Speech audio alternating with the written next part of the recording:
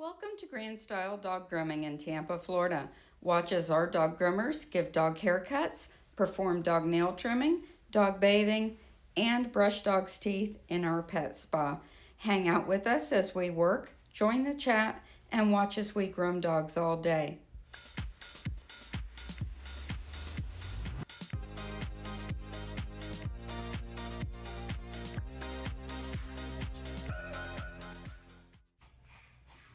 Hi guys, we're starting our day with Puff Daddy and Radar and no voice. So let's get busy. Puff Daddy's already had a bath. We're gonna get him blow dried and get him all cleaned up. You ready, bud? Okay.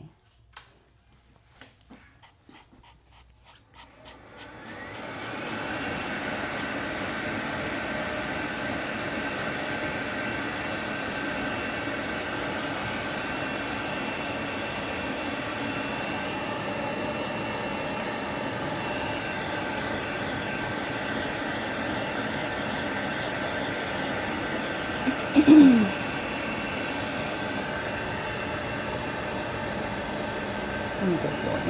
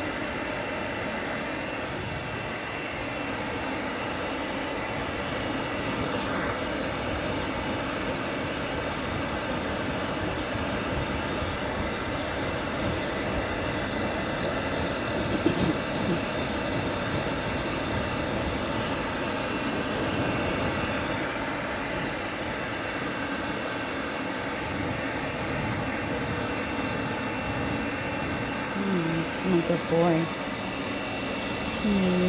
Suzanne loves you.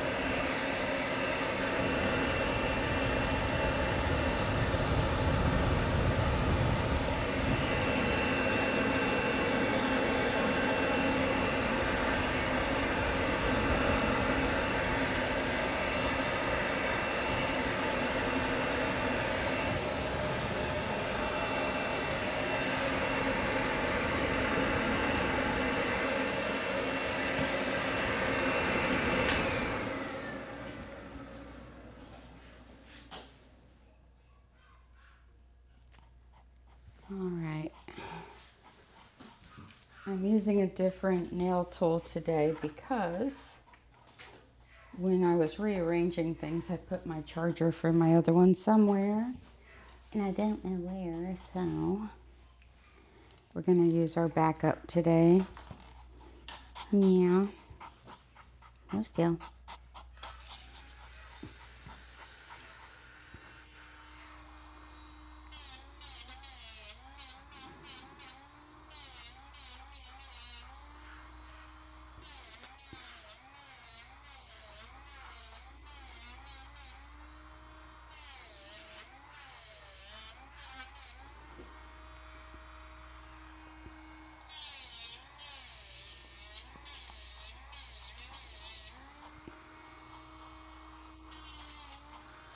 Good baby.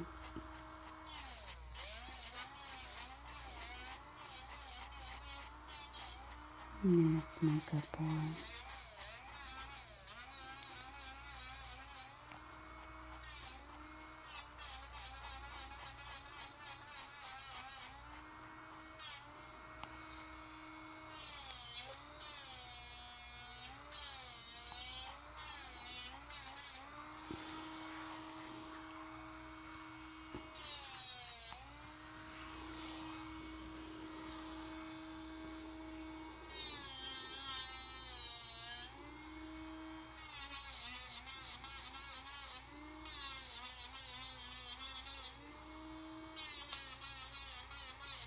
Good boy. Stay. I'm always a good baby.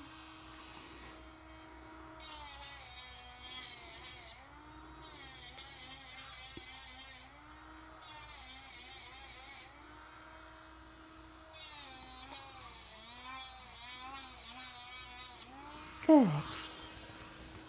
There's a good baby. Oh, yes, I know. He's a good boy. He's a good boy. Yes. Yes, he's a good boy.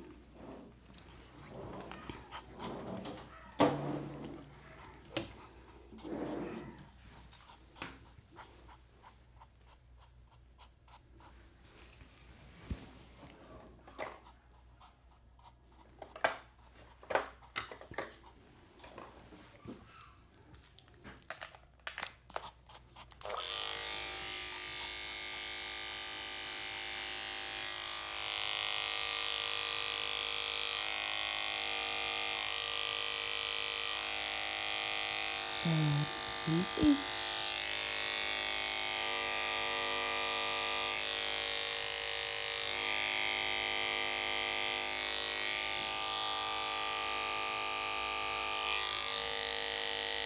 Good puppy. Okay.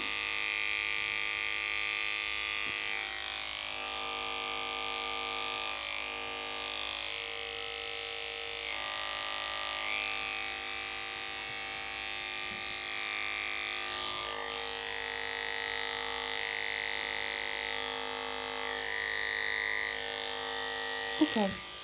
Good boy.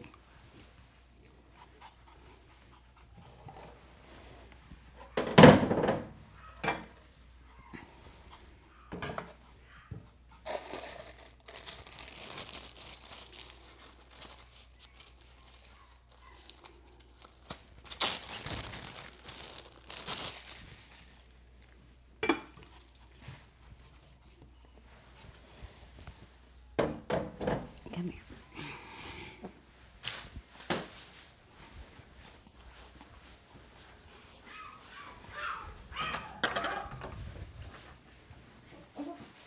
What you crying about? Huh? Are you being silly? It's almost your turn.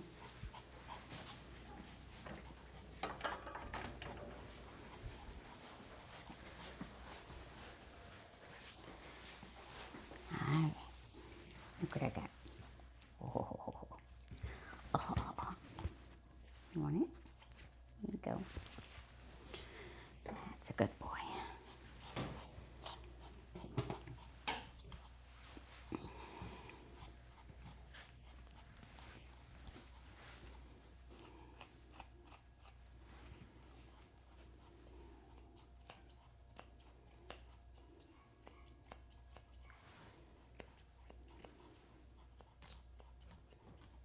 Good boy.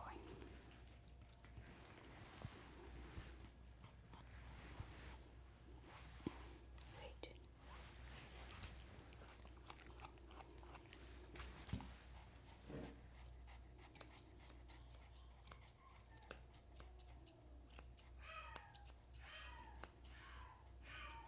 Good boy.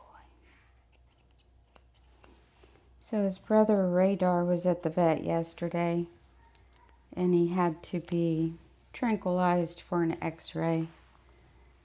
I don't think they sedated him. I think they just tranquilized him. And he's out of sorts. His mom said he's been a little wonky. They might have put him under anesthesia. I don't know. She said tranquilized. So he's being extra sensitive.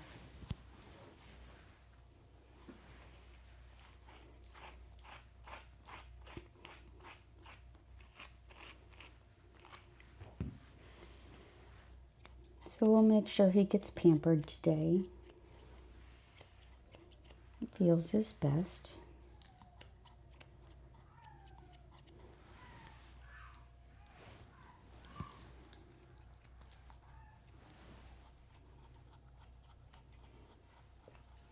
I would let him run loose right now, but that usually doesn't settle him down when he's being sensitive. It only heightens his anxiety.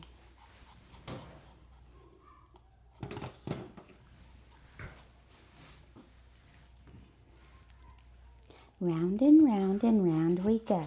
Where we stop, nobody knows. Right? All right, I need you to stand. Stay. Yeah, I need you to stand and stay.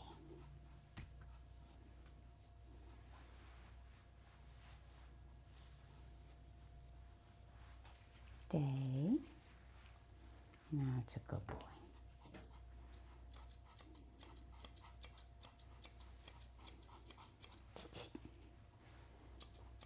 I can't hug you while I'm scissoring.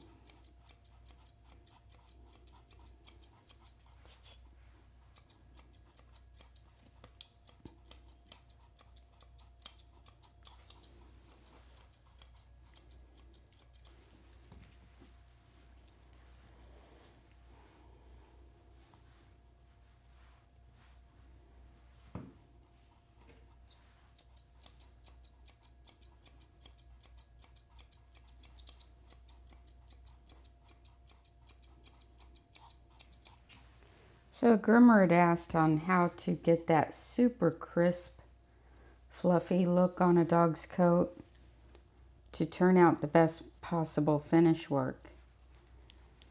And my answer was that I prefer not to do that in the everyday pet grooming salon. And the reason for that is I like to heavily condition every dog I work on. And that doesn't always give me the most crisp, fluffy look.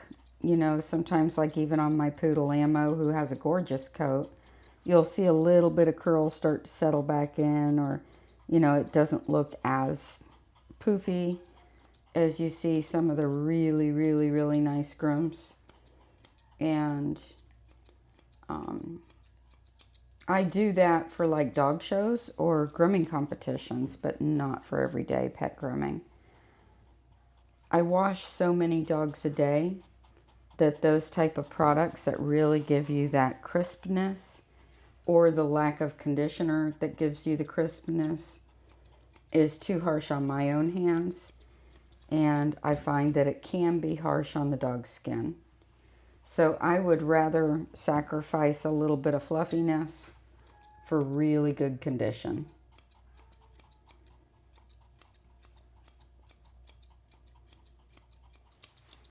And what good is really good condition if the dog goes home and he's itchy, you know? Or what good is it if your hands are cracked and bleeding by the end of the day? Which mine would be. But I have super sensitive skin, so I can wash 3 dogs in a shampoo that would leave that effect, and I would already be feeling it. It's like, chuck this stuff in the garbage can. Not that it's a bad product, it's just not good for me.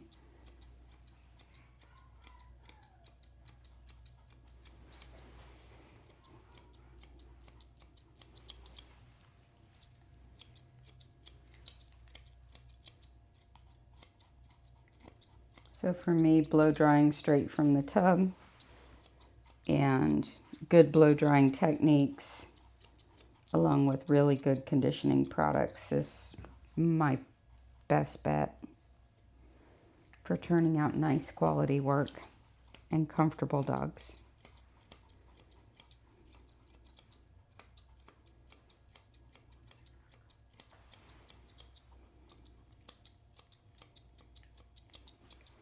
I've got over 500 Google reviews, and I don't think a single one says that their dog was itchy.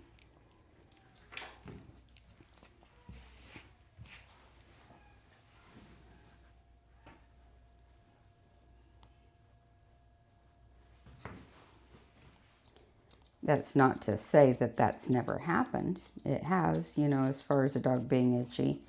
And then we figure out the right prescription of products for them. So like the other day I groomed Tux, the Scottish Terrier. Tux has horribly sensitive skin. When I started doing him, his skin was horrible. And his testicles were scabbed. I mean, the whole things, they were raw. They weren't even just scabbed, they were raw. And I'm like, what is going on? And she said that she read in a grooming group or a pet care group or whatever to use a vinegar rinse to help dissipate the soap. So had been rinsing him every bath in vinegar.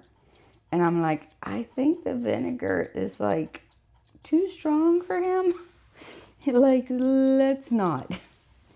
So the very first time he came in, she told me, I can't even wash him. I just wet him down in vinegar to clean him. And I'm like, okay, we got to fix this.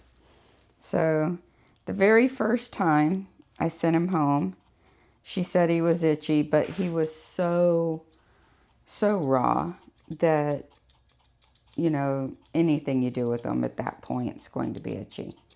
And then a day later, she's like, wait, I waited a day and now he's the best he's ever been. What did you use?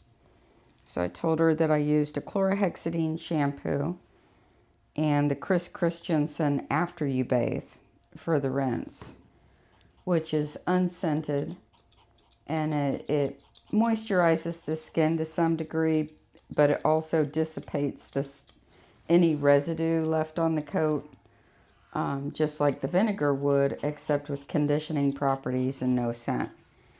And she's been using that on him ever since, and when she washes him, and that's what I wash him with here, he's never had another problem, like ever.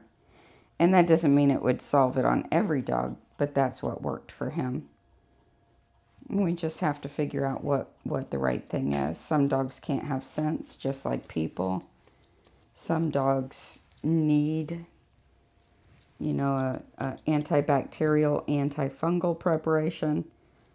Some dogs just need an antibacterial preparation. Some dogs need follicular flushing, like a benzoyl peroxide. So each one has their own protocol, and we have to figure that out as the people who care for their skin and coat.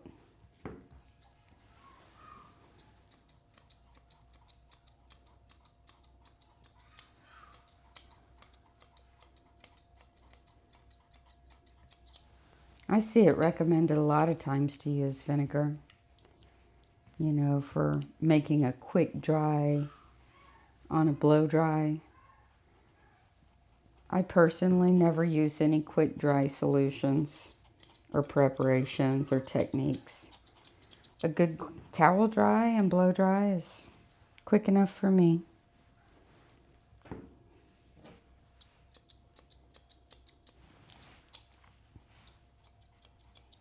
You being a good boy.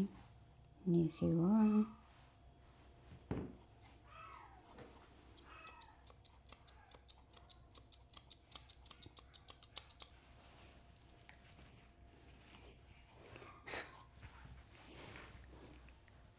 What? What do you want? What do you want? What do you want? You silly boy. You silly boy. All right. I know. All right. You were such a good boy on your teeth today. I was so proud of you.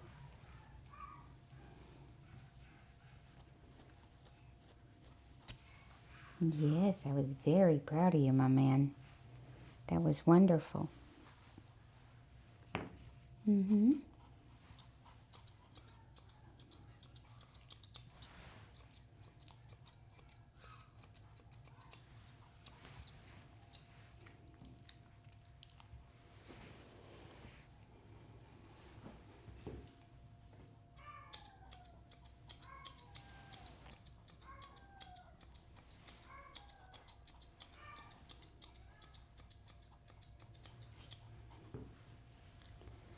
So over the next 2 weeks, we'll be going through the Thanksgiving rush.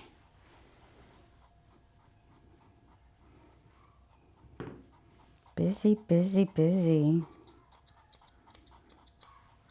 Beginning on Monday, I'll work every day through Thanksgiving, including Sunday. I opened the salon extra hours to get as many of our regulars in as possible. I might work a little later into the afternoon or early evening to accommodate our clients. Then after that, I'm going to take 4 days off on Thanksgiving weekend to recoup from all the extra work.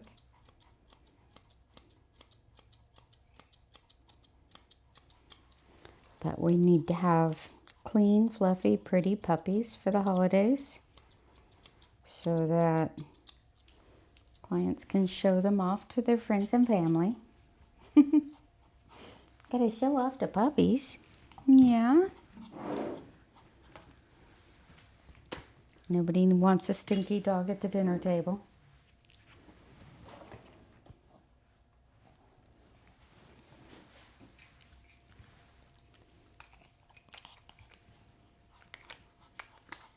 Come here.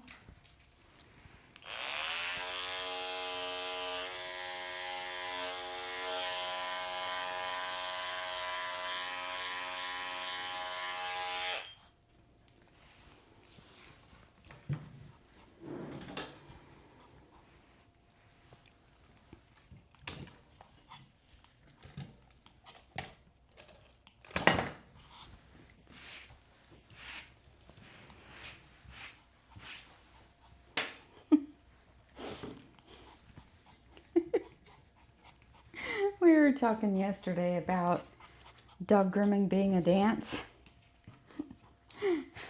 right? Is it a dance? Yes, it is. Especially when you give them freedom of movement, you know?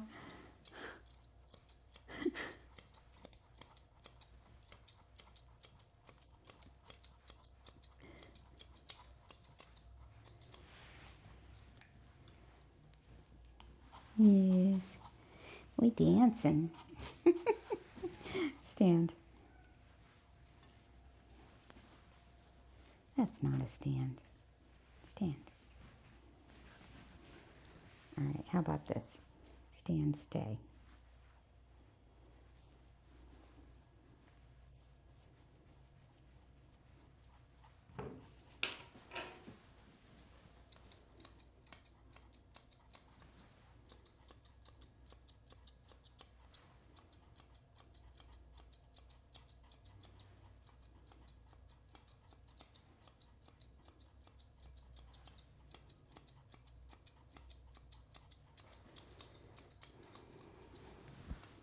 Stand. Stand. Good boy.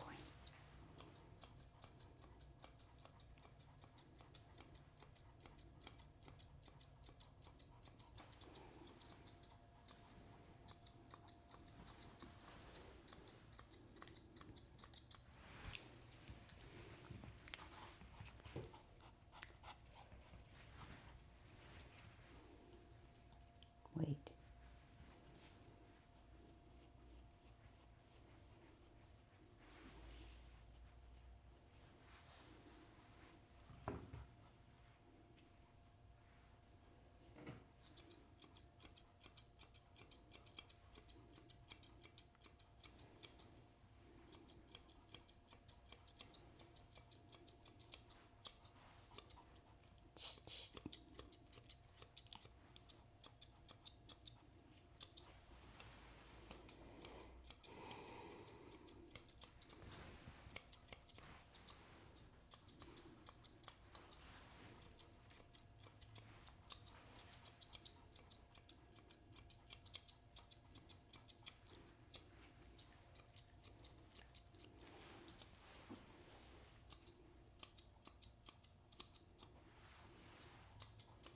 So this haircut's what a lot of people refer to as a Pomeranian teddy bear trim. And before you decide to have this haircut on your Pomeranian, check out our blog on our website. It's not even a blog, it's a page. On our website at grandstylepet.com. That's GRANDE, stylepet.com. And the page is about Pomeranians and double-coated dogs on trimming. So just be sure to read that page thoroughly. Look at all the images before you make a decision as to whether to trim your Pomeranian or not. We like our clients to be well educated.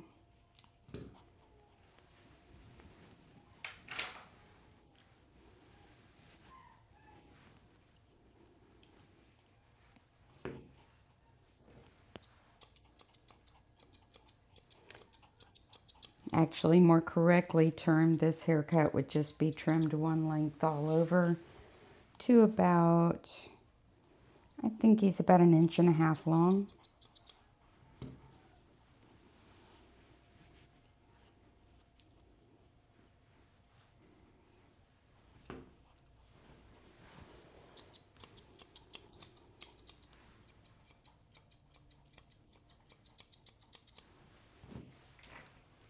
That's a good boy.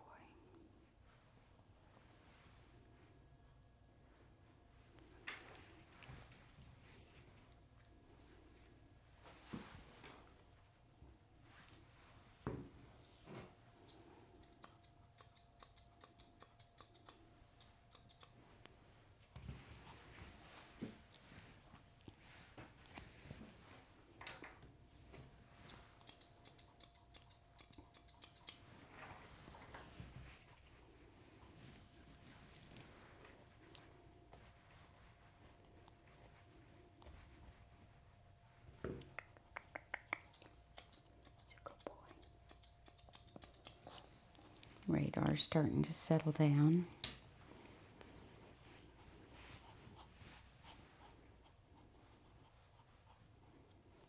Thank goodness. He was a sad puppy today. Oh, now he's howling. Poor boy.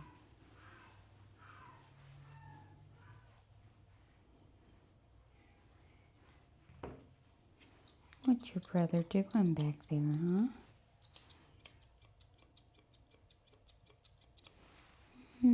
What's your brother doing? Is he sad? Is your brother sad? Aww. Your poor brother.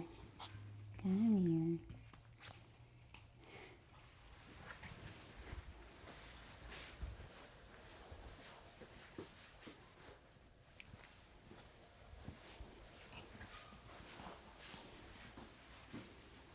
Your poor little brother. I'm so sad. Alright, you want another cookie? Do you want another cookie after I finish your tail? Hold on. I shouldn't tease you. But I see your tail up and it needs fixing.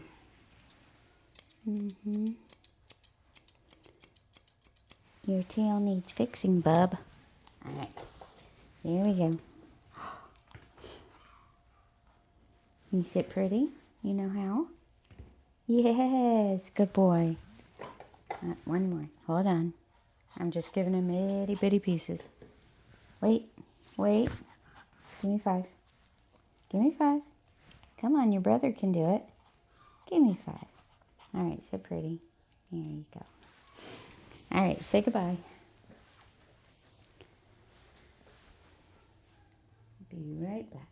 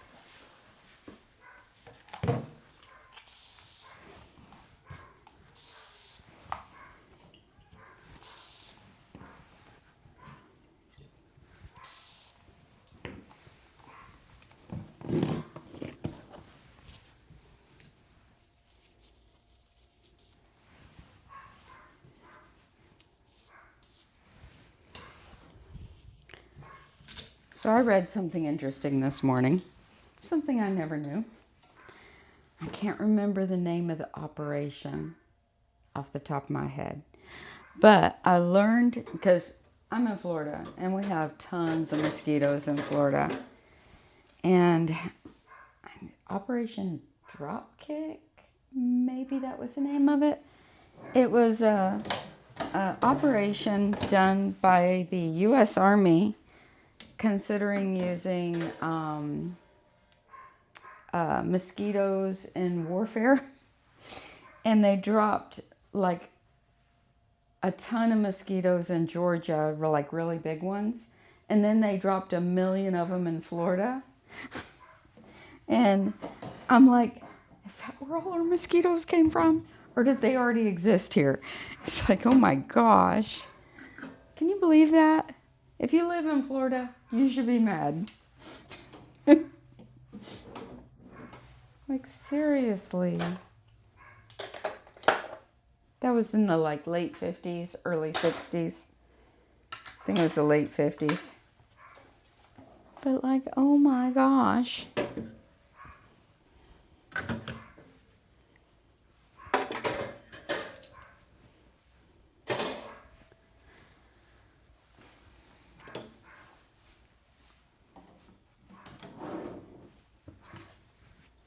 Like, why would you do that?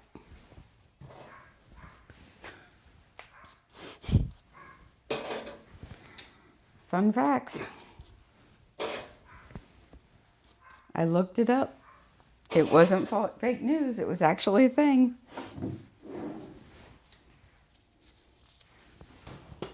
And when I heard it, I'm like, nuh-uh. No.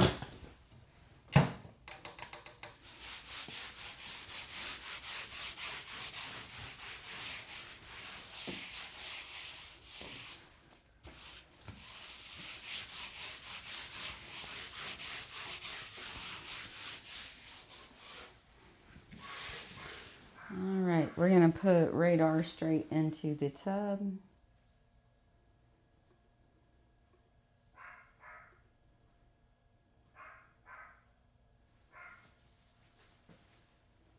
No, they weren't sterile mosquitoes. The idea was, I forget exactly what the idea was. Let me see if I can find it real quick.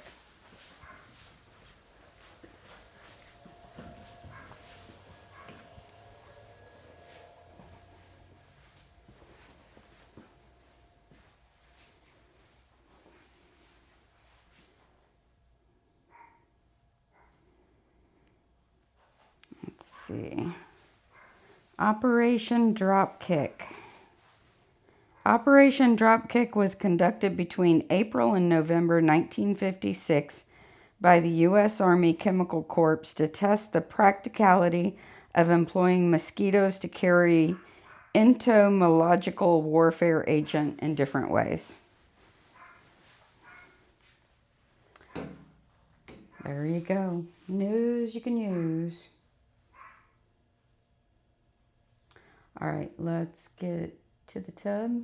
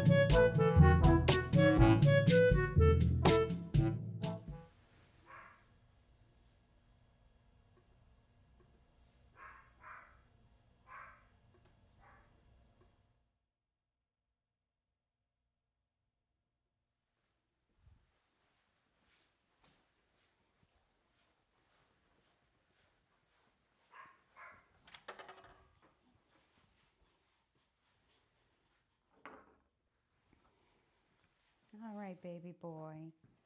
Come here. Come here, baby boy.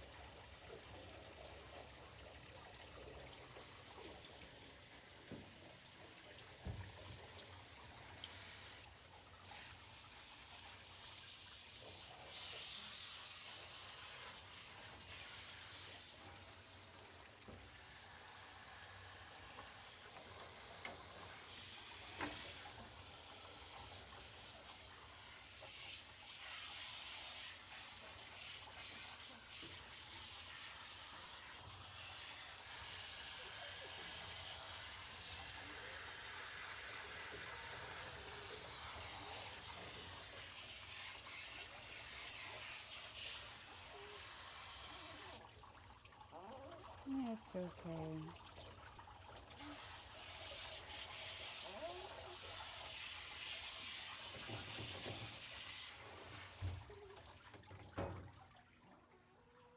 I know. Come here, baby. Come here. I know. It's not your best day, is it? Hmm?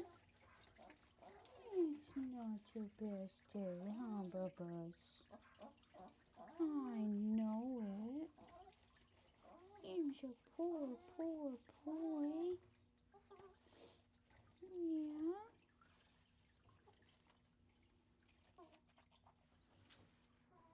It's okay. I know. Him doesn't feel good. No, him doesn't feel good.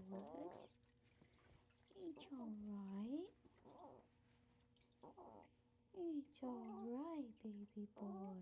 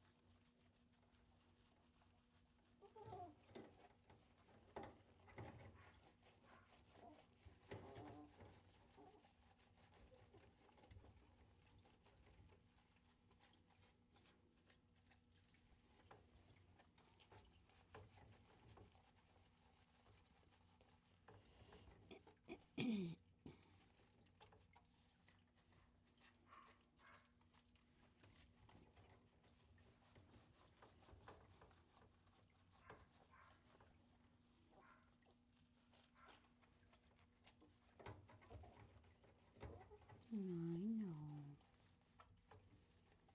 Him's a good puppy.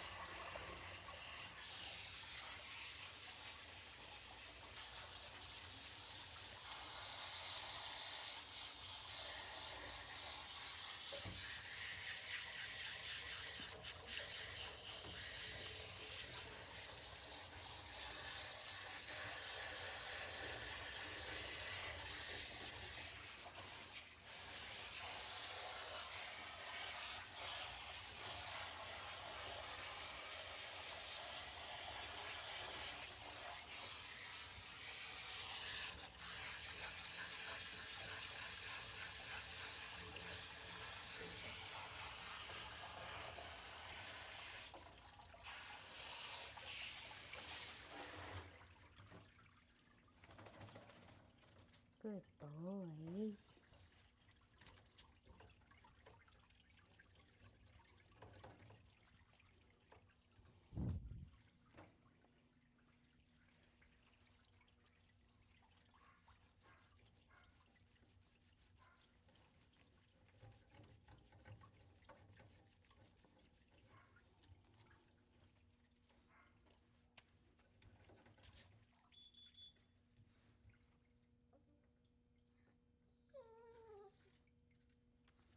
I'll be back. Come here, Bubba's.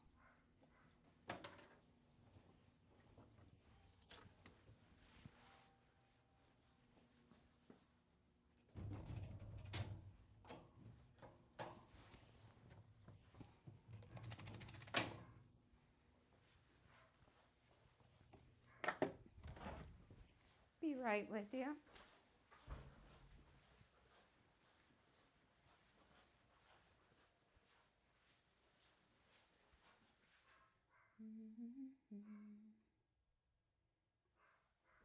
How do you know if a dog's skin is sensitive to the point where you cannot use one of the shorter blades? Typically, if you test out between the pads, if there's allergies, redness, or scaling, I stay on the long side of my blades. If it's a white dog with a pink nose or pink skin, I will stay on the long side with my blades, meaning a 10 blade. If it's a dog who has been shown, they're typically conditioned to have 30 and 40 blades used on them from the time that they're very young. Their skin is a bit tougher, so they can handle it. Let's talk about clipper burn. Clipper burn usually comes from going too close with your blade. It usually is not associated with the blade being too hot. While the heat of the blade could aggravate a situation, most clipper burn that I have seen comes from going too close in the wrong areas. Clipper burn is typically a sore caused by scratching. One way to prevent clipper burn is making sure the dog's nails are filed on the day that they get a haircut. Filing the back nails will make the nails smooth, so if they do bat at their face, it's not going to cause injury. If the nails are sharp and freshly cut, they will absolutely cause injury almost instantly and then continue to scratch and make a clipper burn where there wouldn't have been one originally. So let's talk about going too close. What is too close? If I'm saying I use 40 blades on the face, what would be considered too close? So, like I said, I go from the corner of the eye to the corner of the mouth with the grain, all the way down the throat, all the way around the other side, so that these areas from the corner of the eye and the corner of the mouth back are always clipped with the grain, even on my show dogs. Occasionally, very, very, very rarely, you will see me clipper against the grain on a dog with a 15 blade that I know can handle a 40 blade with the grain. That's a rare occasion. On occasion, I do it. For the pet dogs that I work on that are not accustomed to being clippered the way that show dogs are accustomed to being clippered, I almost always stay with the grain in these areas.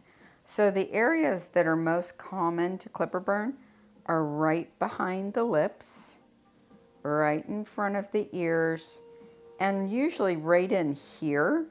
And the reason for right in here is they'll have these little folds of skin and you'll catch them with the blade, and that catching with the blade is typically what will cause the dog to start scratching.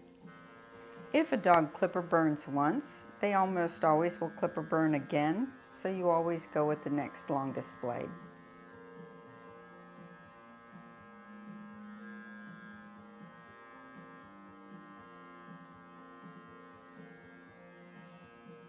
Using my hand as a claw over the head, I use my thumb and stretch the lips back.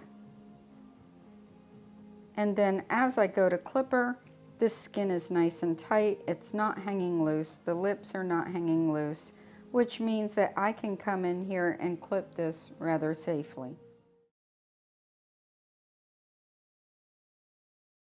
There are certain types of clippers, certain brands of clippers that are 4-in-1, 5-in-1 clippers that I find nick dogs rather regularly or scrape skin. And she is finished for today. Thank you guys for watching. Be sure to like this video, subscribe to my channel, and don't forget to hit the notification bell so that you don't miss any uploads.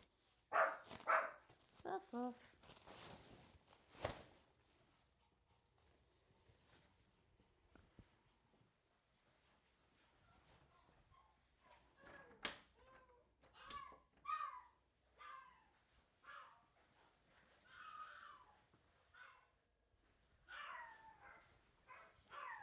All right, I'm coming.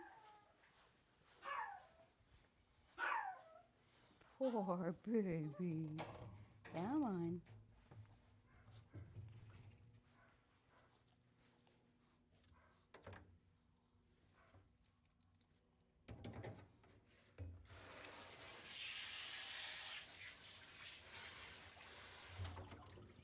Almost forgot your teeth.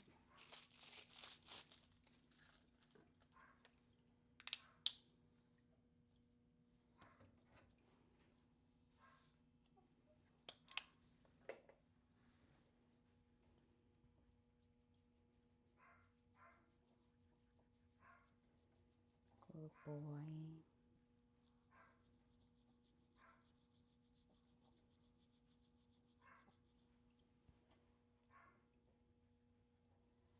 That's a good baby. Open up.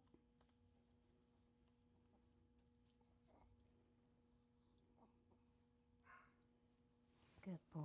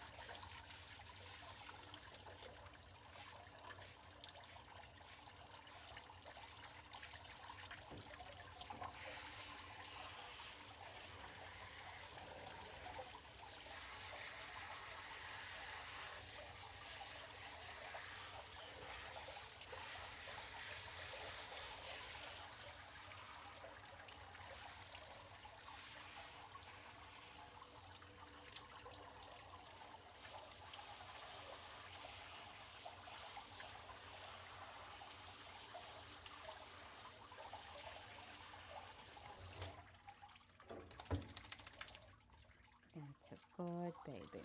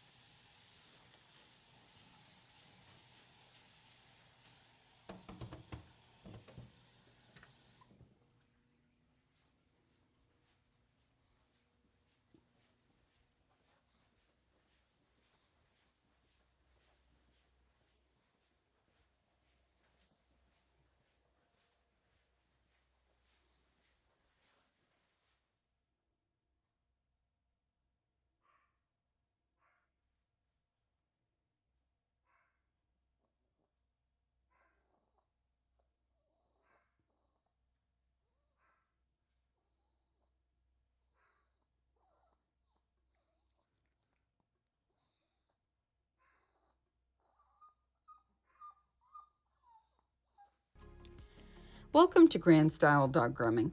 We are located in Tampa, Florida at the corner of Northdale Boulevard and Dale Mabry Highway. We have a large waiting room with seating for those who choose to wait inside while our stylists pamper their pets. We carry iGroom hair care products along with dental, eye area, and ear care items. Our boutique has fancy dresses and rhinestone collars to dress your little one in grand style. We have a large monitor that can be seen right from the front desk, where you can see each workstation, giving you peace of mind with our complete transparency. Also in the waiting room, we have charts to help you decide the exact length that would be best for your best friend. We have a kennel-free room for pets who prefer the comforts of home. Our groomers each have their own private room. This keeps the pets calm as they are not overstimulated by the things going on around them. Each room is outfitted with security monitors, UV sterilization for the tools, and the Grooming Safer dog grooming harnesses for the pet's safety. Our main bathing area has 2 tubs. We use foaming disinfectants in the tub after every bath. We also have an electric lift tub for the bigger dogs, medium-sized kennels, and large runs with glass doors in our kennel area, along with the professional bathers station. We have a well-stocked room with supplies for creating cute bows and bandanas in-house, and a comfortable break room for our employees. Schedule a makeover for your pets today.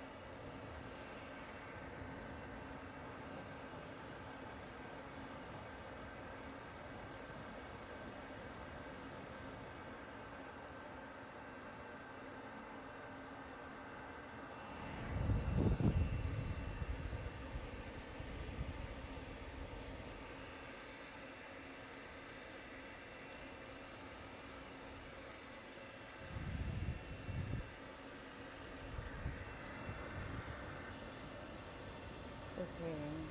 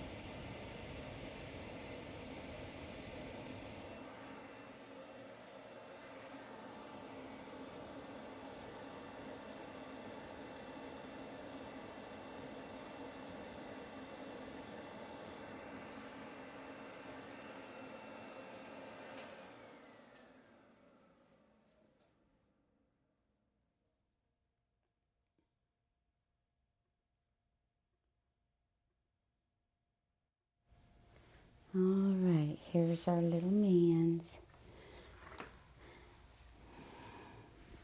His pet parents like him in a medium short trim.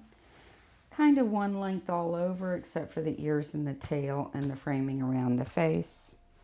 And they like his feet rounded. You want a cookie? You feel good enough to eat a cookie? Huh? Look. Radar. What I got? Huh? Look.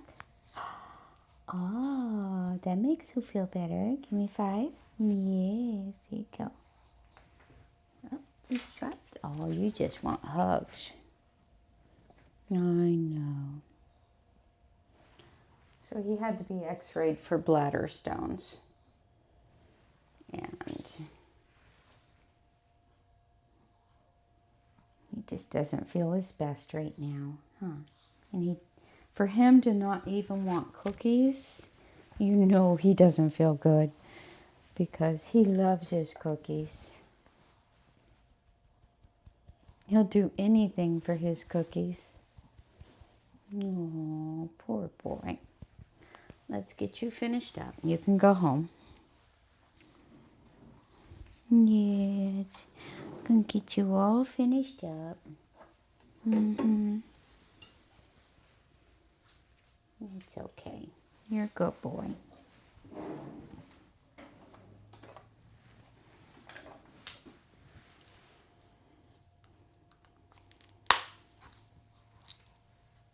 don't want that blade. Stay right there. You want this one? Yes, we want this one. Yes, we do. All right. Oh.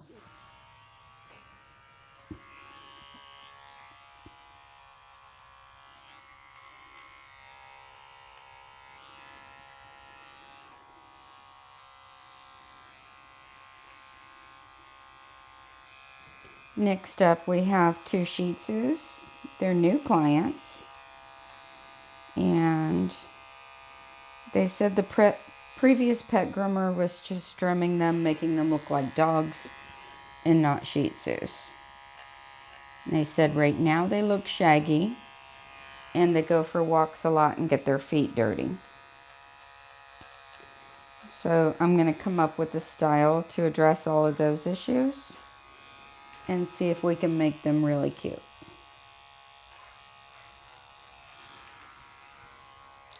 Come here. Come on. It's all right. I got you, my man.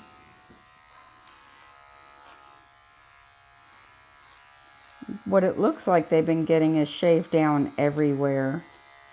Like ears, body, face, everything. It's okay, baby. I know you heard your brother. And they're in perfect condition, no mats. It looks like they get brushed real good. So I was happy to see that. I know, we're almost done. It's just going to take a few minutes and then I'll call your mommy, okay?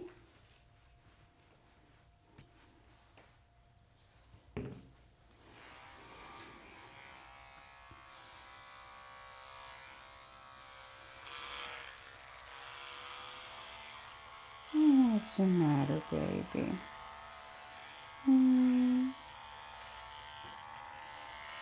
What's the matter? Do you hear your brother? He's okay. Your brother's just fine.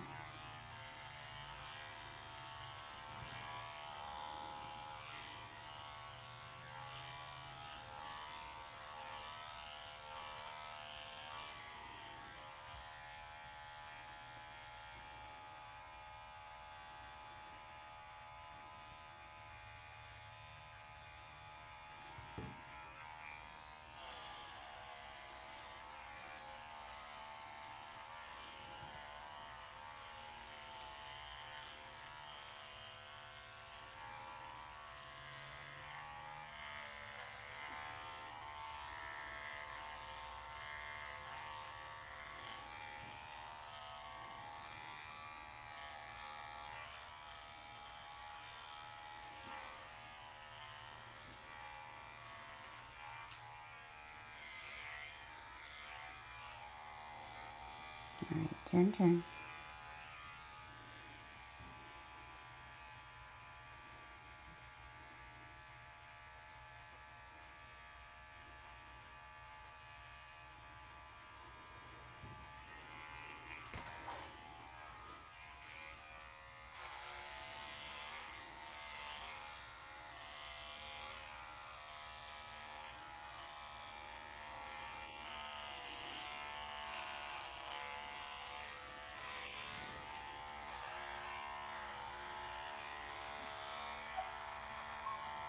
It's okay.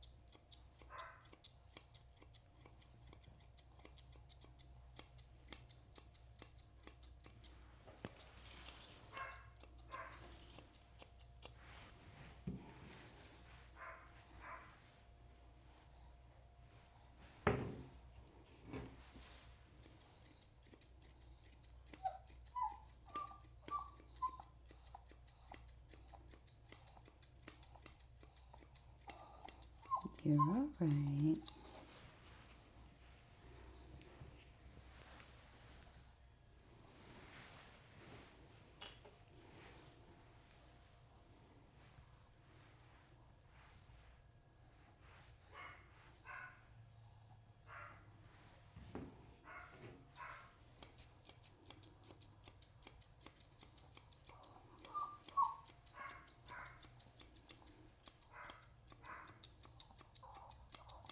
It's all right.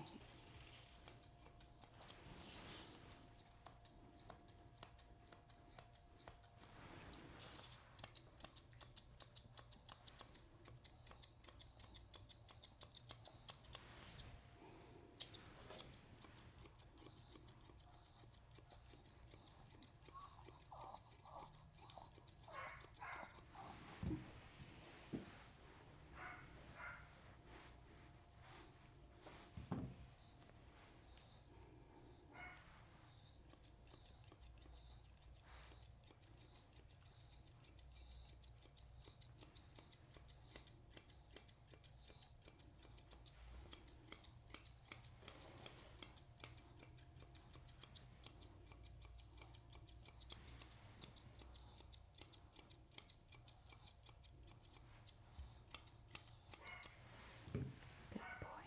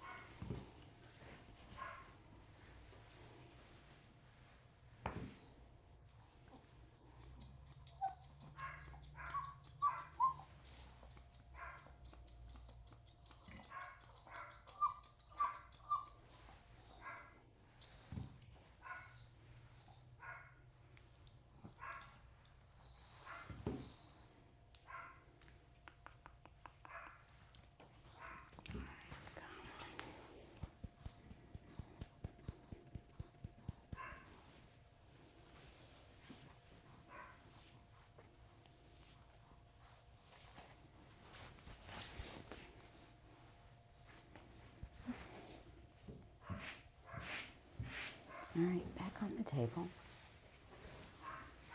Good boy.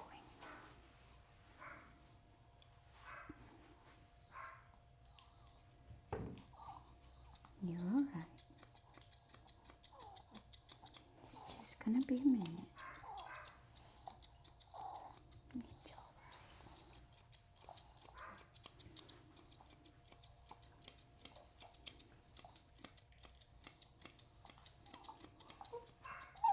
Come here. Over here. All right, right there. Right there. Good boy.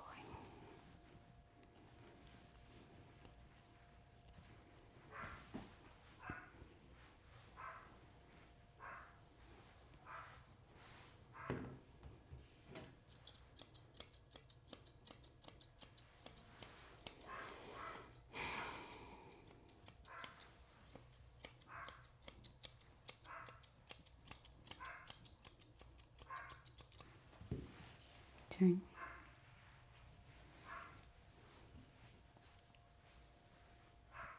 That's a good boy.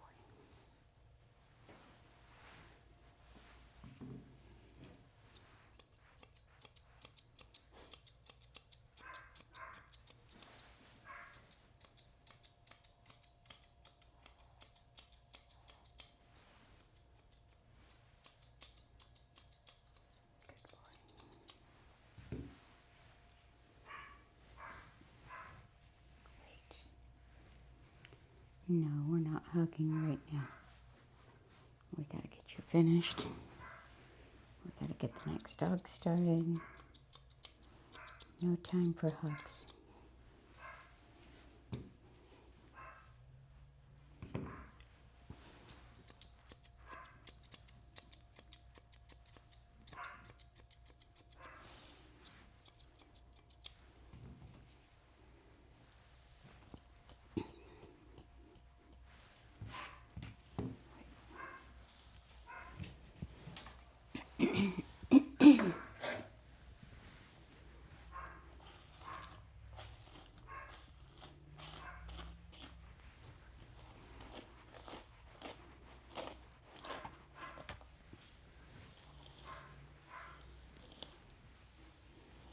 In all the years I've groomed him, I've never trimmed his tail. It's so pretty, I couldn't bring myself to even tidy it. It's perfect. And when he wags it, he holds it over his back and it just flows with the wind. It's so pretty. My mixed breed dog I had, Lady, she was this color and she had a tail like that. And that was the first thing I saw when I rescued her, is the tail. And my daughter had a horse with a tail like that. Well, he was black and white, but he had, both colors in his tail. When she was 10 years old, we told her she could have a horse. And we started looking for horses to buy. And we looked and looked and looked and looked and looked. She must have gone through 1,000 images online. And she kept saying, nope, just by looking at them. Nope, nope, nope, nope. Now imagine a 10-year-old that you just told could have a horse, and they're being that picky about their horse. Like, oh my gosh. But anyway, she kept saying no, no, no, no, no. And I just started scrolling faster because she wasn't taking any interest in any of the horses we were looking at. And then we passed by one, and she's like, wait, wait, wait, back up. And I'm like, what? And she goes, I saw him. I backed up the image, found the image she wanted me to back up to, and there he was. She saw a tail that was black and white, and it caught her eye. She's like, that's him, that's my horse. And I'm like, okay, we'll go look at him. We went to look at him, and she hadn't had much experience with horses at all. She'd had some riding lessons, with lesson horses, but nothing of her own. And she went to give him a carrot, and he took her finger, and he wouldn't let go of her finger. And it took me and the trainer to get him off of her. And I'm like, okay, you don't want this horse now, right? And she's like, yep, love at first bite. I'm like, oh my gosh. His name was Maverick, and he lived up to his name.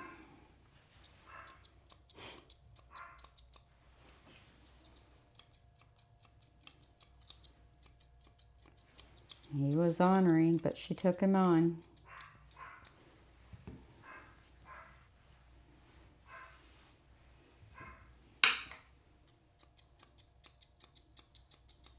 A couple of years later, she was riding him at a fun horse show, and a previous owner of his saw him, and she was riding him bitless, and he had always been in a pretty harsh bit, and she had no bit at all on him. And they're like, is that Maverick? And we're like, yeah. And they're like, she's riding him bitless? Are you crazy? And this person had some show horses and gaited horses, Tennessee walkers and mountain horses and stuff. And they had this really, really, really nice racking horse named Gravedigger. And there's videos of him online. And the man said that that is the first horse that ever threw his daughter. That no other horse threw his daughter before or since. And here she was riding him at a show bitless.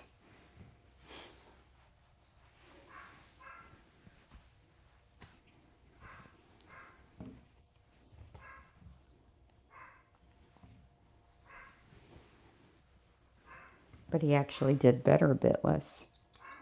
He had been ridden in such harsh bits that, he just did better without anything in his mouth. That horse had so much personality. Like, oh my gosh. He was always in trouble. He could open anything with his lips. Anything. You had to like lock him down with a padlock or he'd be opening stuff. We even put some of the trickier locks on his enclosures and he could still open them. He'd just use his lips just like fingers and maneuver things. He was always stealing stuff. And if he forgot to put his padlock on, he wouldn't just open up his stall. He'd open up every stall in the barn.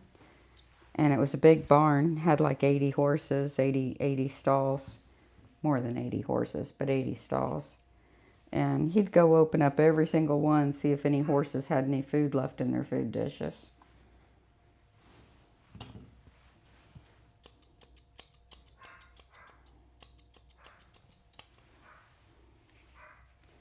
All right, you.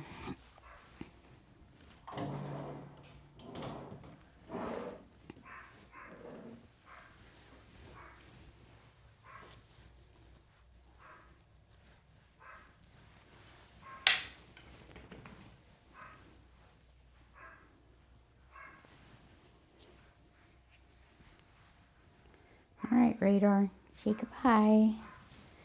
See you next time. I'll be right back.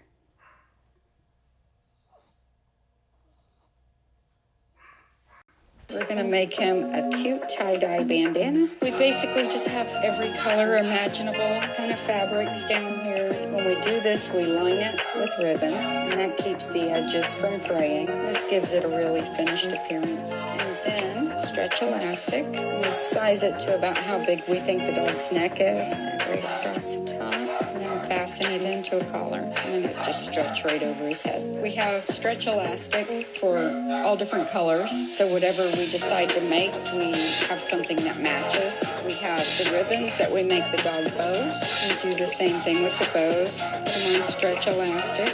Just put a flower on there. So we do something like that for the girls.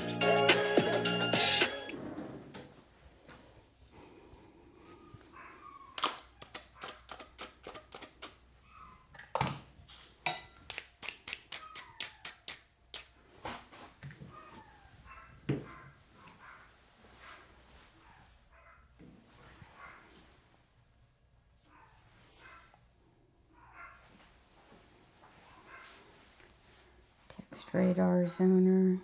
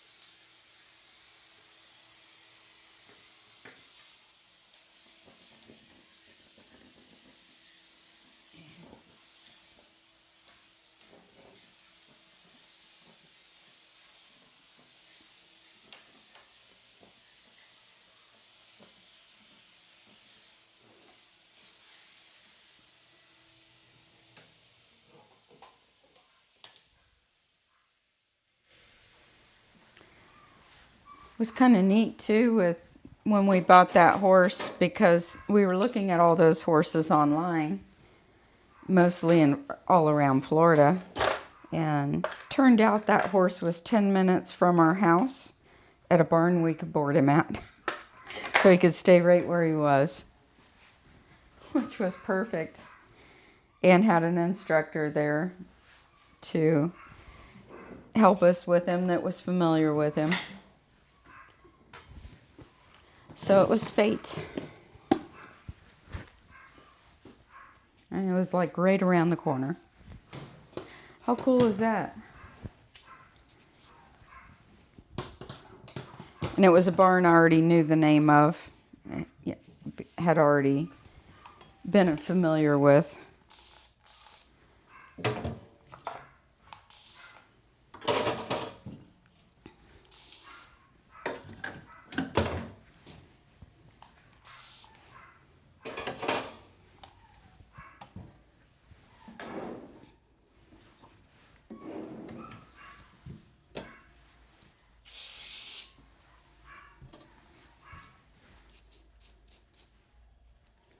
It was a pretty cool place. We made some really good memories there.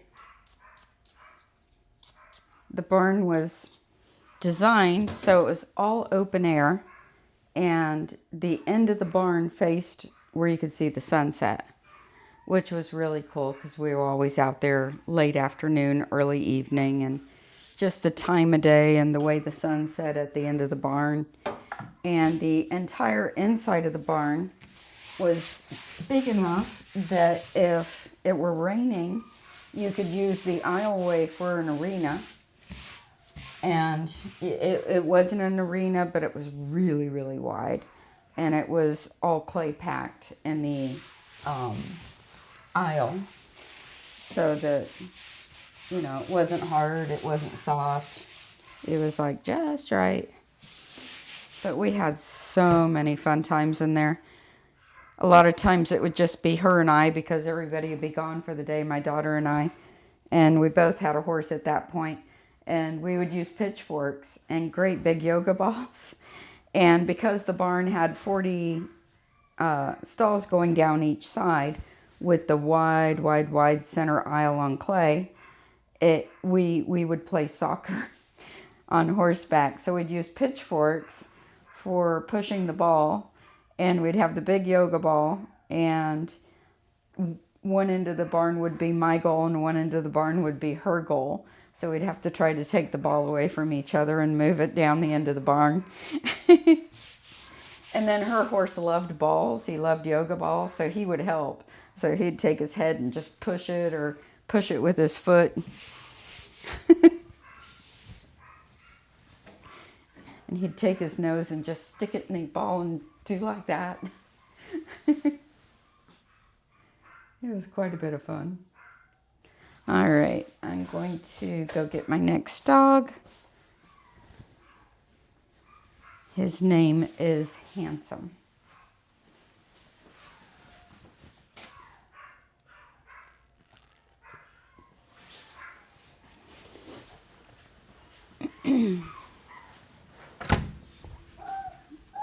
Be good, guys.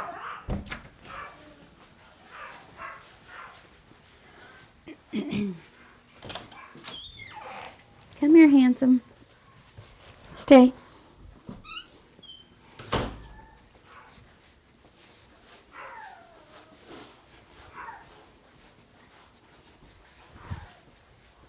And don't worry, guys, the pitchforks we used were the plastic ones. They were actually muck rakes and not pitchforks. But they were the plastic ones with the blunt tips, so they didn't hurt anybody. Y'all be picturing those big metal pointy things? No. All right, this is Handsome. It's his first time here. And you can kind of see what they were saying about the haircuts, because the hair around the eyes is about the same length as around the face, so it looks like they were just cut really short. So what I'm going to do is a short but not too short. It's going to be tighter on the trunk of the body, legs a little bit fuller, but then tighter around the feet, because like he said, they go for walks and get dirty.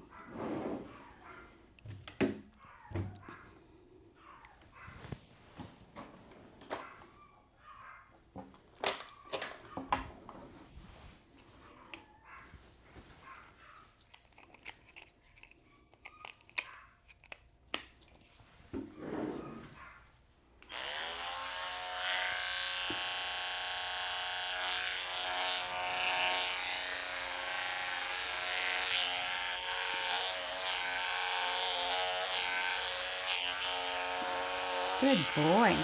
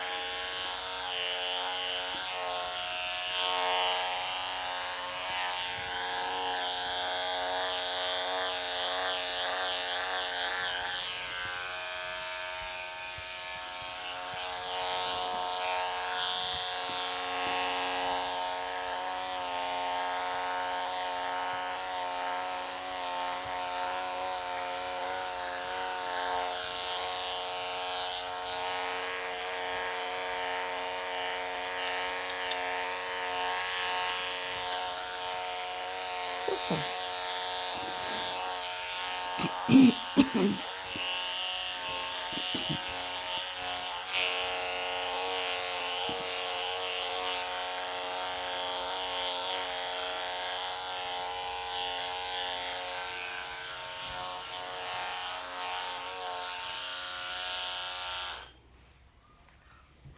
Another neat thing about that barn is we had different arenas and different training areas, and it was all like designed for, like really working with your horse. So we had obstacle courses like built in all over the place, and had little bridges to walk the horses over, had a mailbox set up so that you could move your horse alongside the mailbox and check the mail. Just teaching your horse to do those movements. It had like a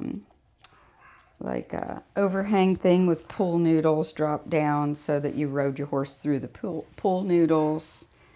It had L-shaped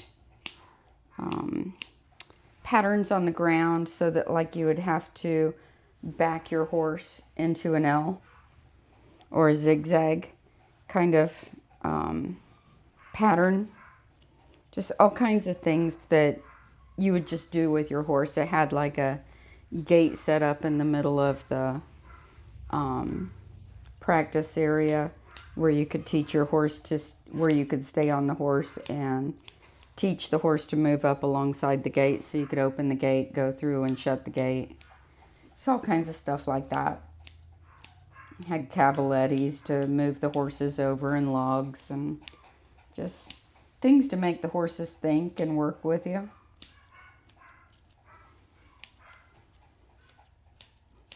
And for, being out there with my daughter, and she's 10, 11, 12, 13, it was just the best time because we could do stuff like that, and it made, it wasn't just like training, in other ways. It was like fun games we could do.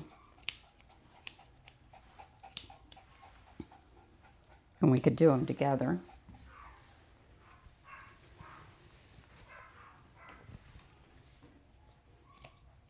Just built so many memories. It was so worth every penny. Keeping 2 horses is not cheap, for sure. Spent a lot of money on that venture, but it was worth every penny.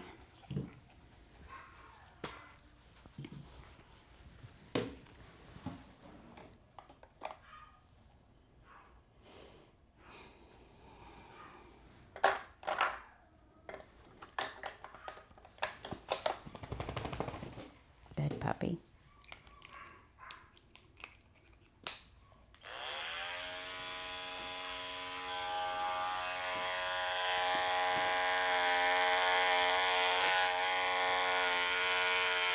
Good boy.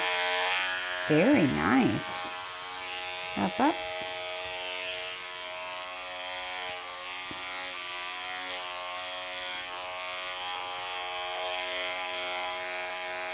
Good boy. All right, let's go take a bath. You act like you've been here your whole life. What a good boy. Come on.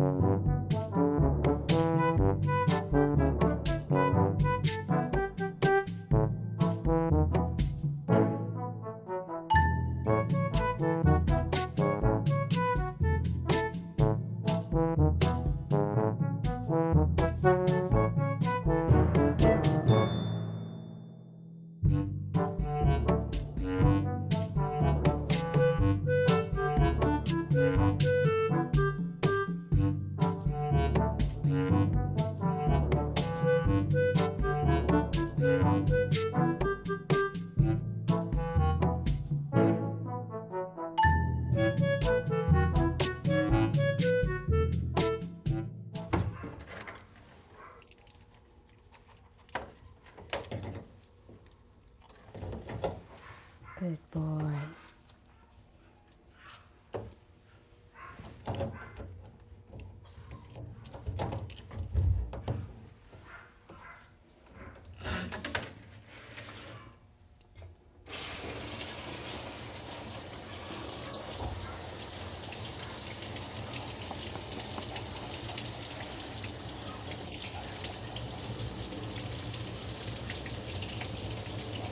It's okay.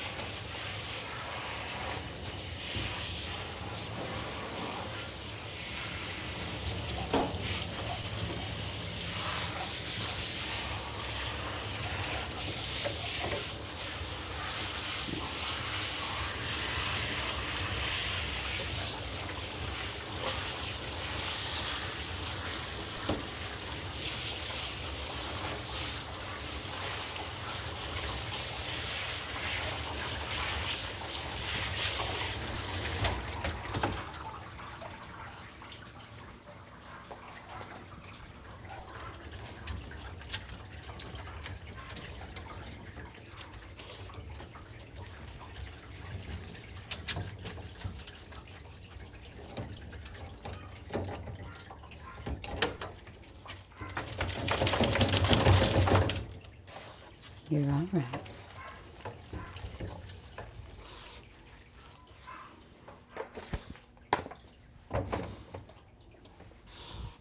Calm down. You're fine.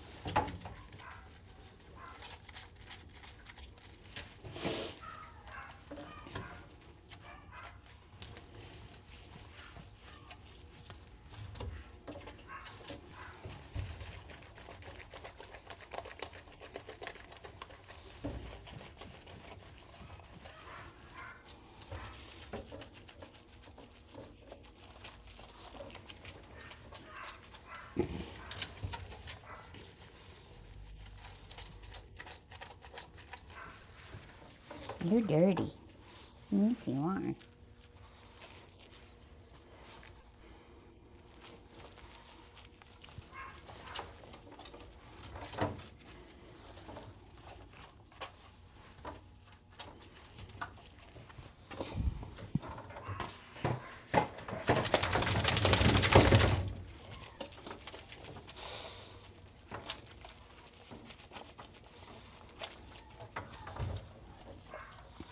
Sometimes when dogs get walked a lot on blacktop or pavement, the gray doesn't always wash out easily of their feet.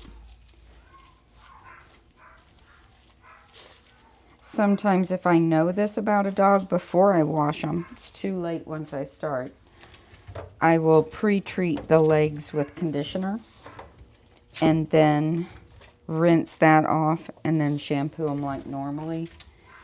And sometimes that will remove the gray residue that gets embedded into the hair.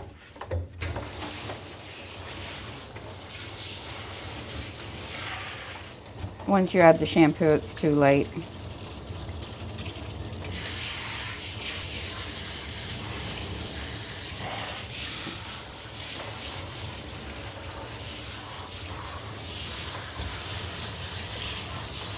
Looks like it's gonna wash out though. Yay.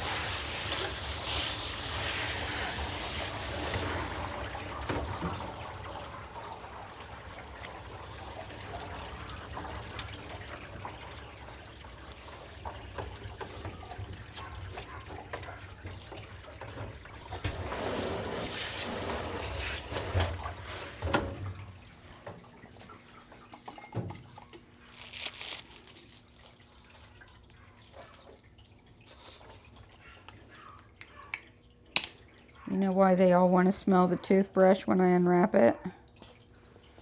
Because the wrapper sounds like a dog treat wrapper. And they're like, ooh, what are you getting me? And then they're like, it's a toothbrush? Are you serious? It's not fair, is it?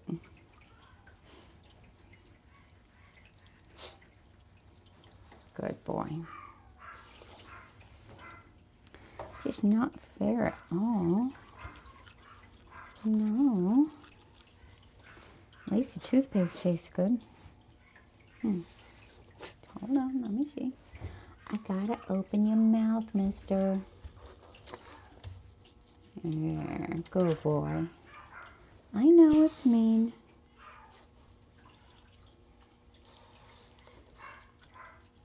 Good boy.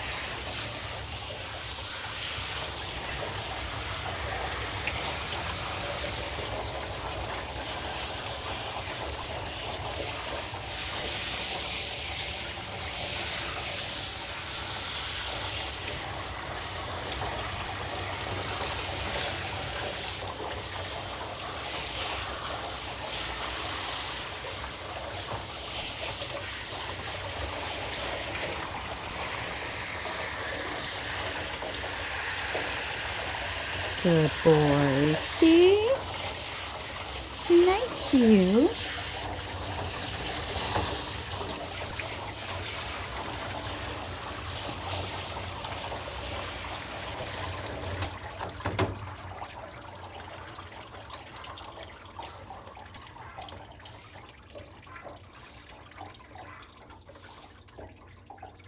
That's a good boy. Yeah. Here we go. Ready? Boop.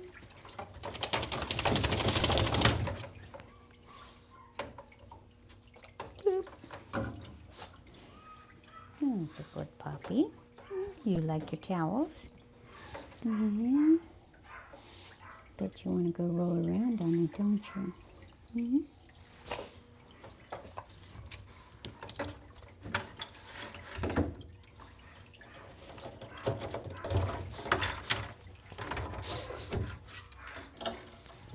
Come on. There, see? It's just a bath. Yeah, we're nice peoples.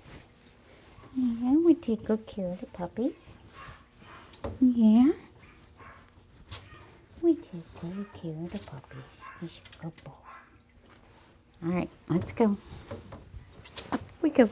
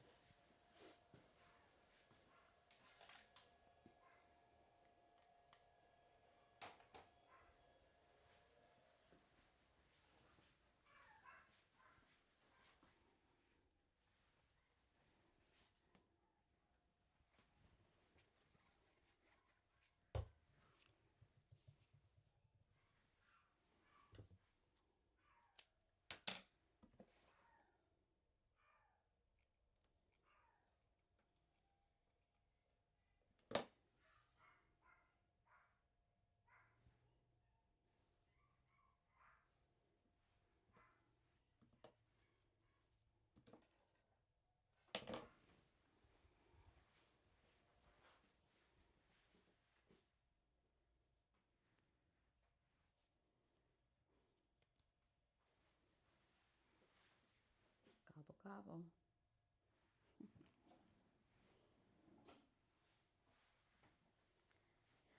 All right, handsome. Come on.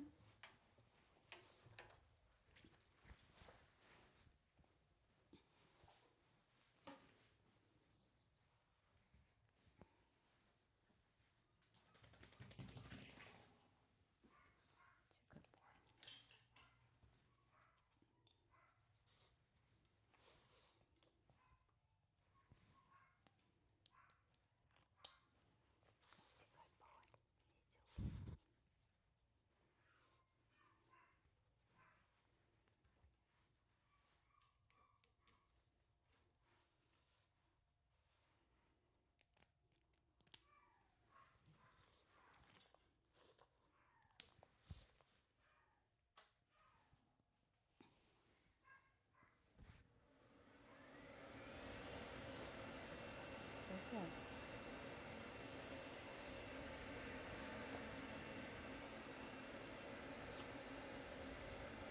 boy. He's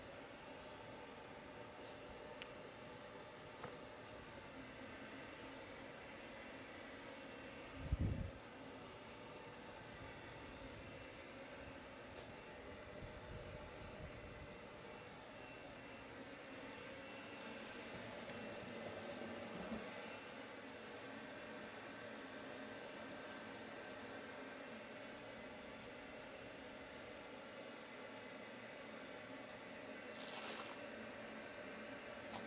It's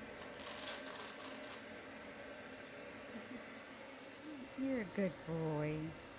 Yeah.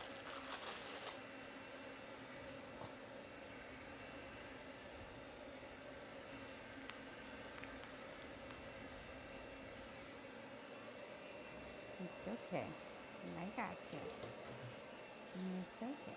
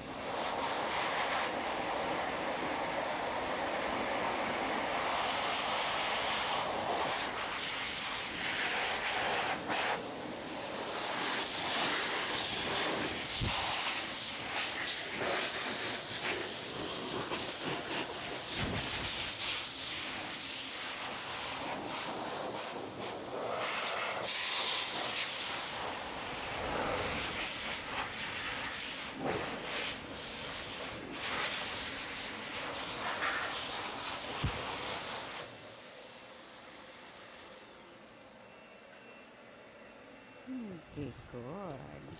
Yeah.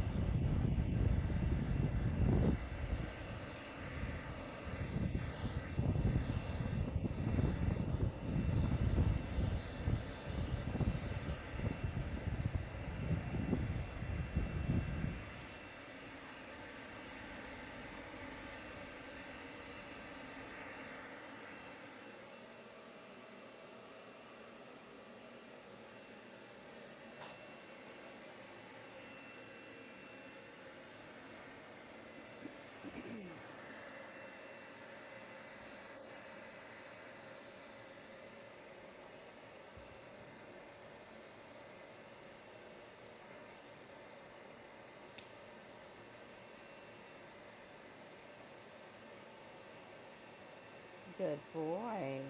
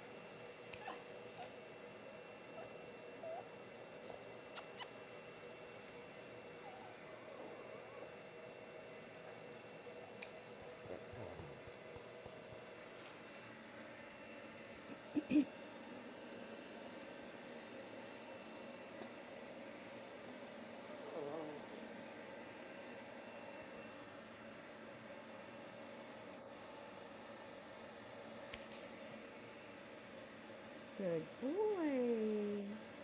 Good. Yes, a good boy.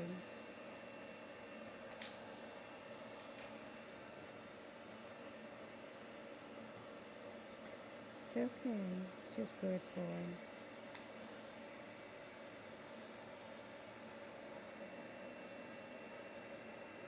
It's okay. Good. See?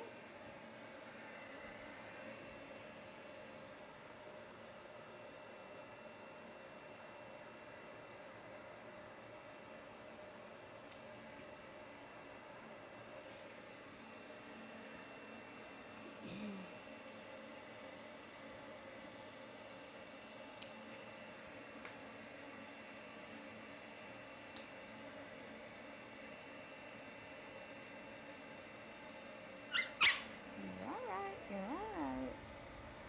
I didn't hurt you.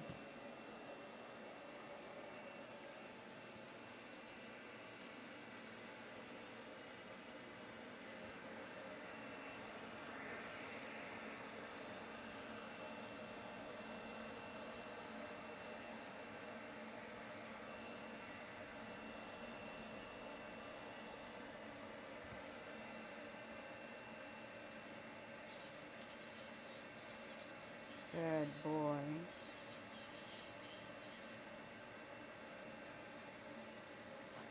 Good boy. That was very good. Yeah.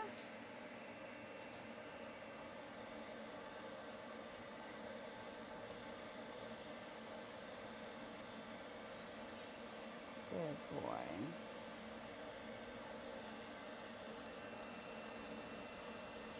Good boy.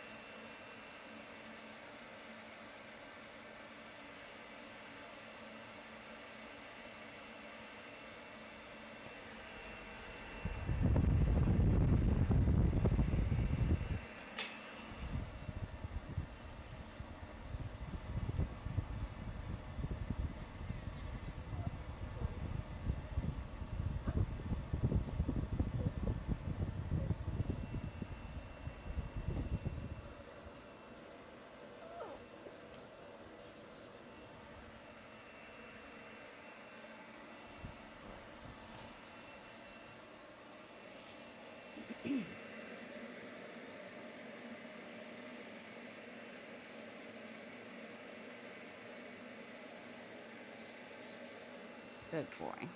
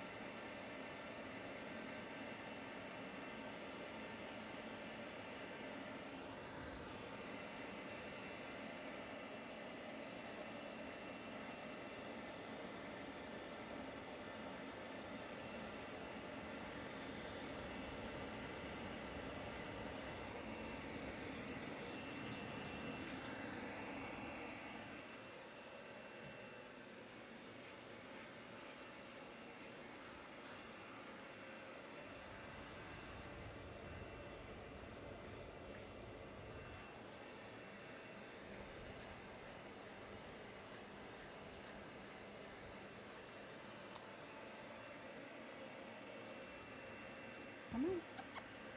Good boy.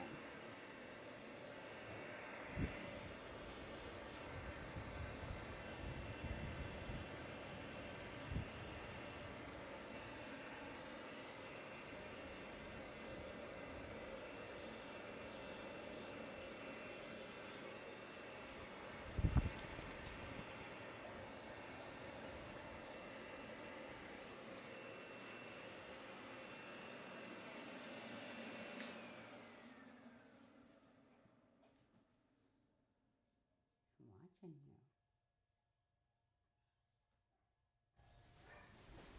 All right. I think me and Handsome are going to be friends.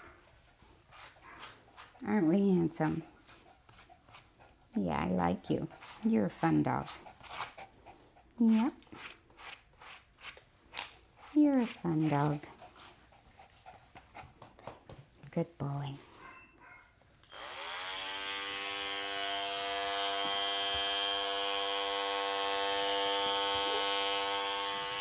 Really? We're going to do this again? All right. Come on.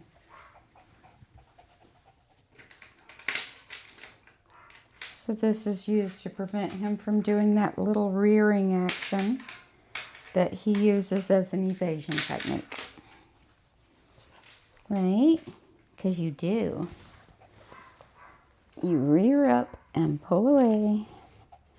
And we're just going to tighten you up a bit so you won't be able to go so far. Yeah. I'm on to you. Mm-hmm.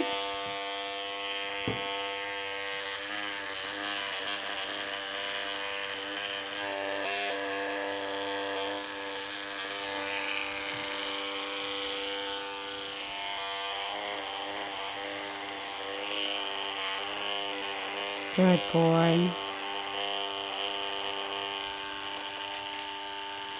One more.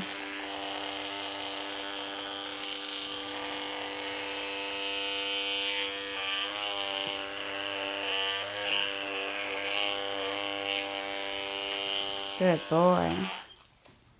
That was very nice. There. You're free. Mm-hmm.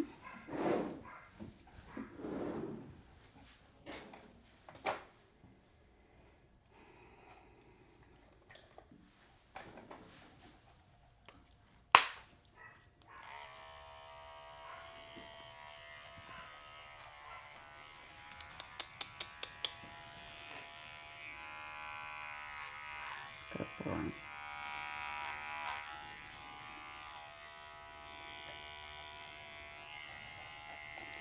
Up, up.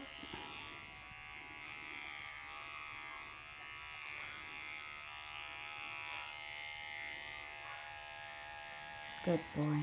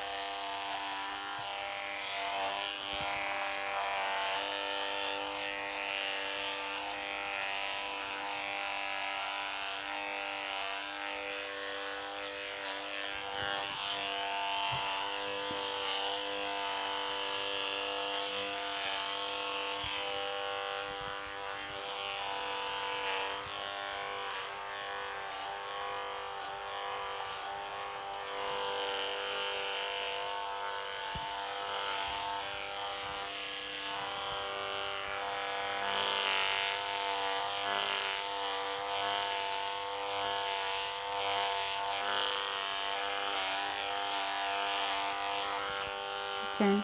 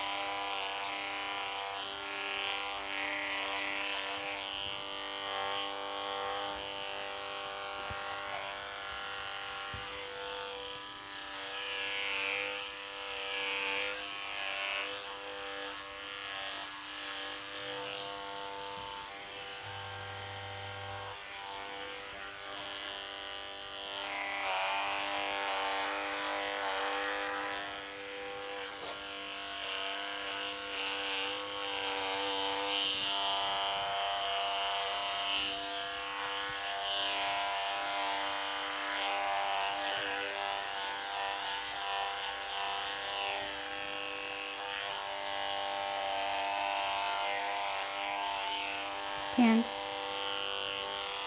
Stand. Stay.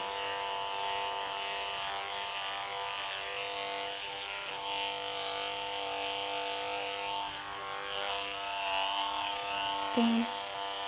Stay.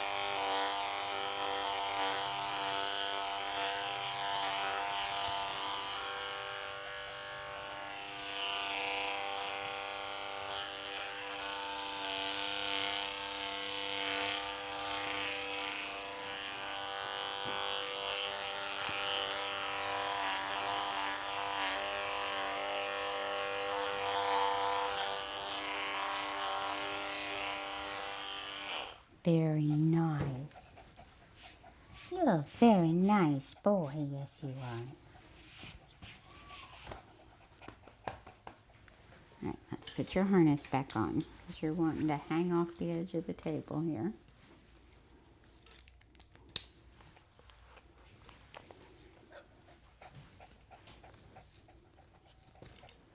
What do you think, handsome? You like it here? Hmm?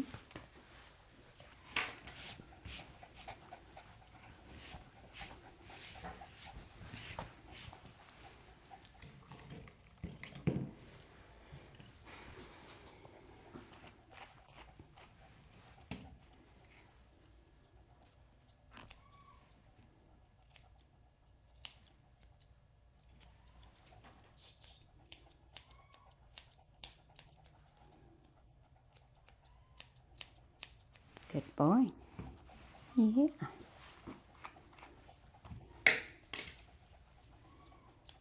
I like Shih Tzus. They're smart dogs.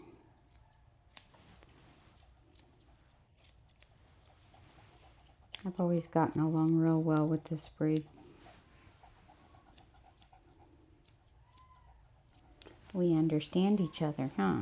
Yeah.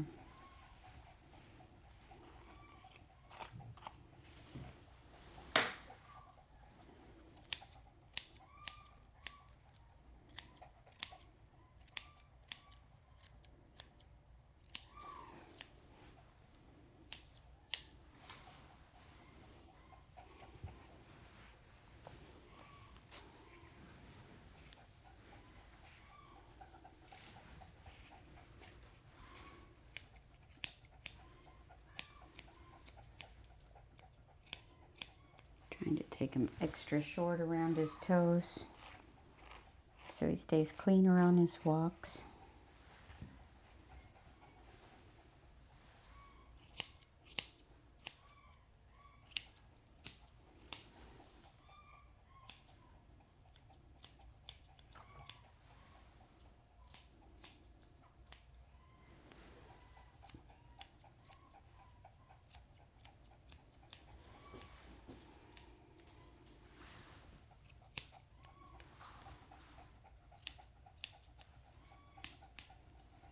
Good boy.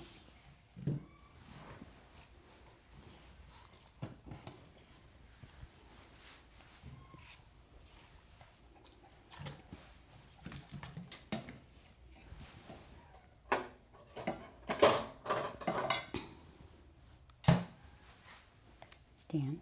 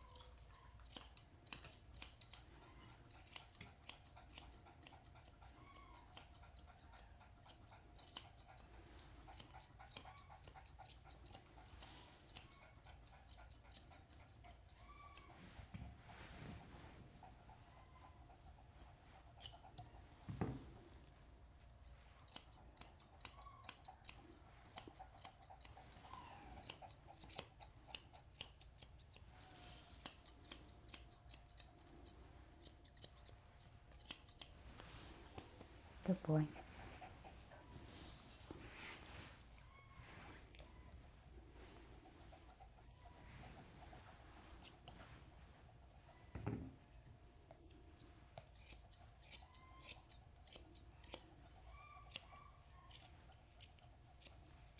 Good boy.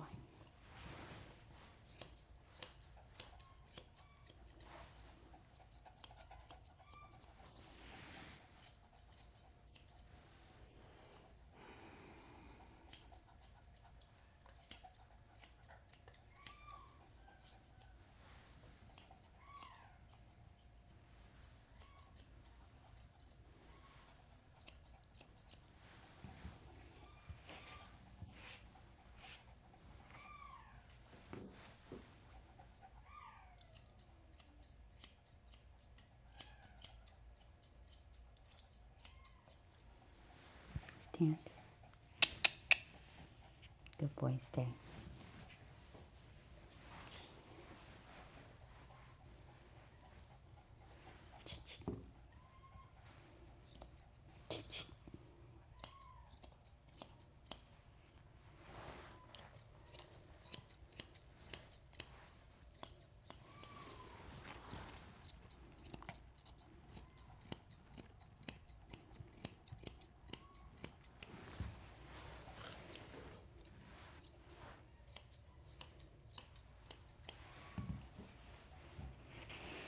Good puppy.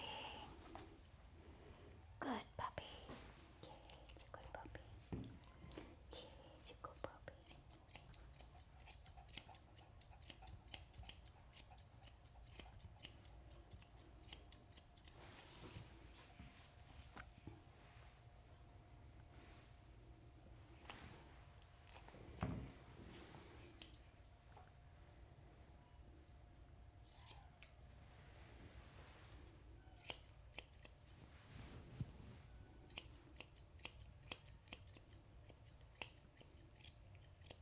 Good boy.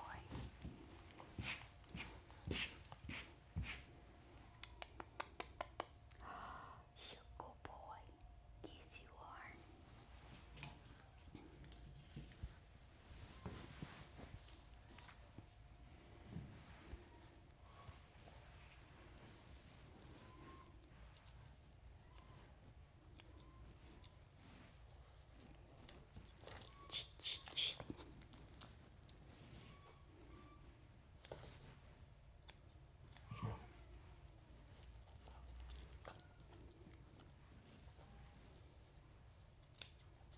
Keep your tongue in.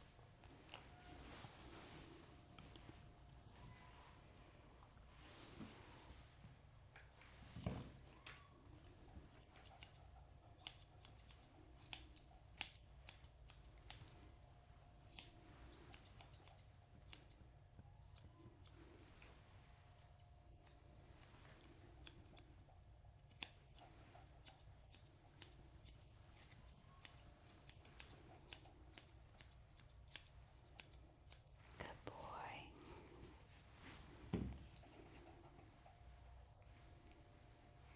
Good boy.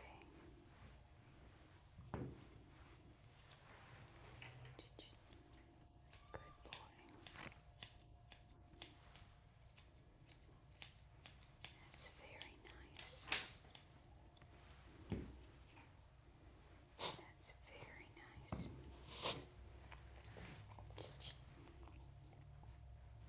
Good boy.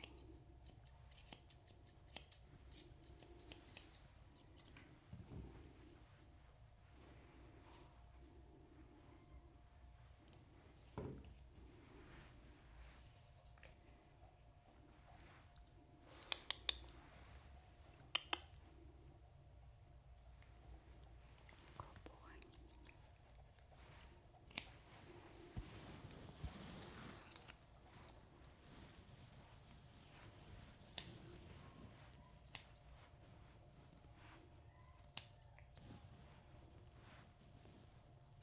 Good dog. Yes, you're a very good dog. Yes, you are. Miss Suzanne loves you. Yep, I love you already, and I just met you. Yeah, I do. I love you already. You're a good doggy.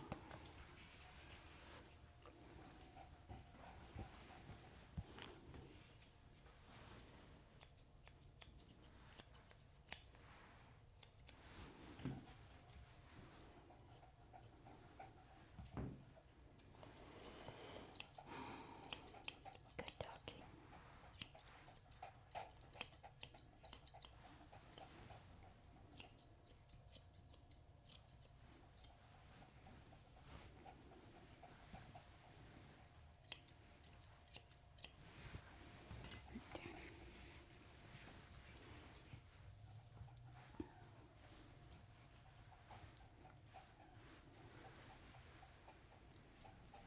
This is a really nice low maintenance haircut. This still gives the dog a little bit of style.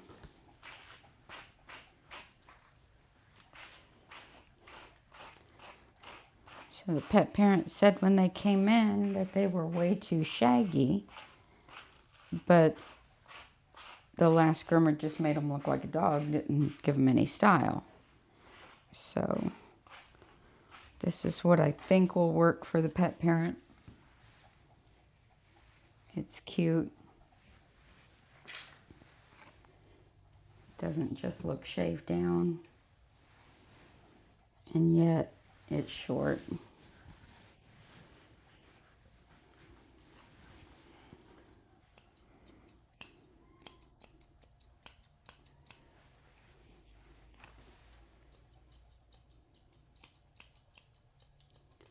This type of style has been popular with my Shih Tzu clients for 40 years. They just love it. As soon as you do it on them, they never change. They just stick with it.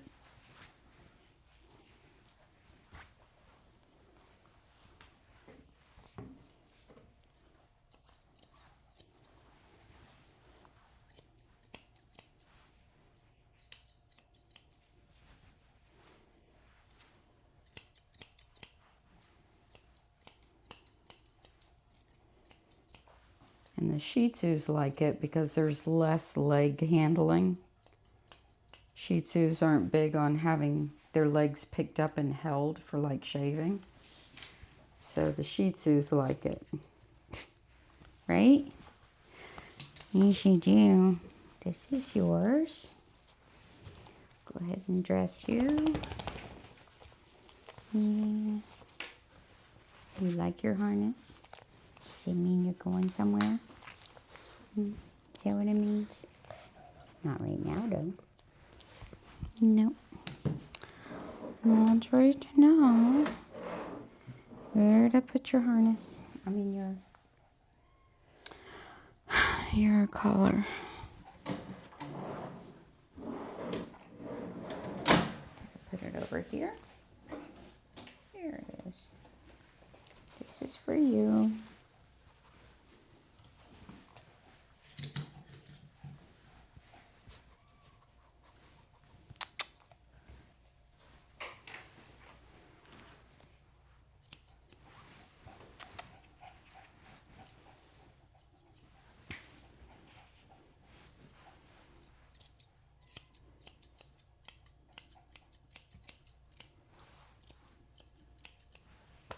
Good boy. You got a cowlick right between your eyes. Ugga bugga. Ugga bugga. Let's see if we can fix it. Come here.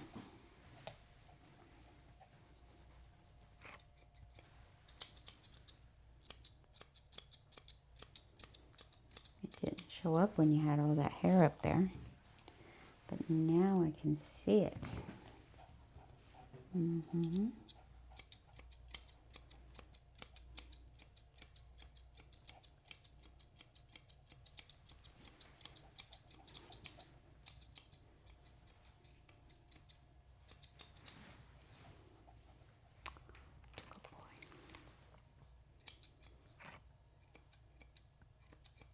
Good boy. All right, let's go. Got to get your sister started. Say goodbye to Handsome.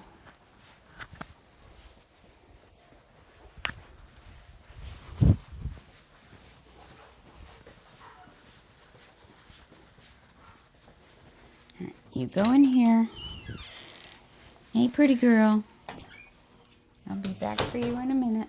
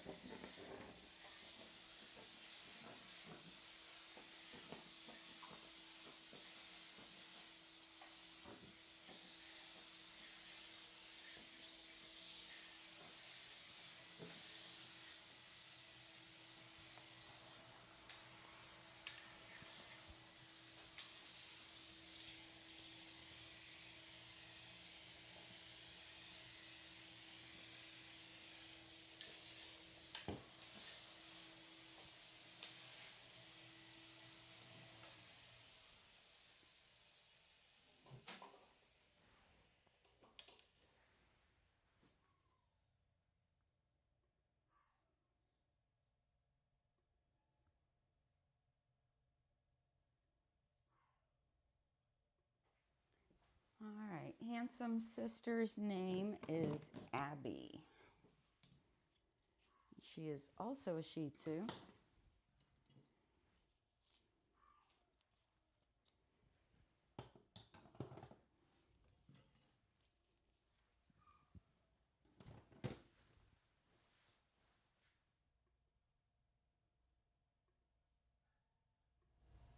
Sorry, I had my mic turned down. I said Shibu. Shibu. Handsome's sister's name is Abby, and she's also a Shih Tzu, not a Shibu.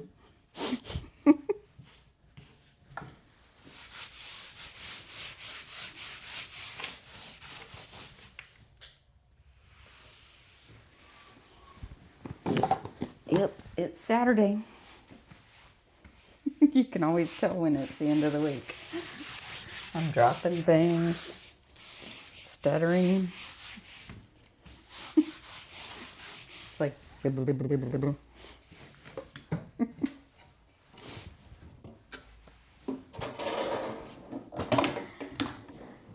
end of the week.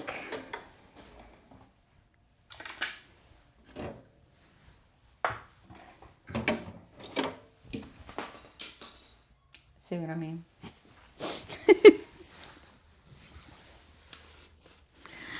Oh my gosh.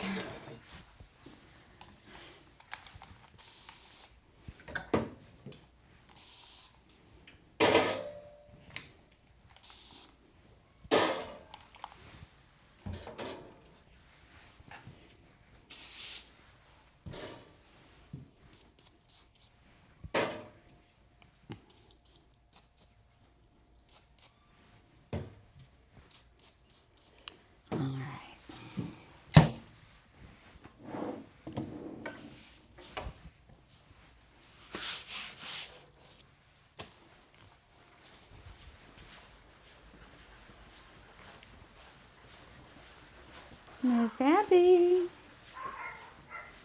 Hi, Miss Abby. Are you a happy girl? You stay, handsome. Let your sister come out. You stay. Good boy.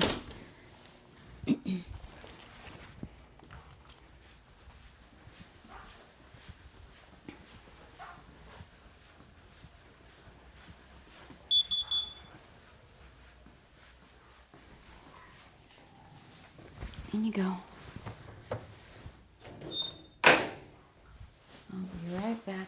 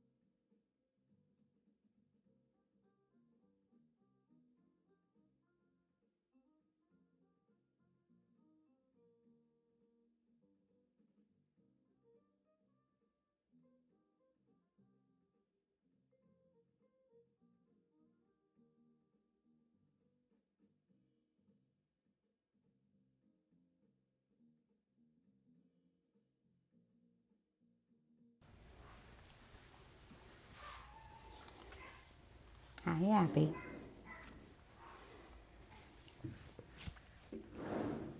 Come back. Don't be so nervous. You're all right. You're all right.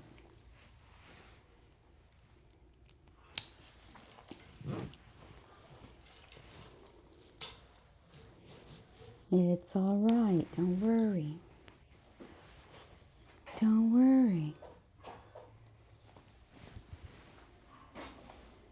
Miss Suzanne's gonna take good care of you. Don't worry. You're okay, see? It's gonna be just fine. It's okay. Come on.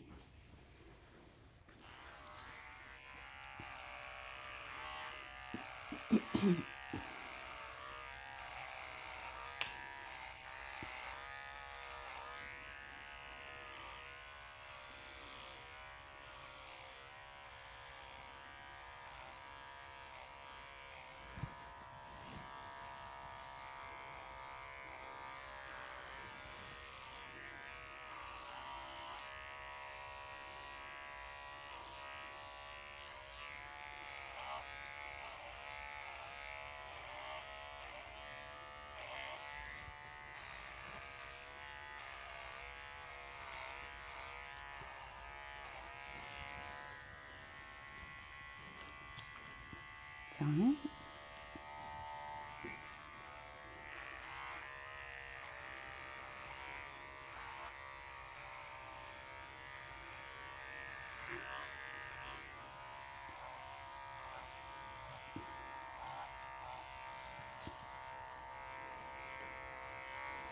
Good girl.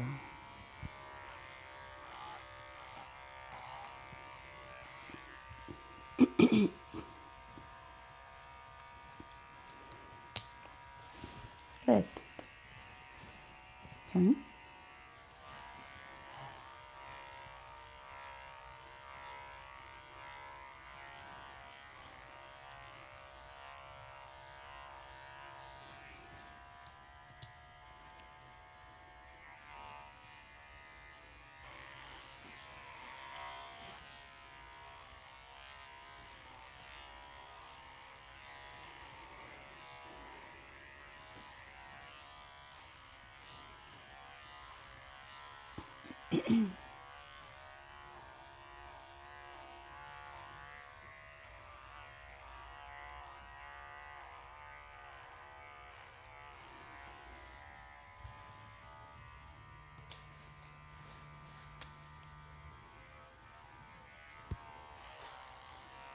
girl.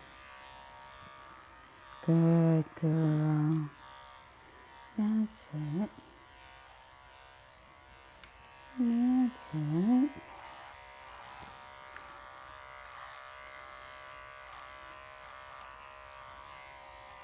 See? Sweet girl.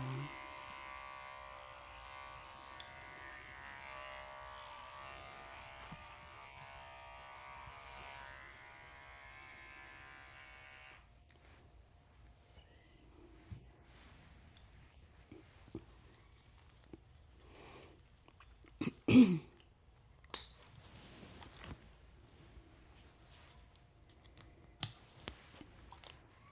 girl.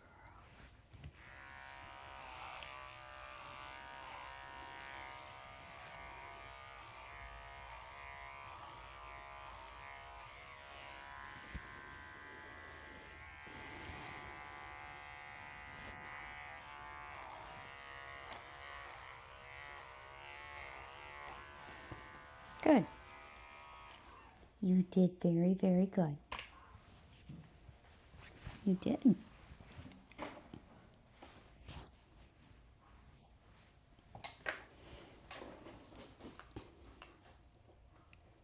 girl.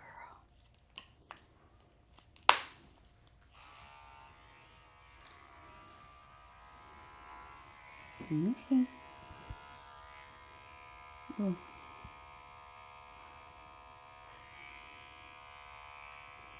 Pet parents didn't mention it to me, but she's got a big lump on top of her head.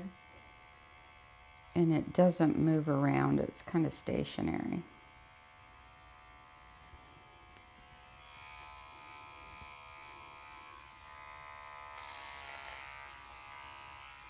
Doesn't mean anything. Could be a fatty tumor or anything like that, but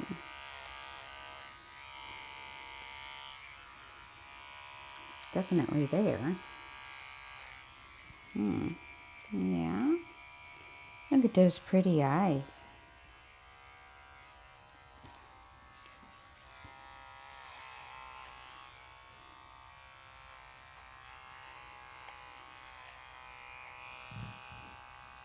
It's okay.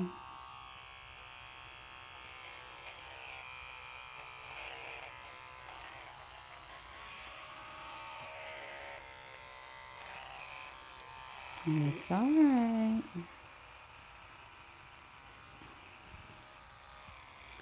I have a feeling you're not going to like your nails done.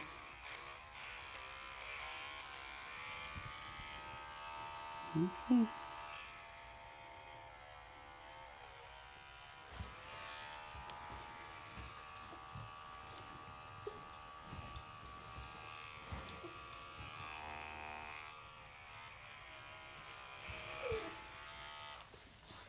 You're fine.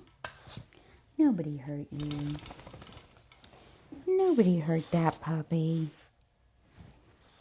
No, you're just fine. See, you didn't get in trouble for that. See, you didn't get in trouble for being obstinate. No, you didn't. No, you didn't. See, it's just fine. Come on.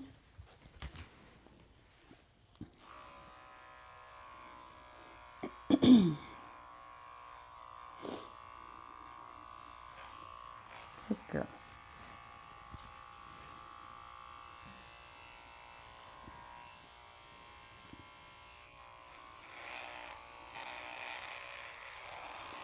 Good girl. Good girl.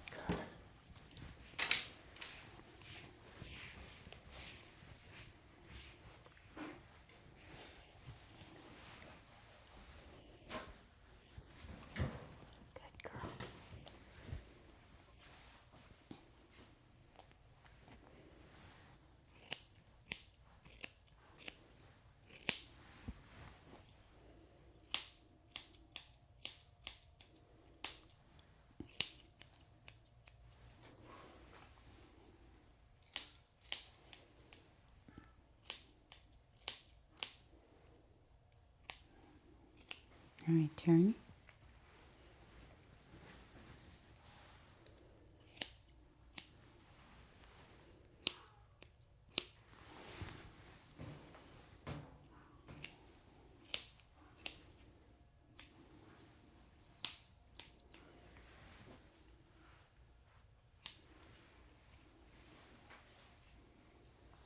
One thing I've noticed about dogs is they're always thankful when you don't respond in an irritated way with something they don't like. So if they're being obstinate and you ignore it, they typically acknowledge that unless they're in just a mood. You know?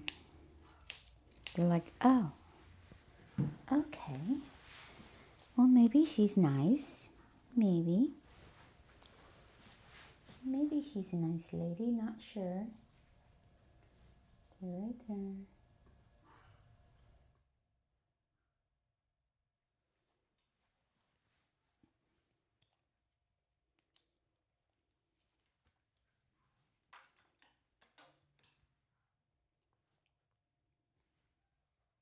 Good.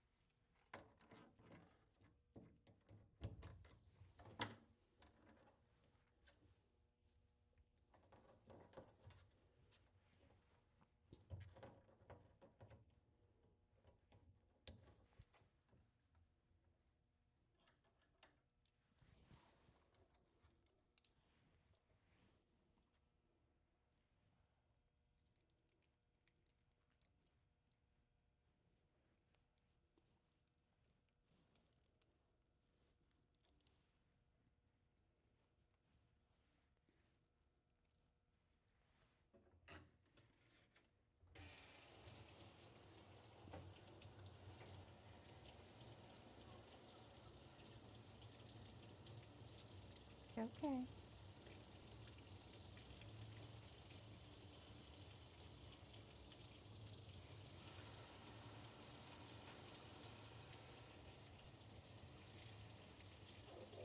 It's all right.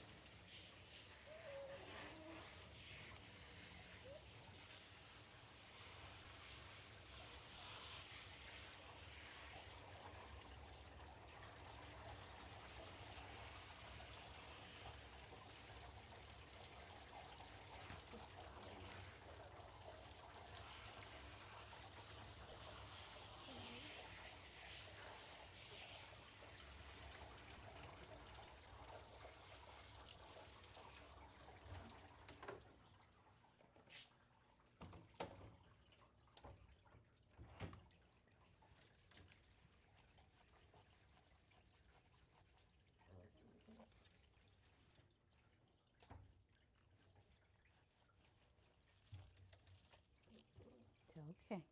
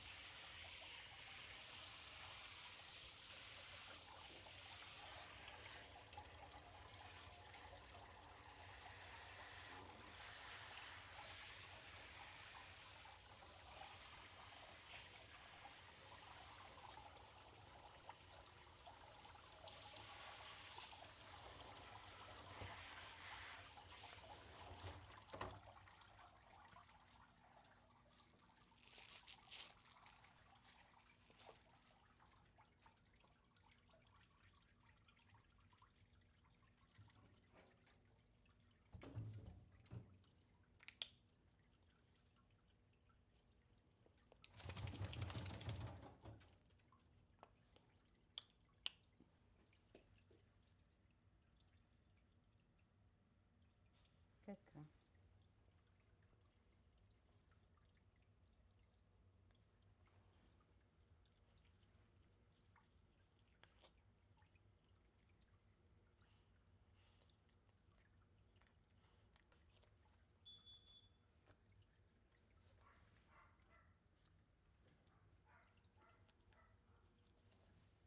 Be right with you.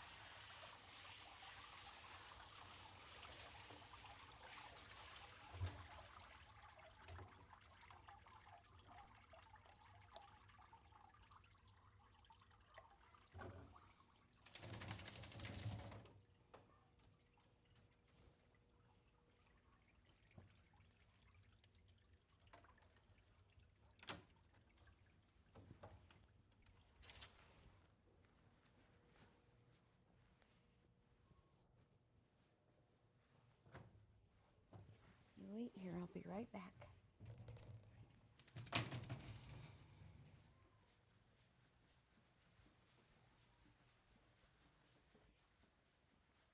Be right there.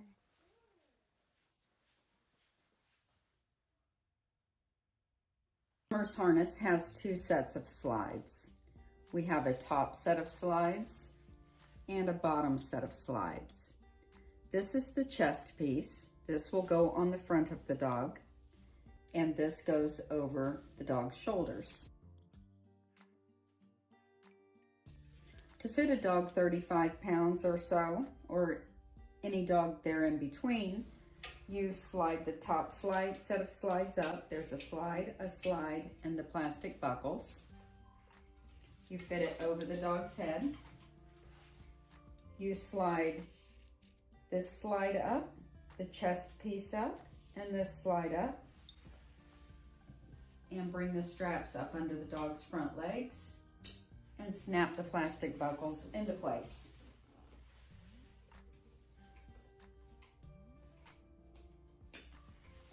To adjust it for the next size dog, you simply slide the slides down,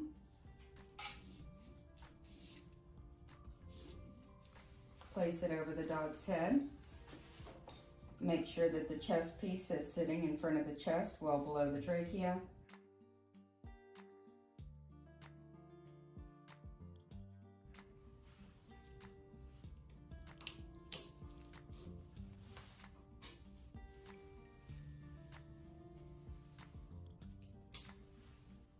Pull it up tight, slide the slide down.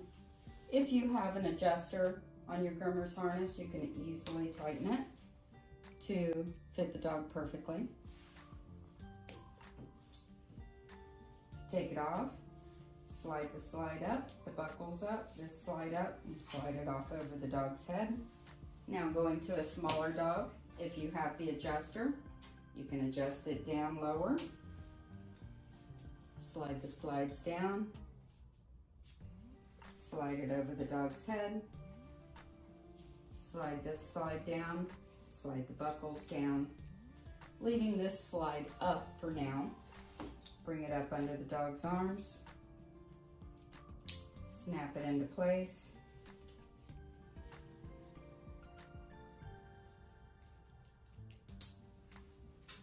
Tighten it. Slide this slide down. If you have the adjuster, you can easily tighten it into place.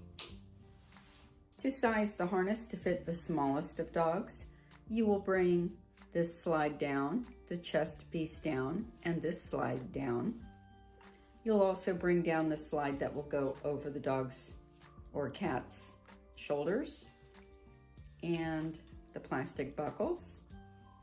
Then you will put the dog or cat's head through the neck portion of the harness. Make sure the chest piece is resting on the chest. Bring the plastic buckles up under the front leg. Snap into place on both sides. And bring this slide down to lock it into place, with your chest piece being on the chest. The extenders were designed to enlarge the groomer's harness so that it can fit a much larger dog. Simply snap them into place. The groomer's harness can fit a dog as large as 115 pounds with the extenders added.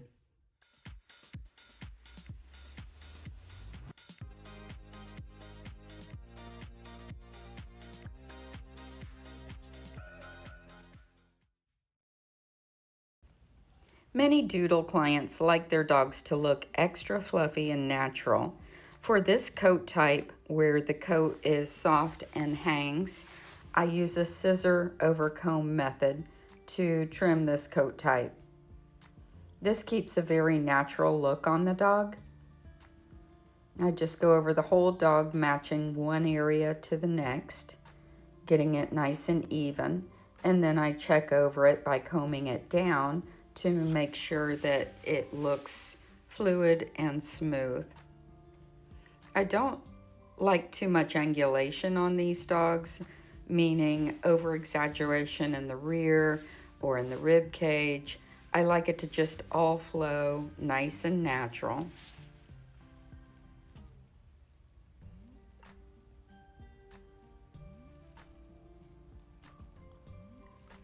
So just continue to lift the comb through the hair, raise it up towards the top line, and snip over the top of the comb.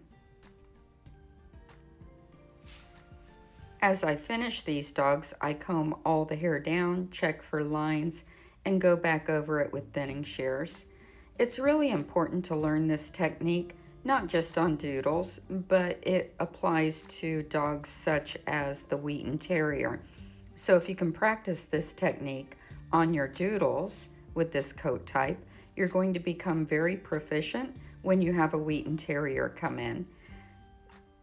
We are grooming safer together.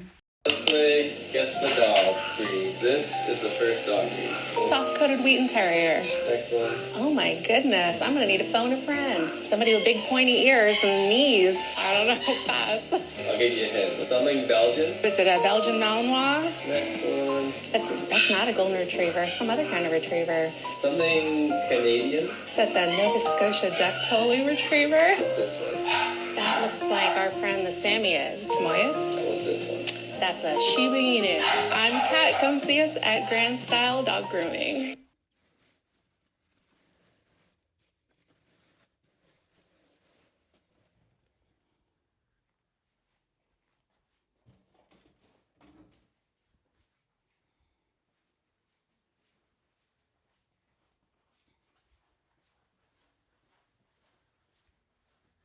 All right, pretty girl. Come on. That's a good puppy.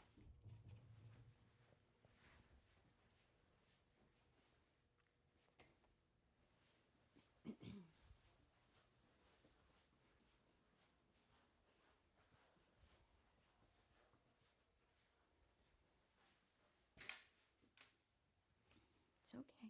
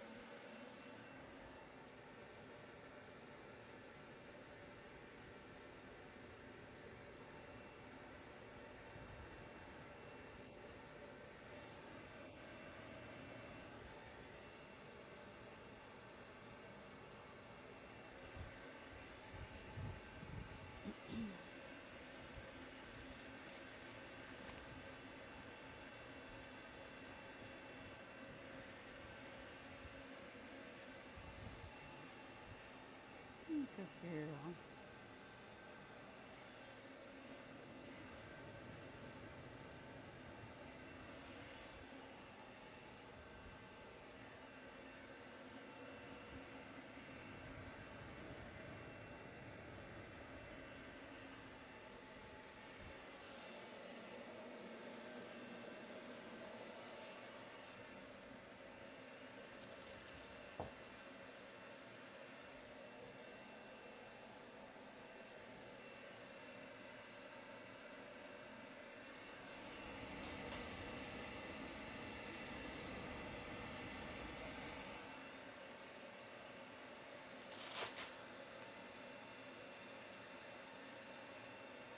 It's okay.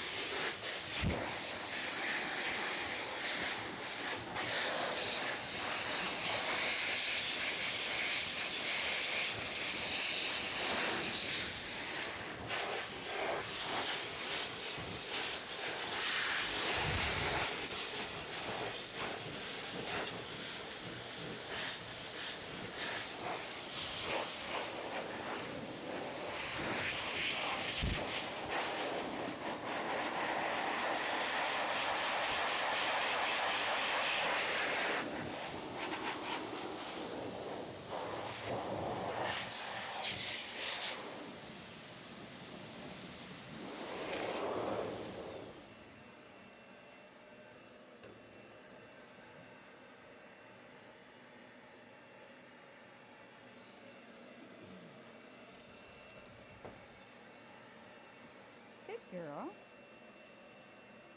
Good girl. Yeah, it's a good girl. Yeah, it's a good girl.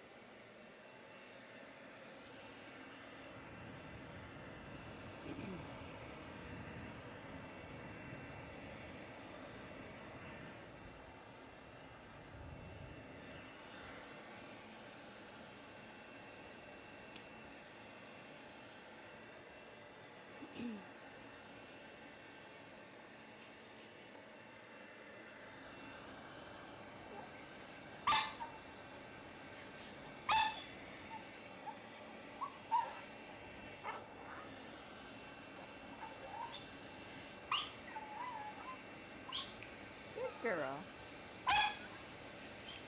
Good girl. Good girl.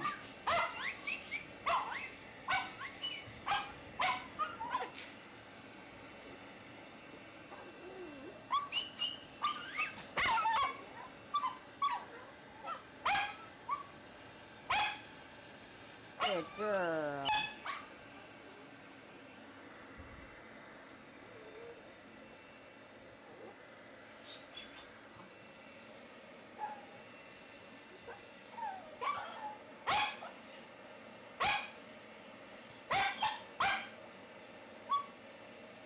Good girl. Good girl. See.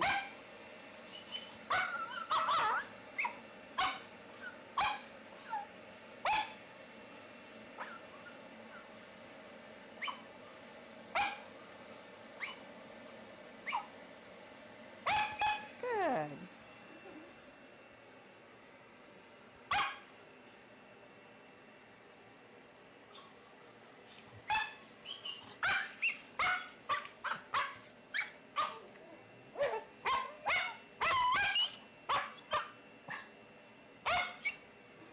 Good girl. You're fine.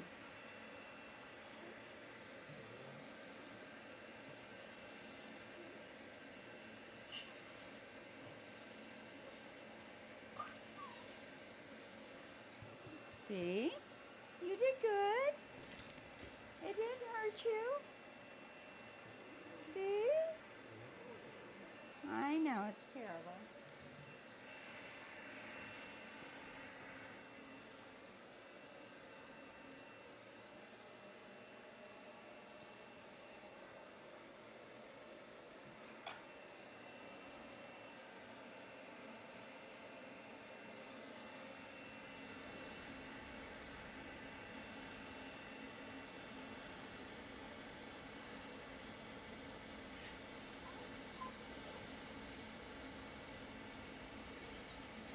Good girl. Good girl. Very good. Yeah.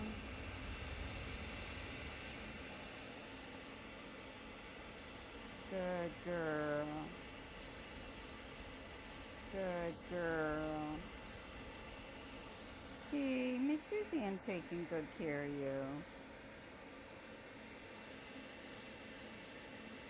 Good girl.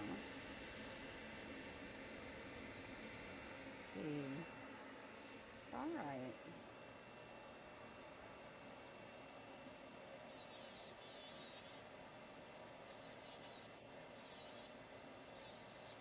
Good puppy. Look. Look.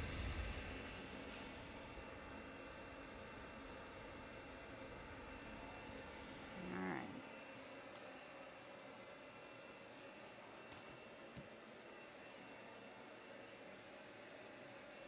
Good girl.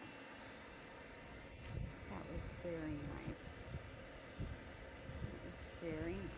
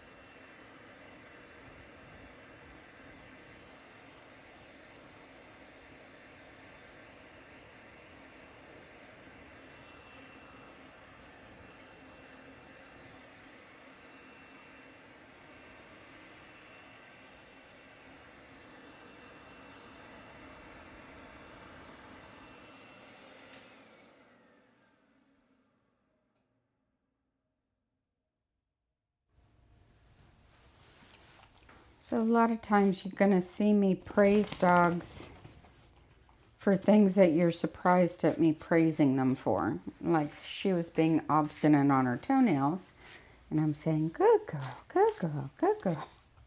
And you're like, what? She's not being good. And the reason for that is that I'm praising her for getting her nails done, not for how she's acting while I'm doing it. So a lot of times when dogs are being obstinate, they're used to hearing stop, no, no, stop, stop it, no, bad dog.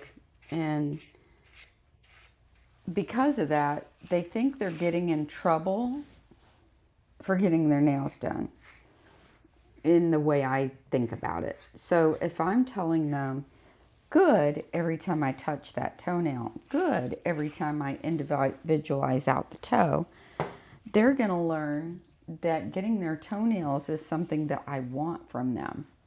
Good. And they process it like, oh, I'm not bad when I get this done. This is something that's supposed to be. That's how I process it and how I try to get them to process it.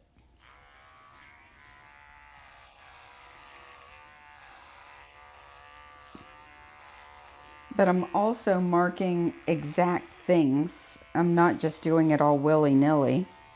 You know, I'm actually marking with my voice the touching of the tool to the toe, or, you know, a relaxation from the dog, or, you know, some specific thing that I'm looking for while I'm doing it.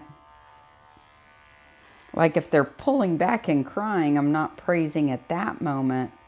But when I touch the tool to the toe, I praise that. And if they pull after that, then I ignore that.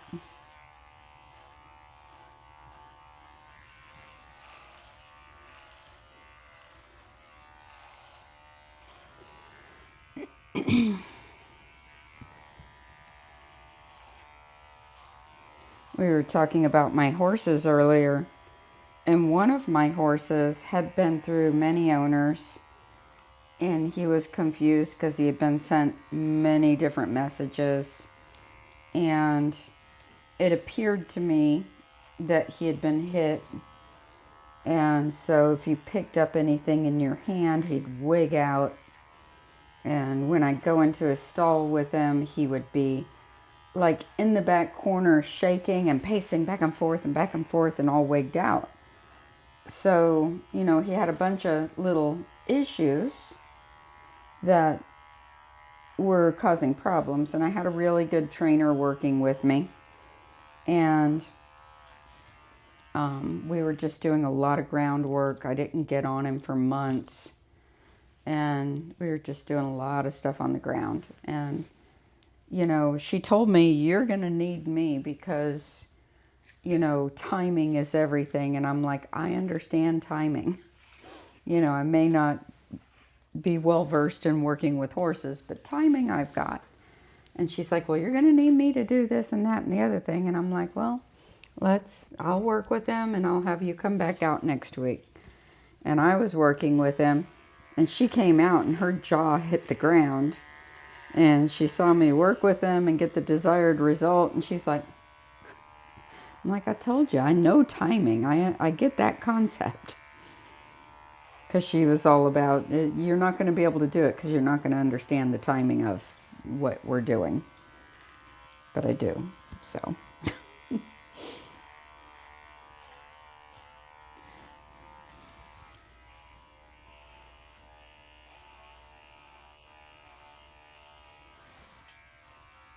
He ended up being the best horse ever.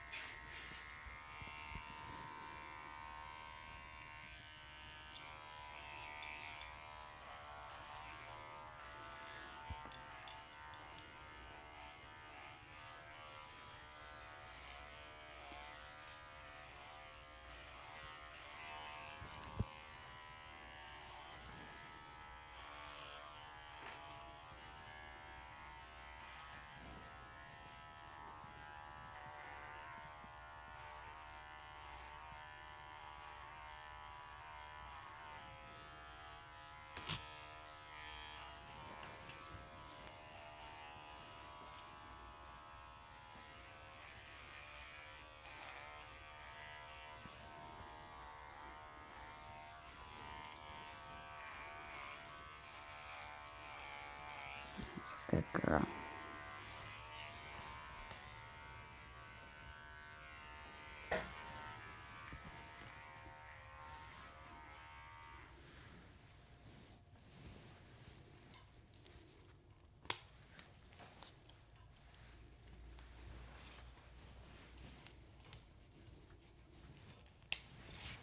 Very nice. Yeah, you're a very nice girl. Yeah, you're a very nice girl. What do you think about this? Think you're going to like it here? Get to come see Miss Suzanne? Yeah?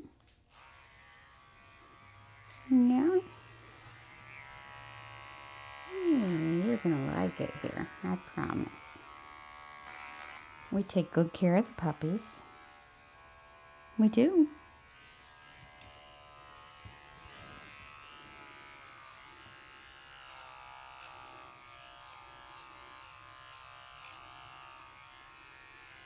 Good. All right, Tintin.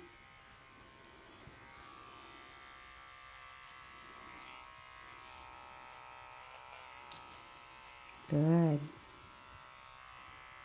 It's all right. Good.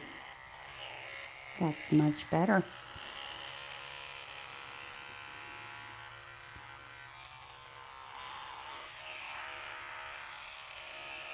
Good girl.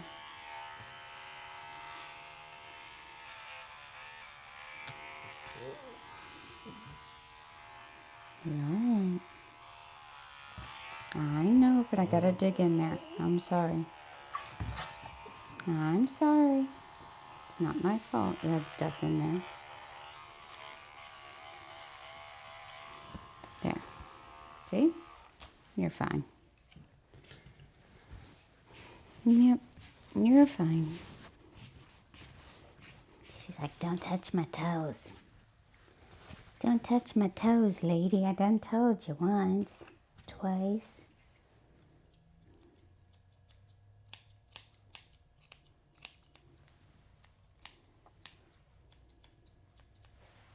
Next up is Grayson the Schnauzer. He gets a Schnauzer trim with a fusion style mustache.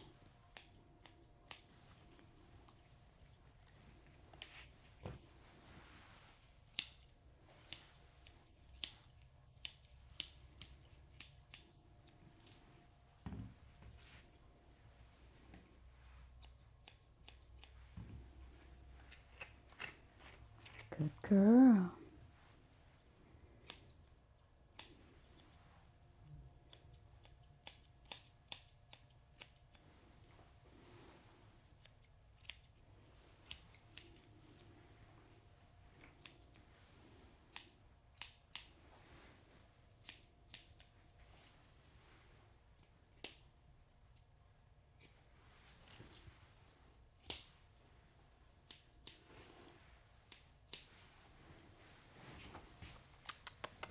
Good puppy.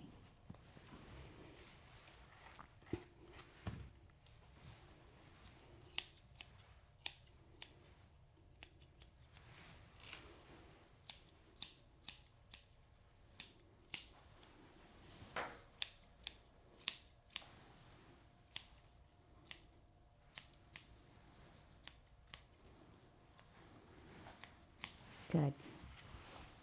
That was very, very nice. Very, very nice puppy.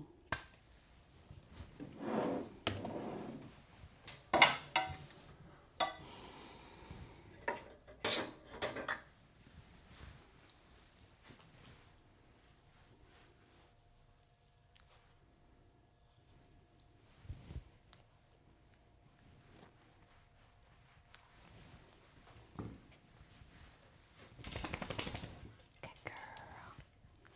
I see you want to get happy. It's okay, you can do it. I won't mind.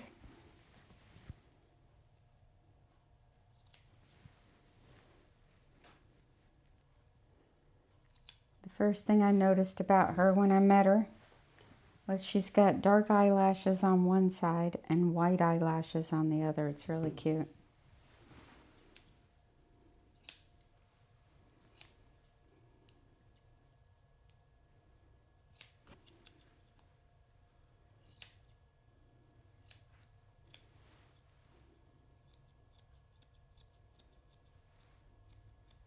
Very nice.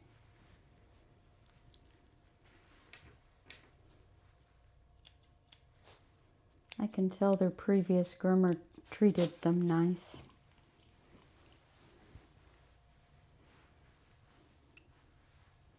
You can always tell. Speaking of that, I saw something that kind of made my stomach turn a little bit last night when I was just reading through Facebook before I went to sleep, which you probably shouldn't do. It was a post about a dog that went to the groomer and it bit the dryer, the groomer said, and they showed pictures of its teeth and that its teeth were all loose and that they were going to take it to the vet. And a bunch of people were screaming about how they would never take their dog to a groomer, and some people were saying that it looked like the dog's jaw was broken into because the teeth were offset and stuff like that. And reading through the comments, I saw somebody say, "This is a rage bait post because I saw the same imagery last week about a pet sitter." And I'm like, oh, is that really a thing? And then I'm like, yeah, probably is. That there's rage bait using imagery for different things with animals, because I've seen several of them that are like AI, and those are rage bait because in the images you can tell it's blurred, and if you look at it hard enough that it shows somebody abusing an animal that's not really. But one way to surely get thousands of shares and thousands of comments is to provoke rage. And I'm like, with just pictures. I mean, I know AI videos doing that, and I know people make posts, but I didn't really think about it specifically coming after certain industries like that. And it really was like, so, I mean, people have very strong opinions about animal-related businesses for sure, which is why I like to be very transparent.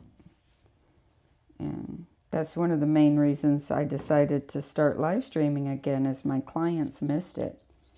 They really like being able to keep an eye on their dogs and watch over their dogs, and it makes them feel good, and they know their dogs are cared for, and they get training tips and coat care tips while I'm grooming the dog, and it's really helpful to them. And so by popular demand of my clients, I decided to start streaming again. And but yeah, that was like not helpful at all to the industry.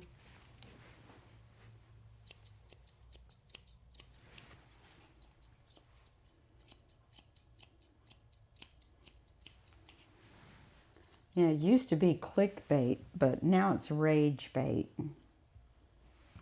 That's how you can get views and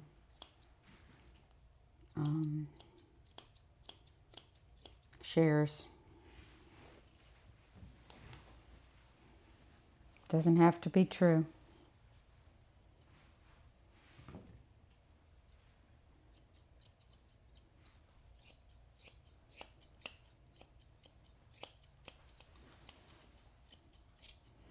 Just one more reason to try not to pay attention to anything on social media.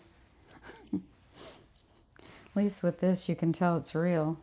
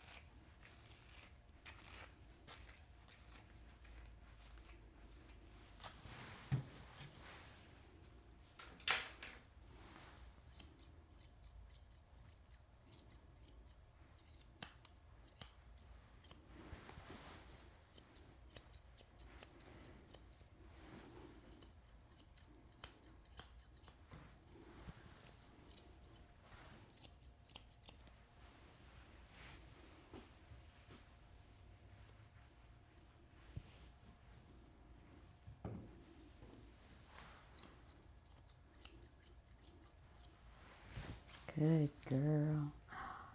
Yes, you're a good girl. I like you very much. I like your brother too.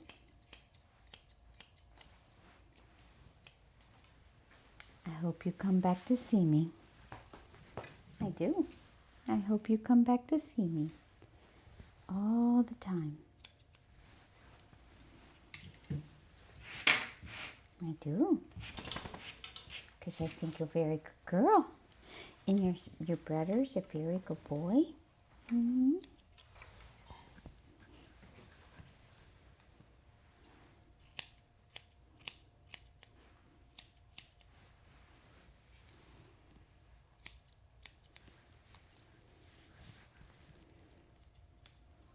Good. Look what I got. Is that for you?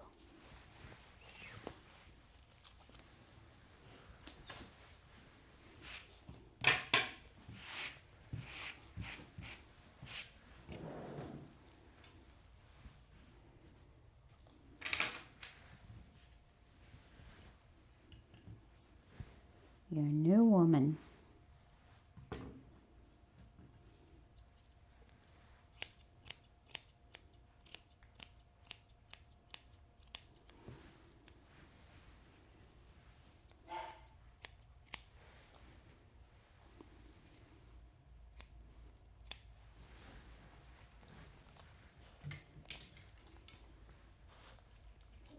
Good girl.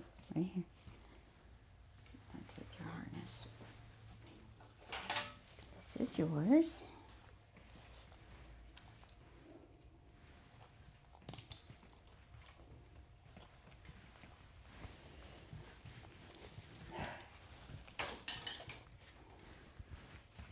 Just because he's barking does not mean you're leaving.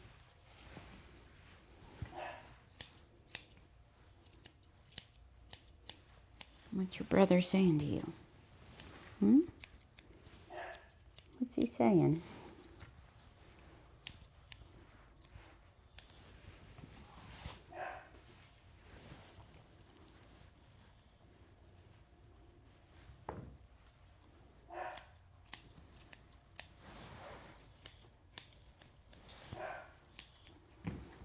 Turn. Stay.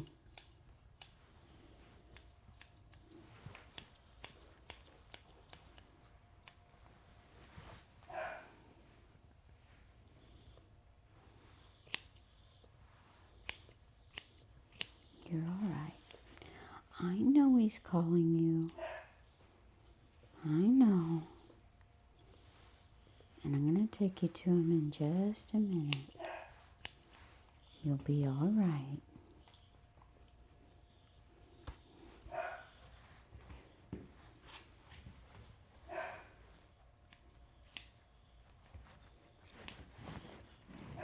Be all right.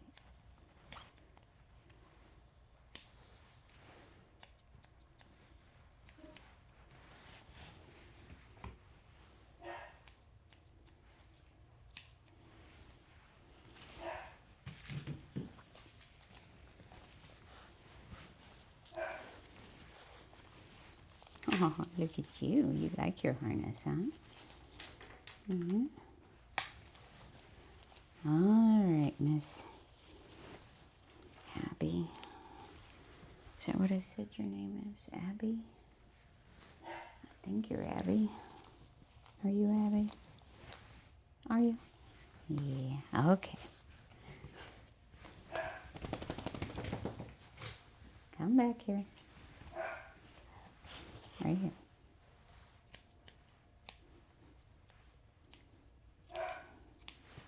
All right.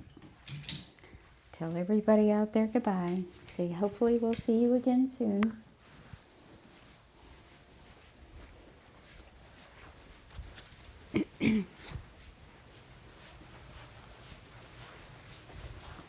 Here's your sister.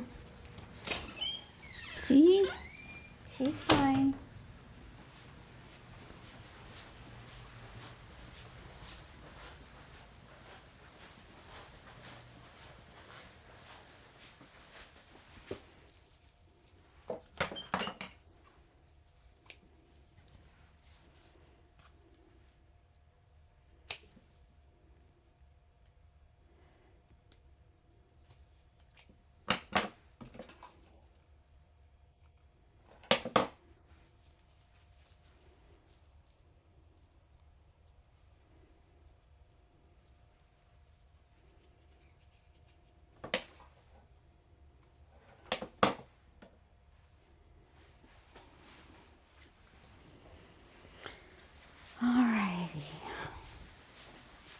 Next.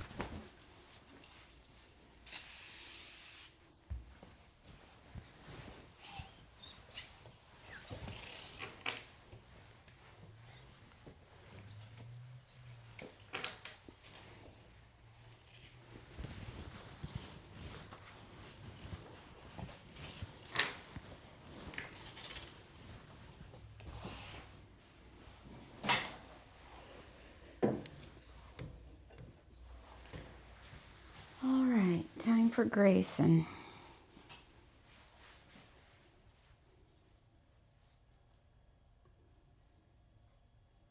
Be back in just a moment.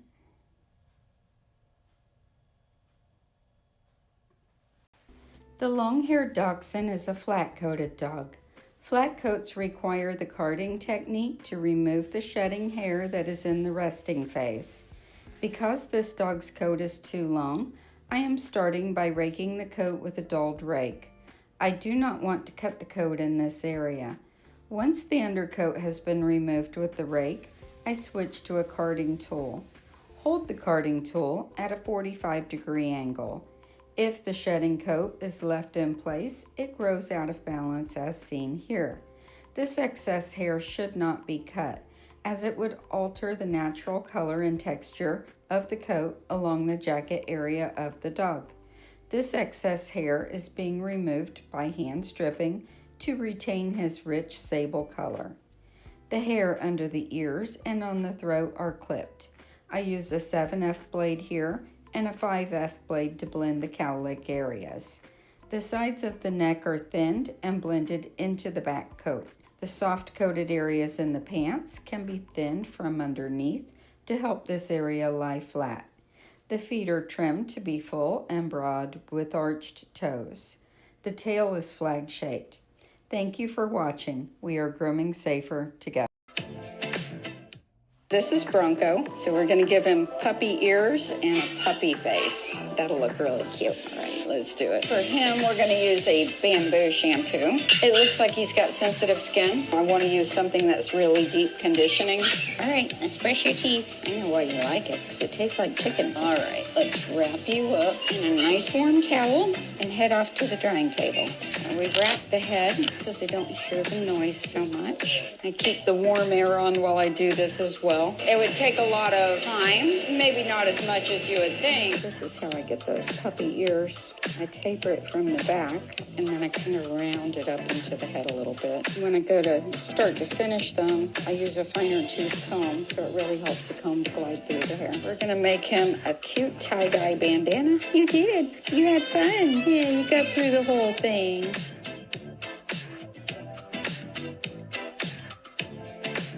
The hair nice and smooth. We have thinning shears, which give us a nice smooth blend to the hair. These are texturizing shears. We have stripping knives. So say if I was working on a Cocker Spaniel or something like that that has the flat coat, we have stripping knives. These are for the wire-coated dogs. We have the stand blow dryer. This puts out warm air and it's really soft. And then we have the high velocity dryer for the thicker coats. So that's where all those tools come in handy.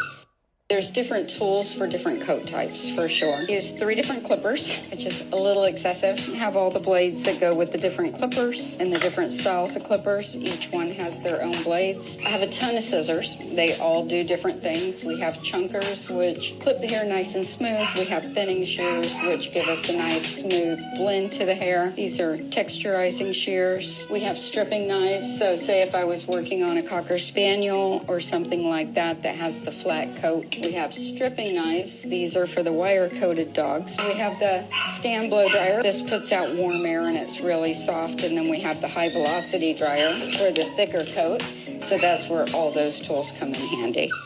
There's different tools for different coats. I want to talk about trimming and clipping a dog's ears. Clipping a dog's ears can be very risky, and certain safety protocols should be followed to accomplish this task. Dogs have a blood vessel that runs along the entire edge of the ear. If the ear is nicked, it bleeds profusely. Dogs also have many nerves and cartilage in the ears, so a thoughtful approach to clipping should be considered. Extreme caution should be taken if the dog has severe matting on the ears.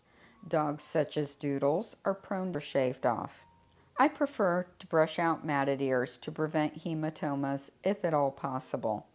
If dematting is not possible, I partially clip and partially brush out the ear. If neither is possible, I refer out to a veterinary practice that offers grooming due to the high-risk nature of the groom. When choosing which blade to use, consider the coat of the dog. Many double coats require a slightly longer blade, while other styles require a very fine blade.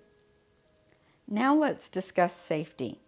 There are several hazardous areas that you must be aware of while clipping the dog's ears. Dogs with pricked ears and cropped ears have a well-developed cartilage at the front of the ear. This is called the spine of helix. This area will have a significant fold of skin and create a dip right behind the fold of skin. Care must be taken in this area to prevent injury to the dog. I will demonstrate this further in the video. At the back of the ear, on the inside of the pinna, you will find the cutaneous marginal pouch. This is the most common area of the ear to nick or cut. I never use a blade longer than a 10 blade in this area. When clipping over the cutaneous marginal pouch, it is extremely important to use the full width of the blade over this area. Place the pouch directly in the center of the blade so the edges of the blade cannot catch the skin flaps. As you can see here, if you bring the clipper blade in at an angle, you are more likely to cut the skin.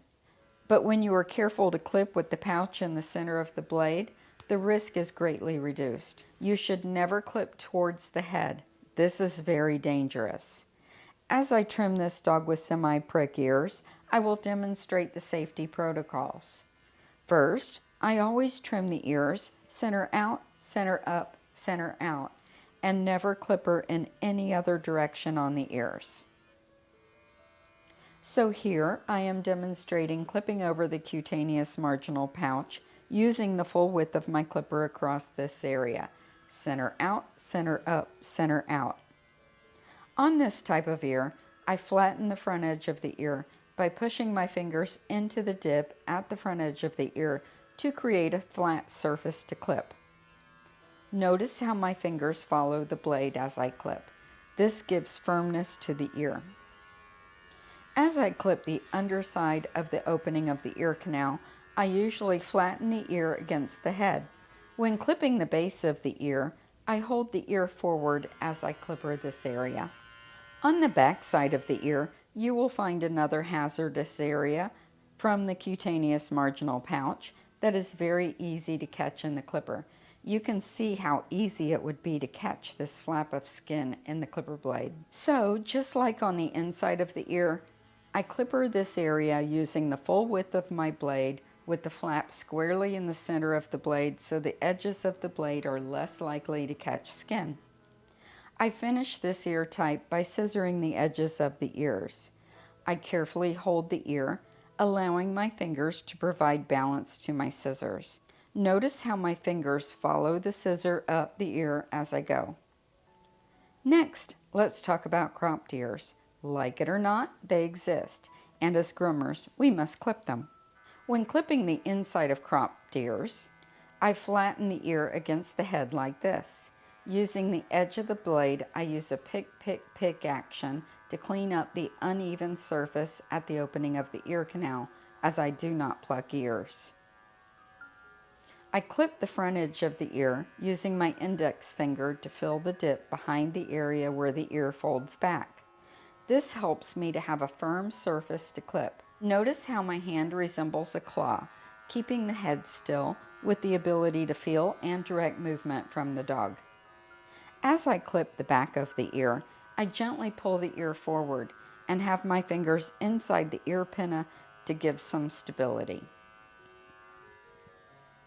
Clipping the outside front edge of the ear, I am using my fingers to steady the ear. Because the ears are cropped, there is no longer a cutaneous marginal pouch, thereby removing this hazardous area on the back side of the ear.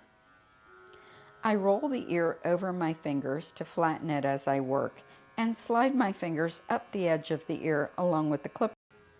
Cropped ears have thicker skin than natural ears. I use a 10, 15, and 40 blade on cropped ears. The 10 or 15 is used at the base of the ear and for the first clipping of the entire ear. The 40 is used to clean up the edges. I finish cropped ears by scissoring the edges.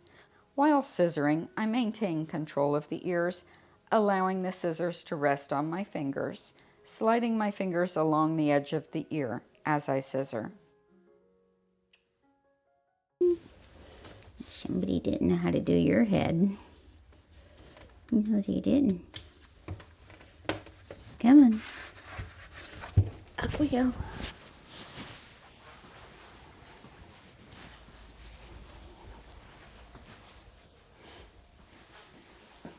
Here's Grayson.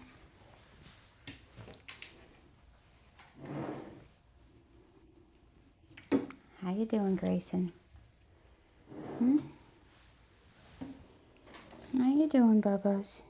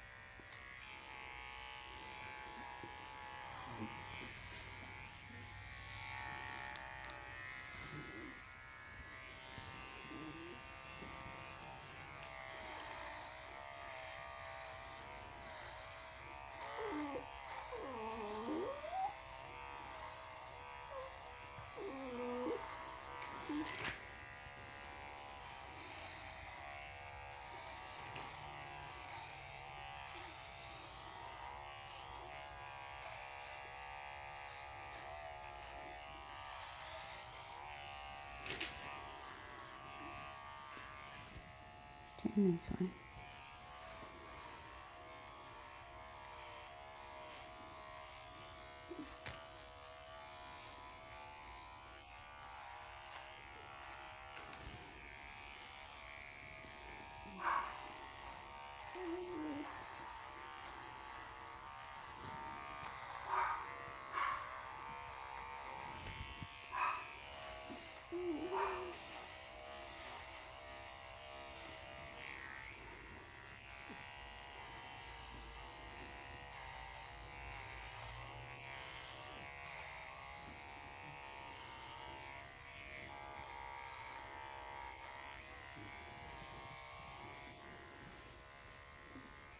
Good boy. Turn.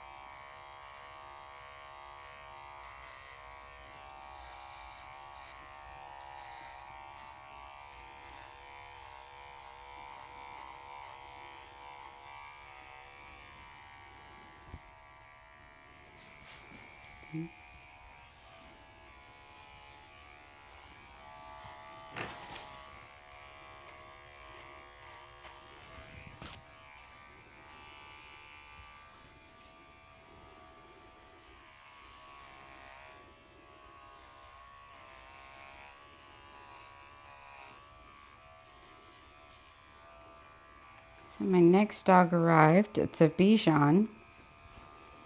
And he is so cute. Like I go up front to take him. He rolls on his back and starts doing this on his back. And he had the cutest look on his face. And I'm like, oh my heart. You're so cute.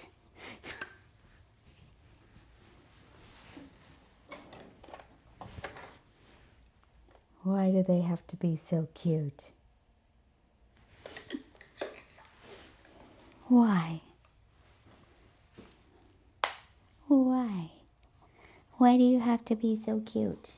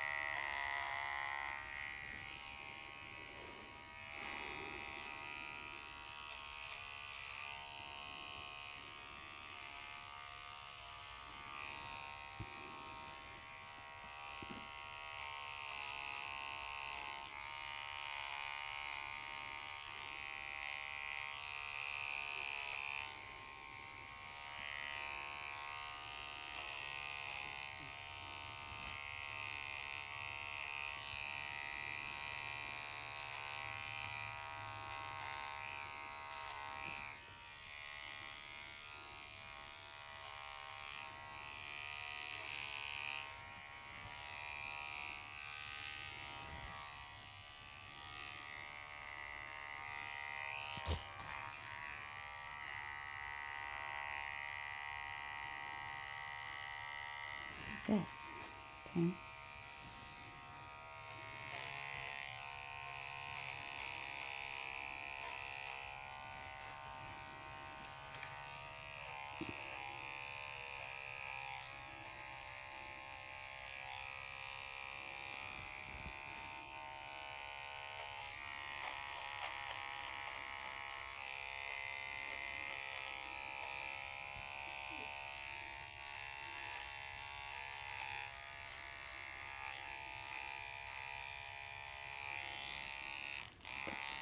Good dog.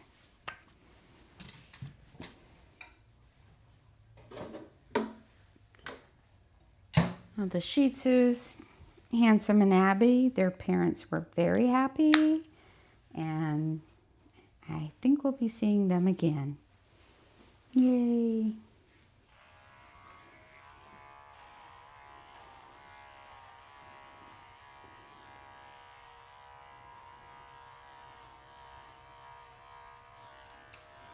Matter of fact, I'm quite certain of it.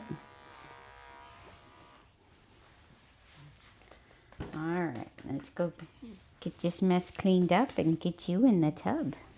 No jumping. I'm on to you, buddy. Wait here and let me vacuum up. Oops. Quiet this down some so it's not so obnoxious. Sorry about that.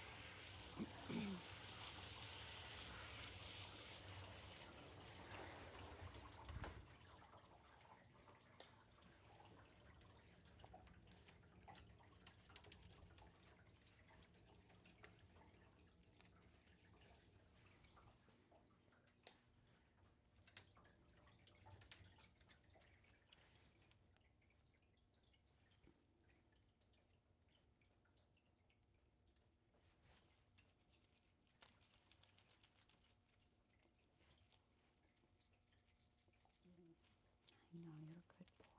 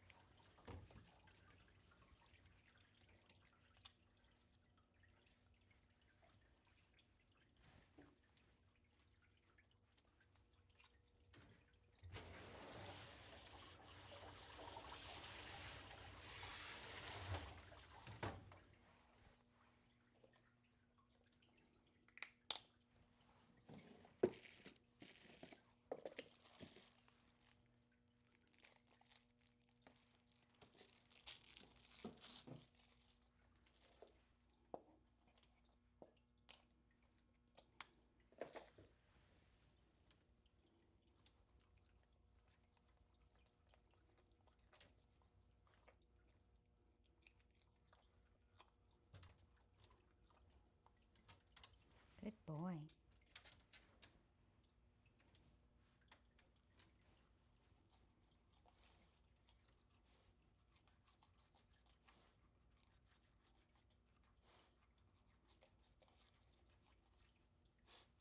Good boy. You're all right.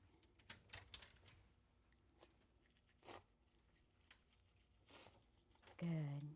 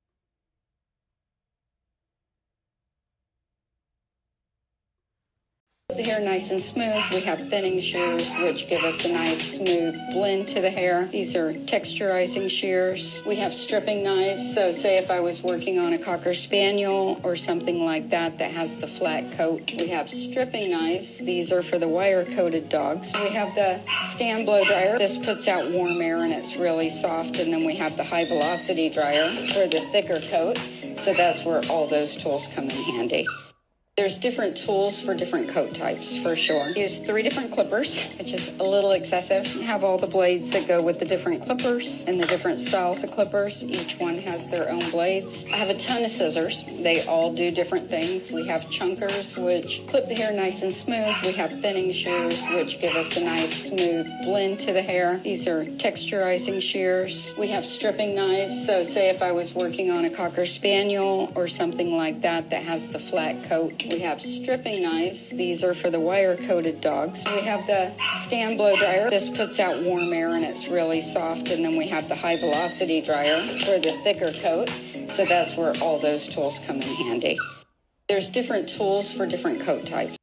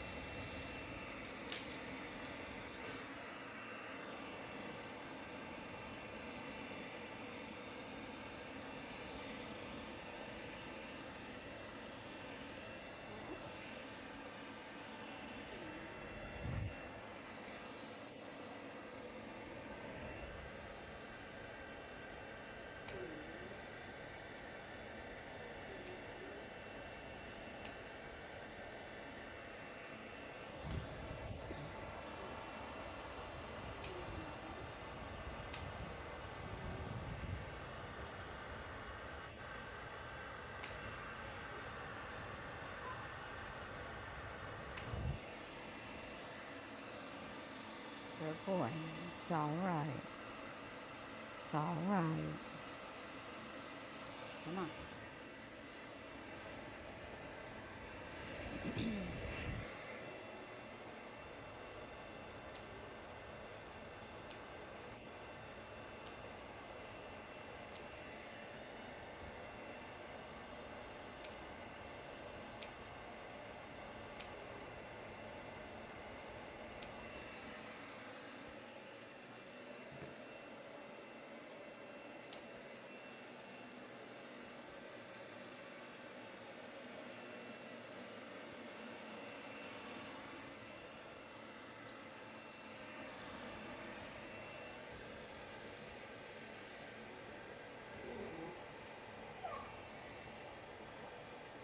Good boy.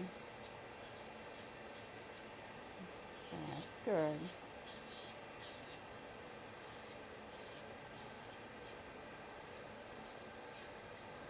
Good boy.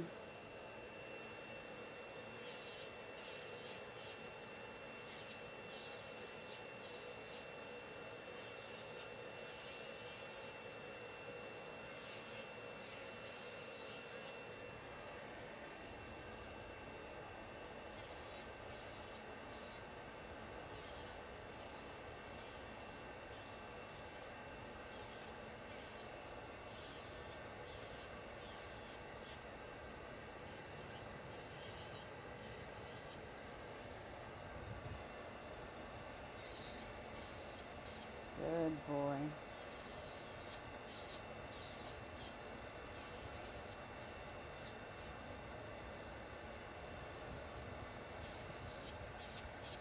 Good.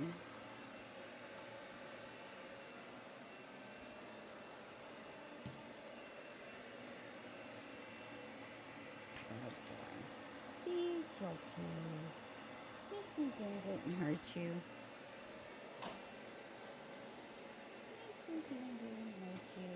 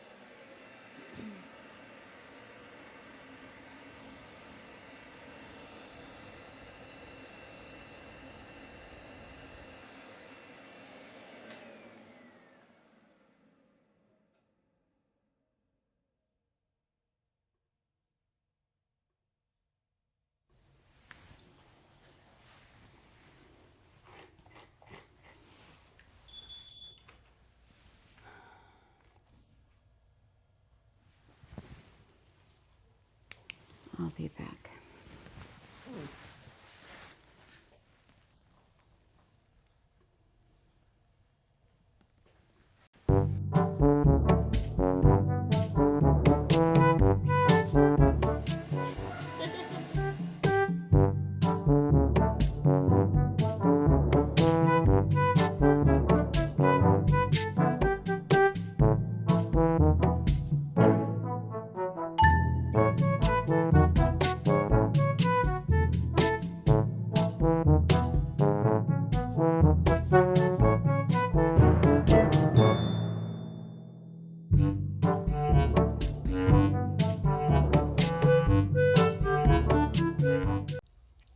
Coco is our dog of the day. Coco is a rescue dog, and she is a great example of the wonderful dogs that you can find through organizations such as Florida Poodle Rescue. Coco is sporting a Miami trim, which is clipped close on the body with cute pom-poms on the legs. Her face and feet have been clipped close, and her ears are left long and fluffy. Poodles come in 3 sizes: toy, miniature, and standard. Coco is a miniature poodle, which is the medium size, and her color is brown. Coco loves to give us her paw for a high five every time we groom her. High five, Coco. I'm here with Oreo. Oreo is a Shih Tzu, and for his last several groomings, he has been tranquilized, double tranquilized, triple tranquilized, and put under anesthesia. This is Oreo's second time with me. Actually his third, because the first time I did not groom him. I sent him back home. This time we are getting his haircut done, and he's learning how to be a good boy, aren't you?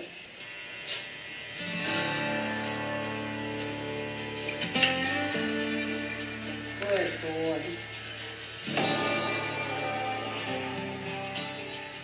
Good, good, good, good. Yes. Good boy. Are we friends? Yes.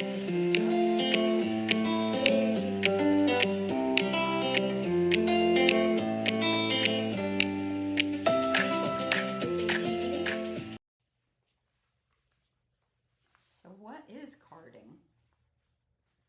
Carding, the technique, simply lifts out the undercoat. It leaves the hard, flat coat that's darker colored completely intact. So when you take the knife through the dog at a 45-degree angle, it only grabs the soft undercoat.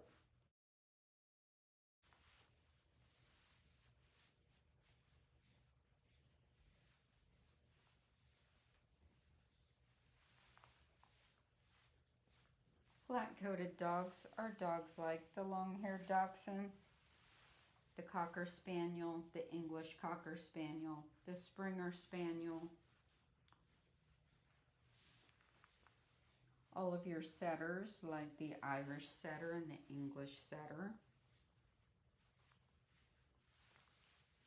to name a few.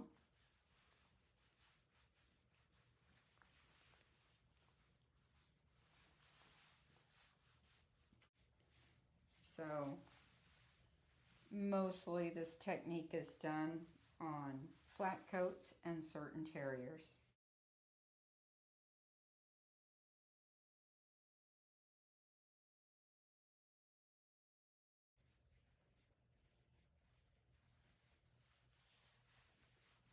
So why is carding necessary? One thing is it helps you with shedding, which is a big issue. I mean, all this is shedding hair that would be all over your house and all over your clothes and in the drain every time you wash the dog. So keeping the shedding hair out of the coat saves all that shedding. It also makes the dog cooler. We are here in Florida, and if all that is under this coat, the dog is going to be hot. If you remove all that, then the dog is going to be much cooler.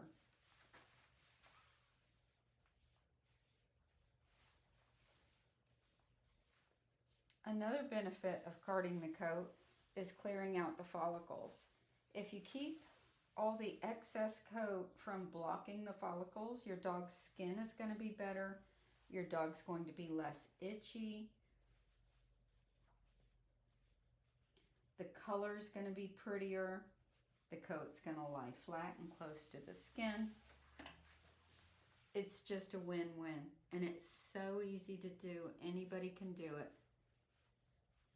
So how often should you card your dog's coat? Well, I would, if I had a dog like this, I would be doing it weekly. And definitely every time the dog got bathed. So if you're doing this weekly, it's not going to take near as long as I'm doing right now. It would just be a quick one over, you know, probably take you 5 minutes. because the dog's not going to have all this built up coat like you're seeing right now. It's just going to have a small amount. So can it hurt the dog's skin? Yes, it can, if you overdo it.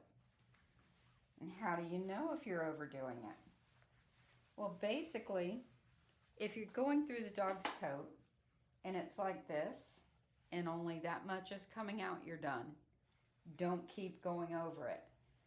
So if it just glides over the coat like this, you're done. You know, you might get a little bit of hair out, but don't keep doing it. If you're going through the coat and it's got a little drag to it, and you're getting hair like that out, then you're not finished.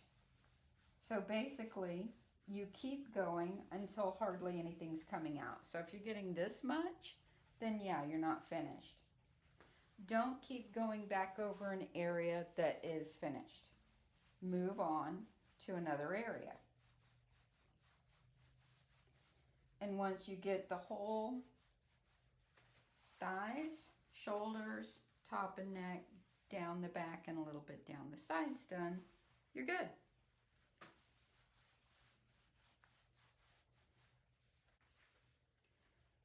I do not recommend doing this in the tub. While a lot of hair will come out in the tub, it's too easy to scrape skin. I don't recommend doing this when the dog is wet. I do a bulk of it before the bath, and then once the dog is dry, I'll over them. And usually once the coat is dry and I've done it before the bath, there's nothing left, but I just quickly double check.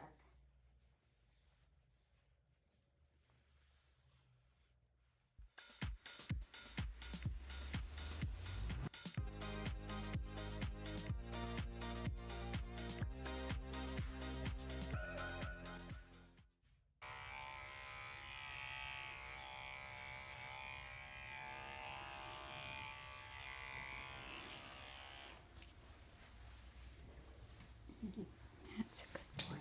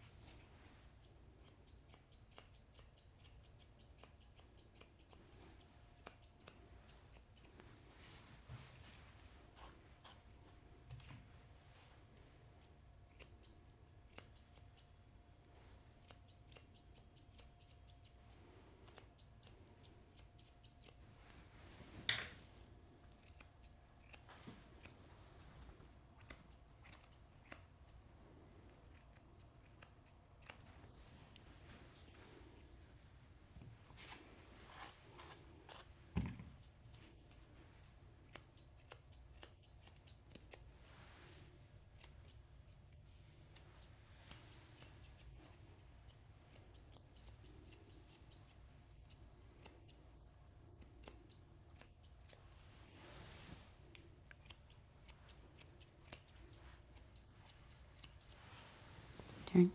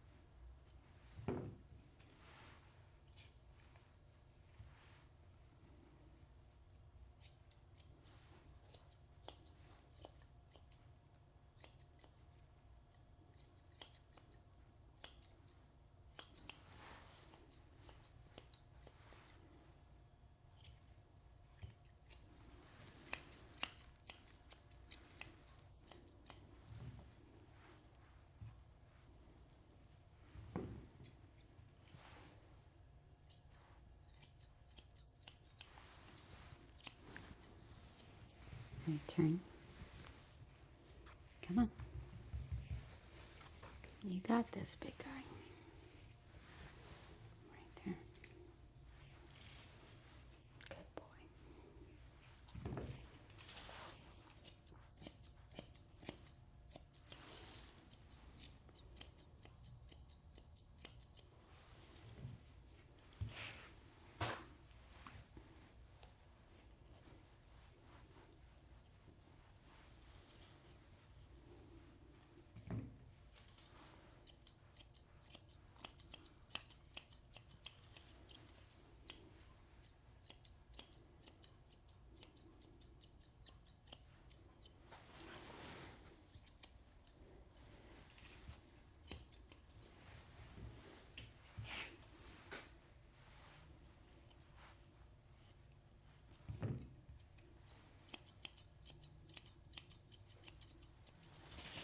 It's a good boy. He's a good boy.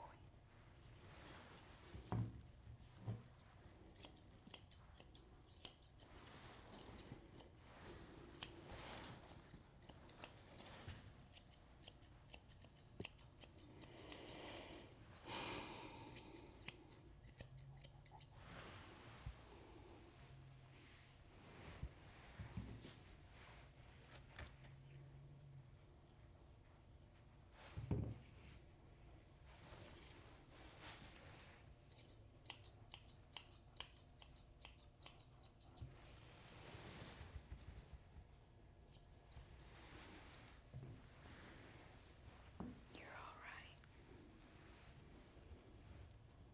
It's a good dog.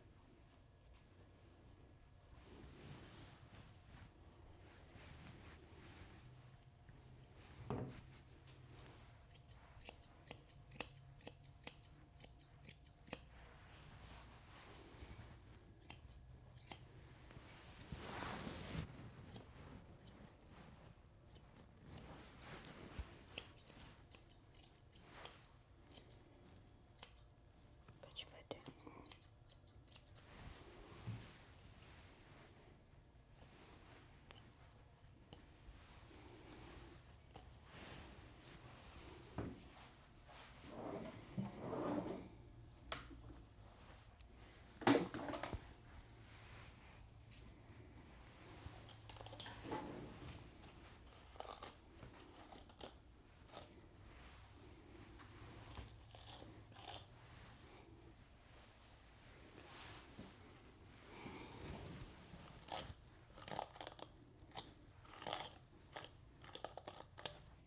I'm sorry.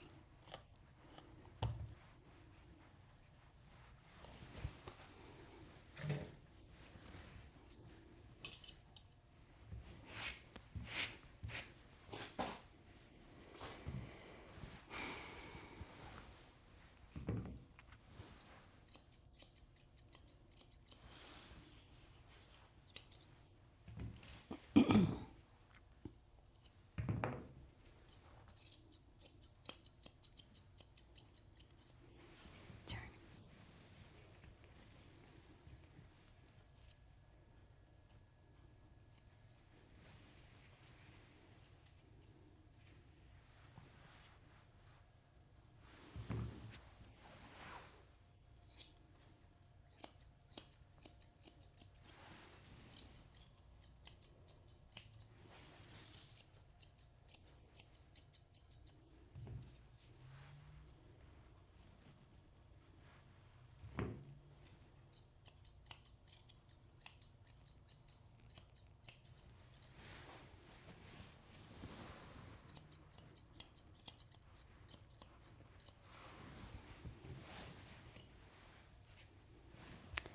Will you quit being so sensitive, please? Jeez.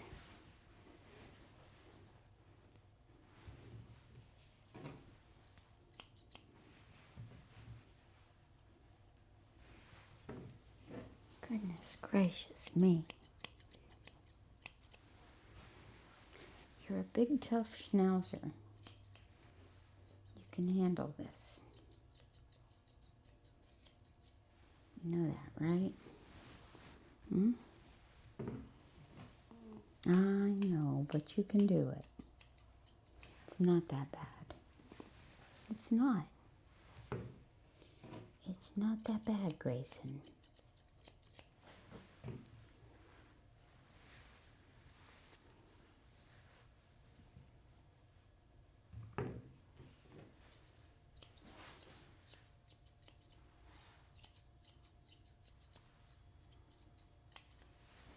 He stays fairly short on the body. He lives on a horse farm and he likes to run around and play.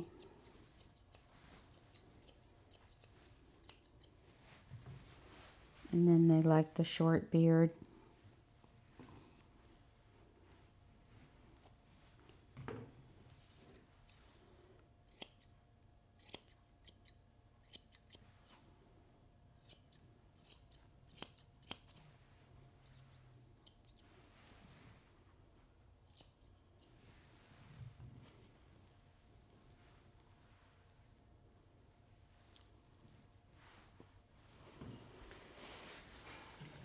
We do his beard with a bit of a fusion-inspired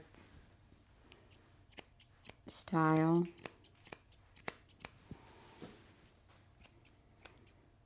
We take all the beard off completely and then give him kind of an oval-shaped mustache.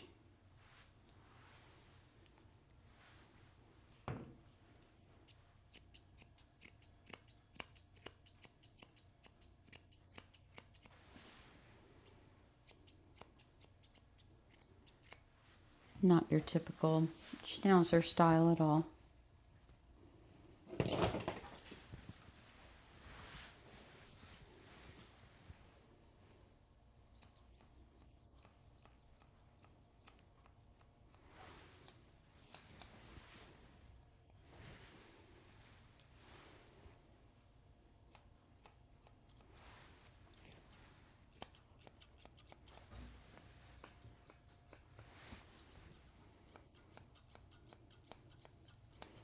He tends to be a really drooly dog, so the no beard really helps him and his people to stay dry.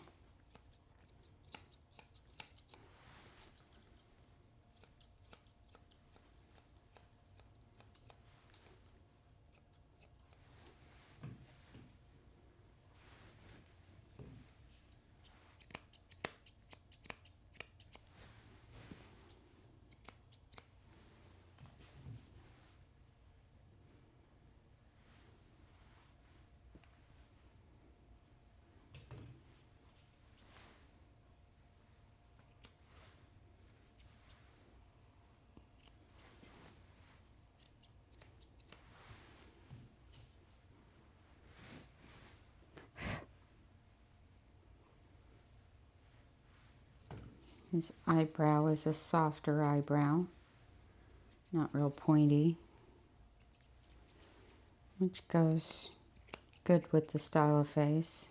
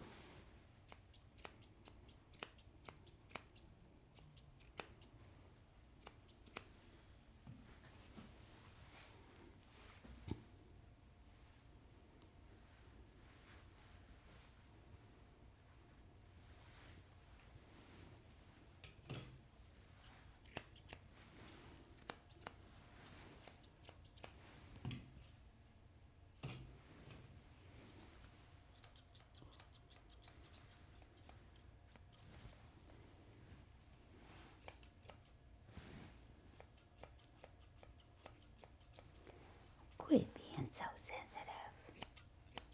Goodness.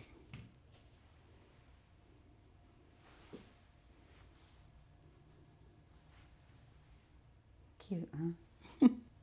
Yes, you're cute. We love you, Grayson.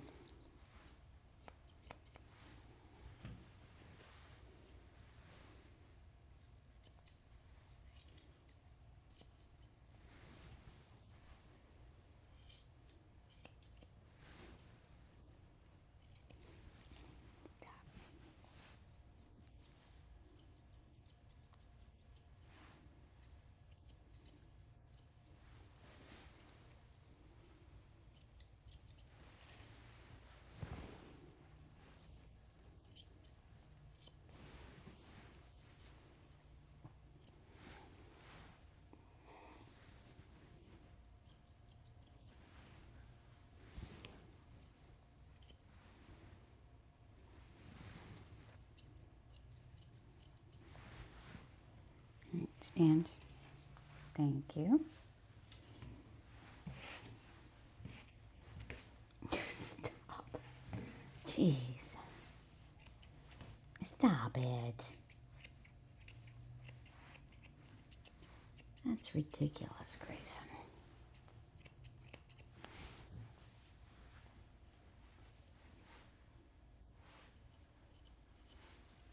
Turn this way.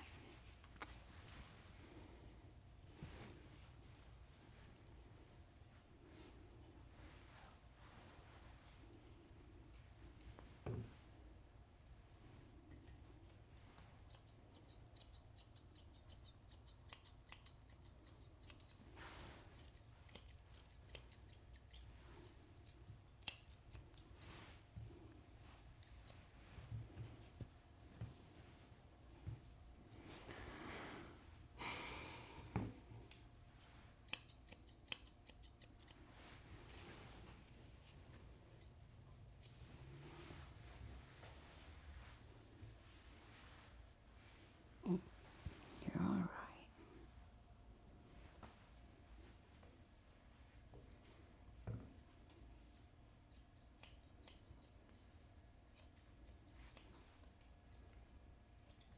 Stop it.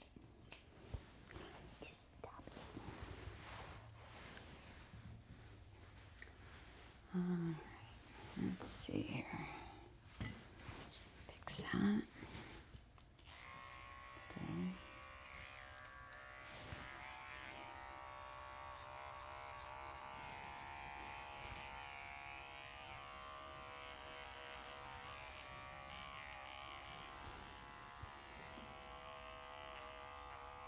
Good boy.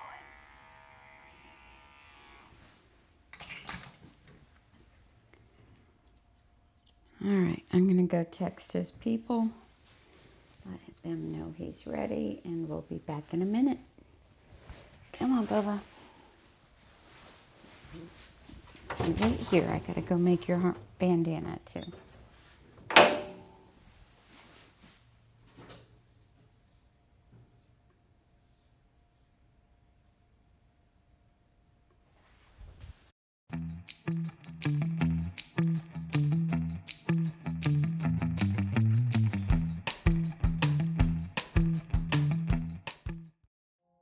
The face styles are clean shaven,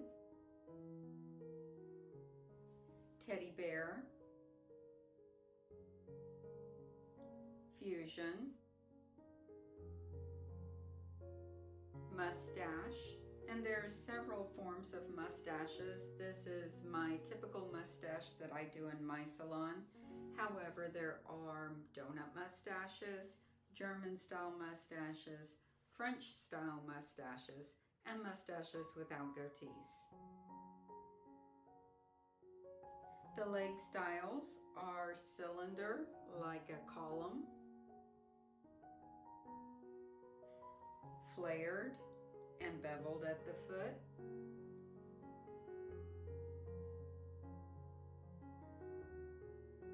pom-poms, or short.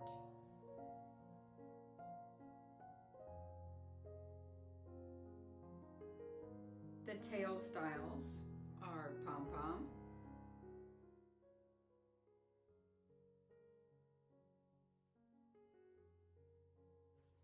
a bunny type tail, which is common with the teddy bear trims. Long and untouched, long and flag shaped. You can also do a terrier type tail as seen in the German style trims. The ear styles are long and flowing, medium length, short. The German style ear is shaved somewhat like a terrier. The tasseled ear and the tapered ear. The foot styles are clean shaven, rounded,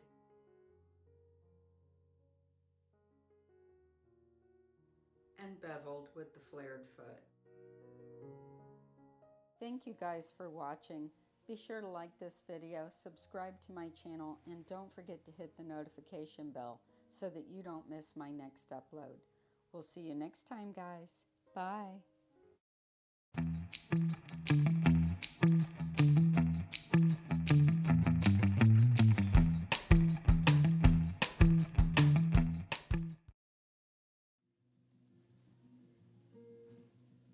To do her top knot, we're going to mist the top knot with anti-static spray. Comb it out.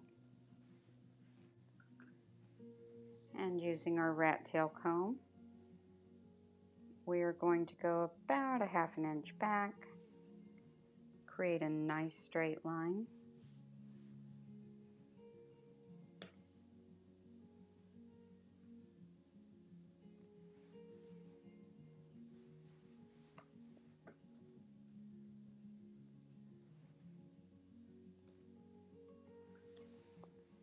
Mist a little bit of coat conditioner on there to help hold the hair back out of our way.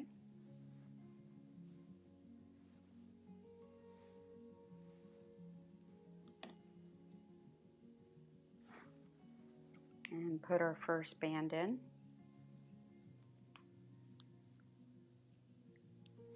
Use our comb to check to make sure that no skin was caught in there. Make our next line right about the front of the ears. Repeat the whole process.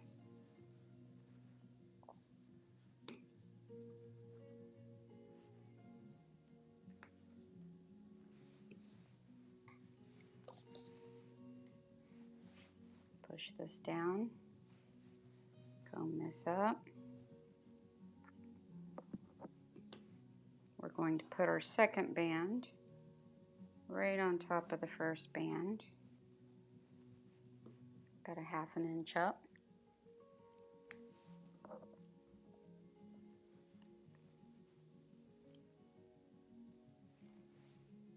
Like so. Now we're going to put our bow on.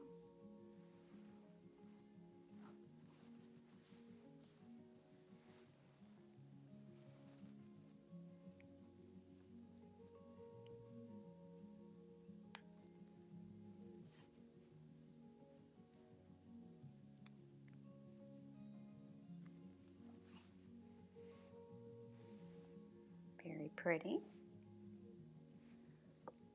And then we're going to bring all the hair from behind the bow.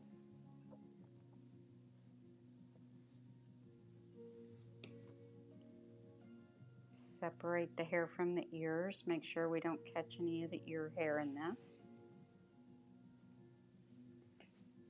Comb it out. And comb the section before. Comb it all together. Then put a band right on top of the bow.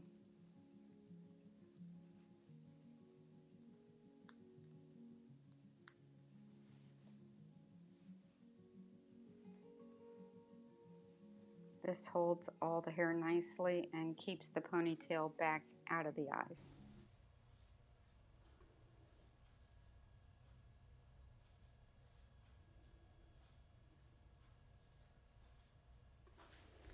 Alright, next up is Teddy, a Bichon.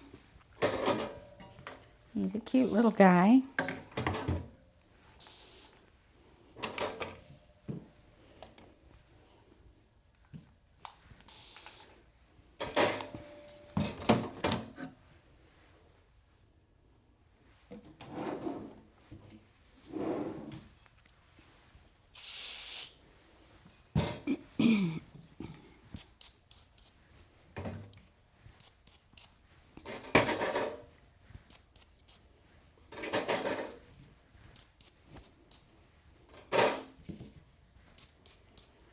And after Teddy, we'll have a miniature Australian Shepherd.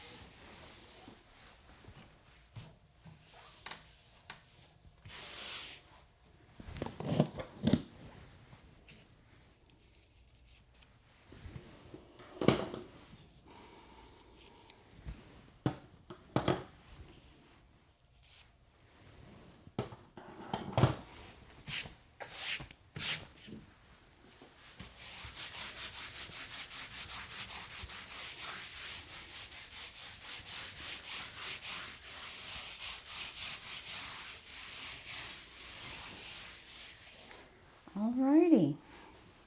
We're going to put Teddy straight in the tub, and he's going to be using his own shampoo.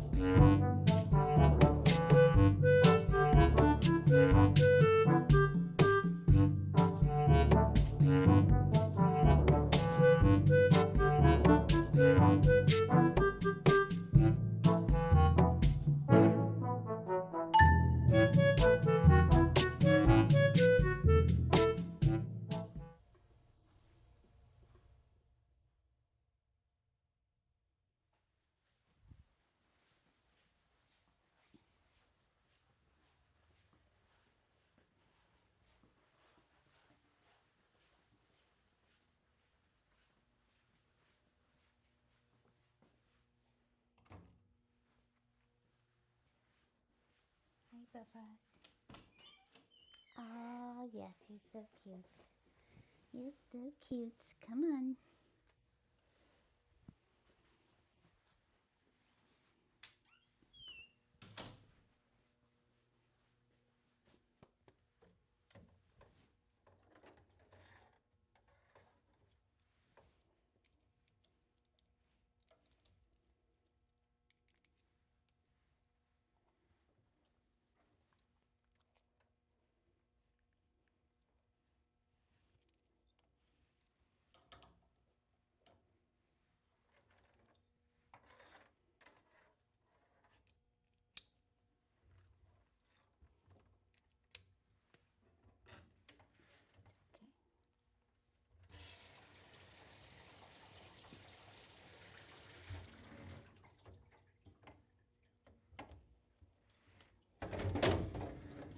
Okay. Stay right there.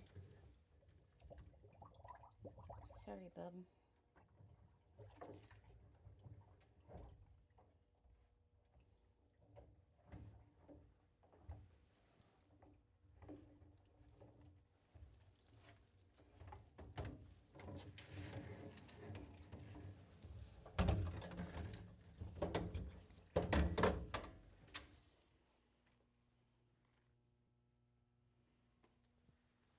I'm sorry.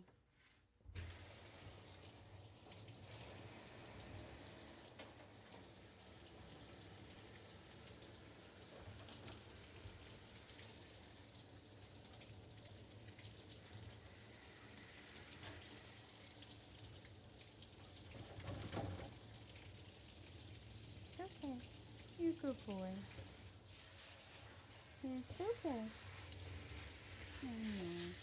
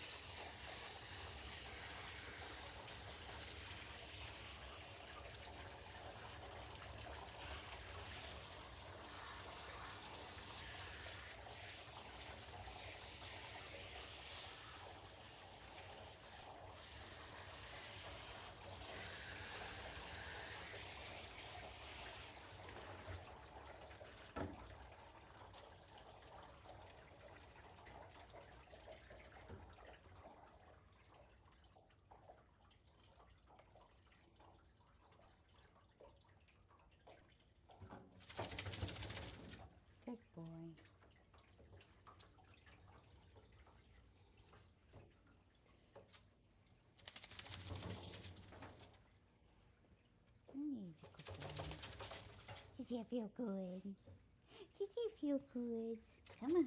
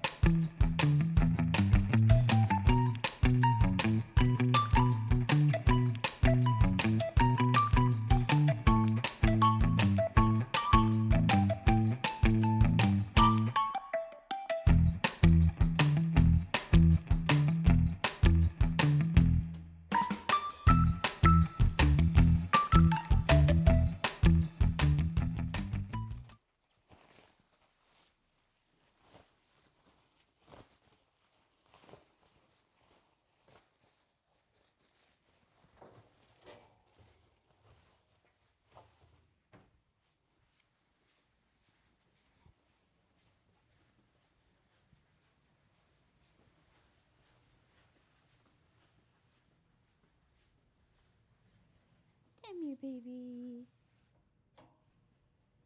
Eat the good babies. Come on.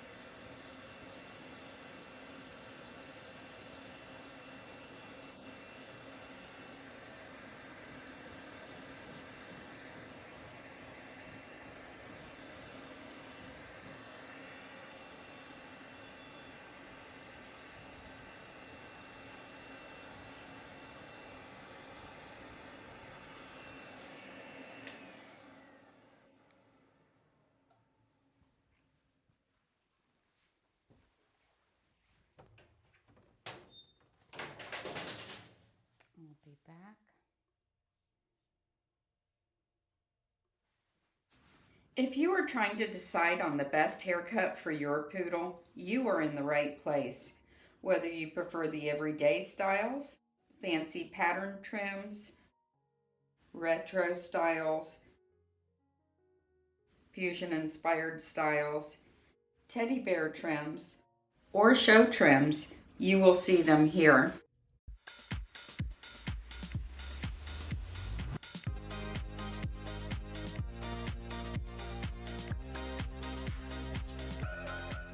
The short lamb trim is one of my most popular hairstyles. It is easy to maintain and they're short but not too short. The Miami trim is also a very popular style. It's very short and easy to maintain.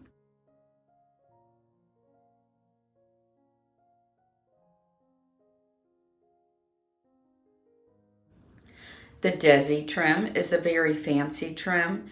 It was designed by Liz Paul, who was a 3-time International Groomer of the Year.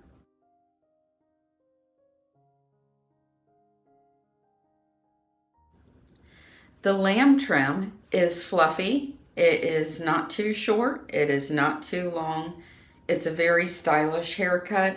It's one of my favorites and it's how I keep my poodles. If you'd like to see how to perform this trim, I have a video on this style.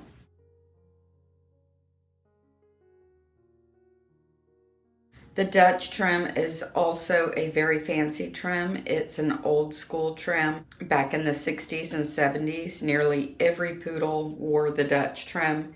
It's a beautiful trim. It's easy to maintain and it looks great with fancy collars. The Town and Country trim has a wider pattern than the Dutch trim.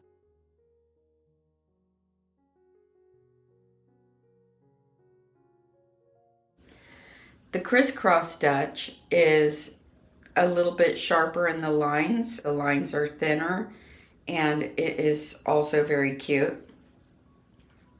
This is my poodle BB in the Dutch trim. I have several how-to videos on how to do these haircuts. Check out my poodle playlist on YouTube. This is one of the most stylish trims. It is so fancy. My poodle BB, she stays in this haircut all the time. It's my favorite for her.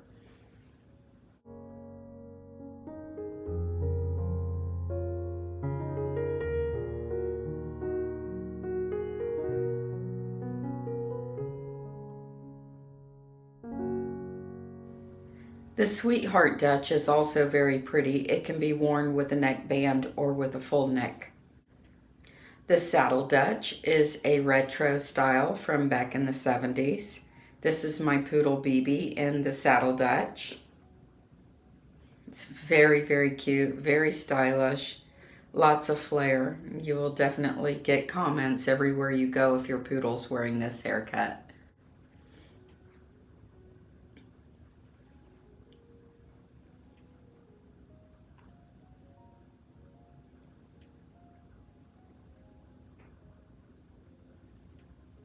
It's got the crisscross Dutch pattern on the back.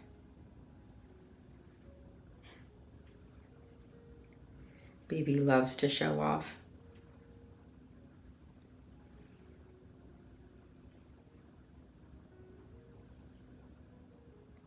The Pajama Dutch trim is very cute, especially for the boys. It looks like they're wearing a shirt and pants. This is my poodle, Ammo, and he has tasseled ears and a mustache with this trim. This trim also has a neckband, which is awesome if you want to use a fancy collar on your dog. It really highlights the collar. This is Ammo with a clean face and tasseled ears. He is sporting a lamb trim here with the tasseled ears. This trim is not too hard to maintain at all. Looks really nice on the dog. I like to leave mine with a full neck. Gives them more style.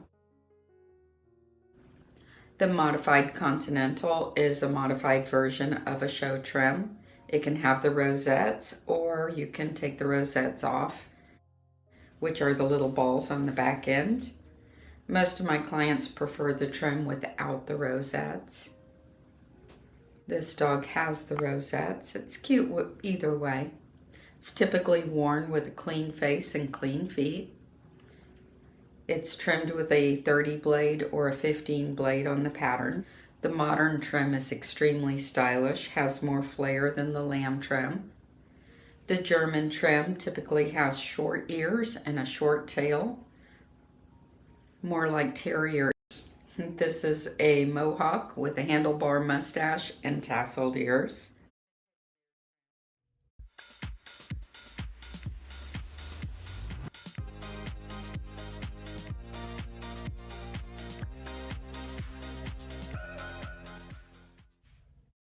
The teddy bear trims are for people who do not want the typical poodle style. Here Mia has a teddy bear trim with a very round head, sort of like a Bichon Frise on the head, short ears, a little bunny tail. This is very fluffy. This is Bo. He has a teddy bear trim with long ears, and he gets a shorter face than Mia does, tighter in the cheeks, tighter on the chin, a bit more of a poodly look. He has about an inch to an inch and a half of hair. It's about an inch long on the body and about an inch and a half on the legs. This is a fusion-inspired teddy bear trim. It's very flared in the legs. And this is the same dog in a regular teddy bear trim. He is hand scissored all over. The hair on the body is about 3/4 of an inch long. The hair on the legs is about an inch to an inch and a half long. He has a round bunny tail and a cute round face.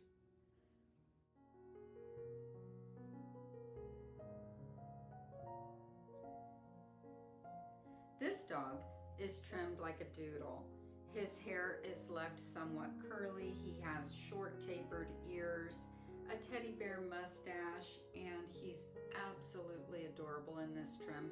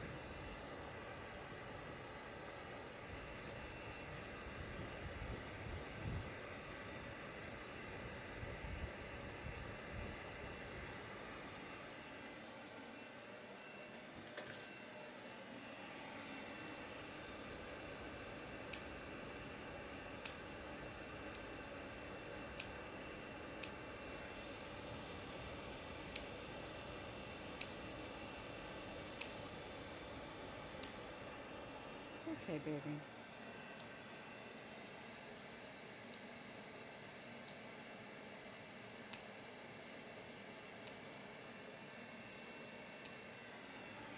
It's okay.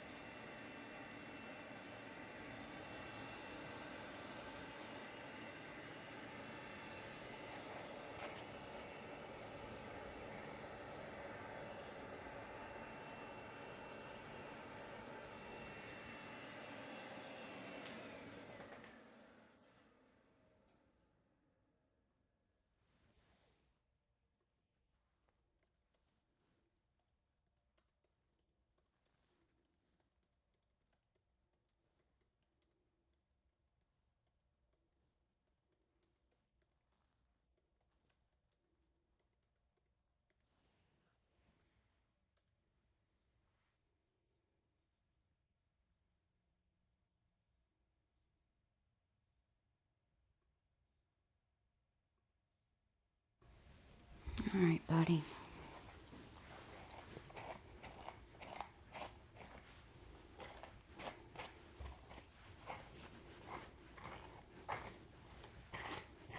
That's a good boy.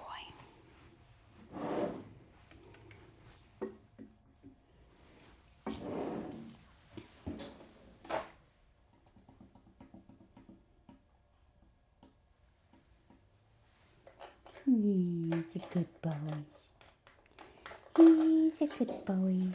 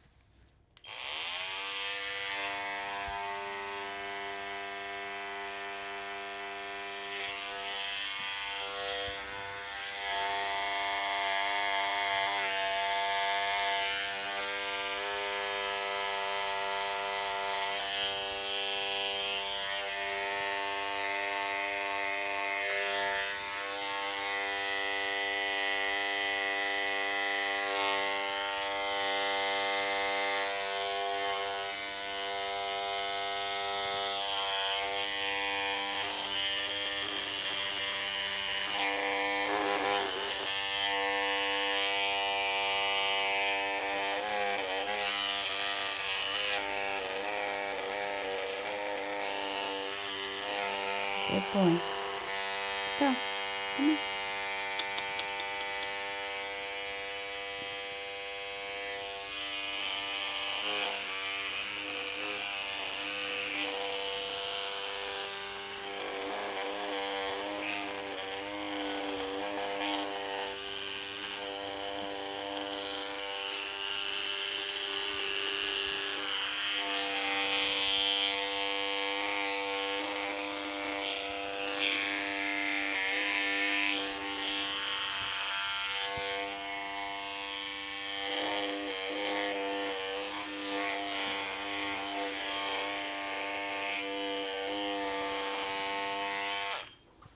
Good boy.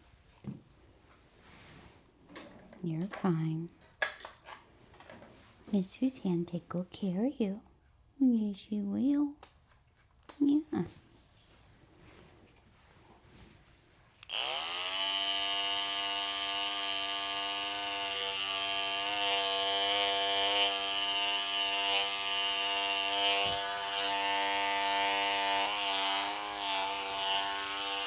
Good puppy. He's a good puppy.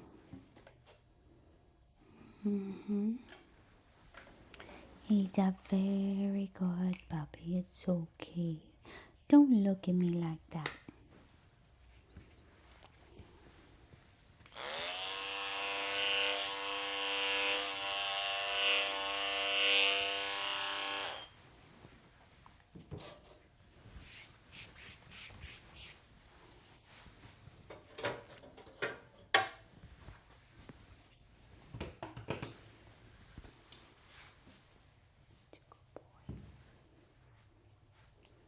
He's a sweet dog. The next one is Jenny, spelled with a G. Virginia Maple is her full name. Jenny for short.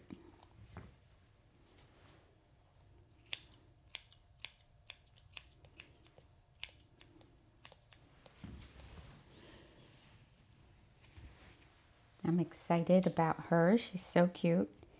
Happiest little dog ever. She runs sideways. She gets so excited.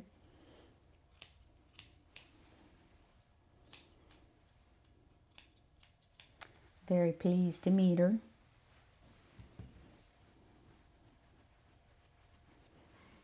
So fun.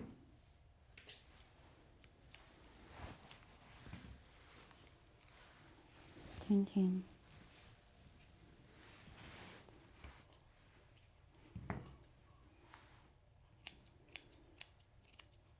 And her mom was telling me about a vet I want to check into. This vet refuses to give leptospirosis vaccines. And I'm like, Really now? Sounds like my kind of guy.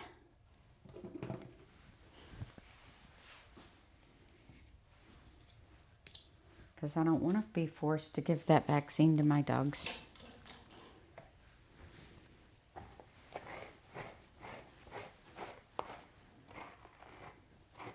I always recommend people follow their vet's advice, but, you know, for me and mine, I'll make my own choices.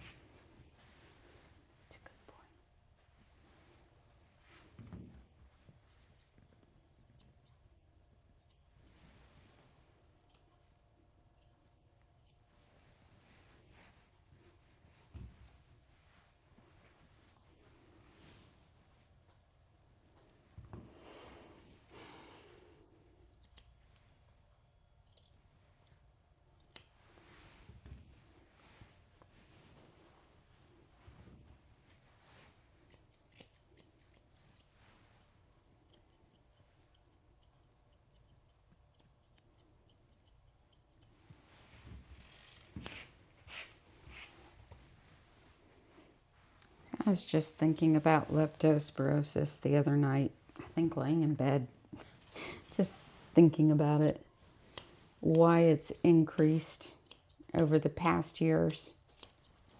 One of the thoughts that came to my head, well, there's a couple things that I thought of. One is the increase in homelessness, and a lot of homeless communities have a lot of dogs. That could have something to do with the increased numbers that we're seeing in that disease. Number two is the dog parks with their wading pools that dogs get in and lap up the water, and it's like a community water bowl, a community wading pool. And, you can't tell your dogs don't drink the water, That could have something to do with it. And then all the doggy daycares with their community water bowls, the cage-free grooming shops with their community water bowls. I think there could be multiple reasons for the increases,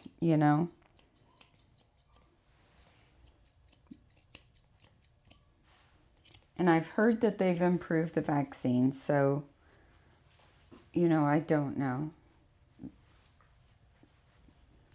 That's why I never recommend for other people what I think they should do or not do, or, make requirements that are going to be burdensome for people.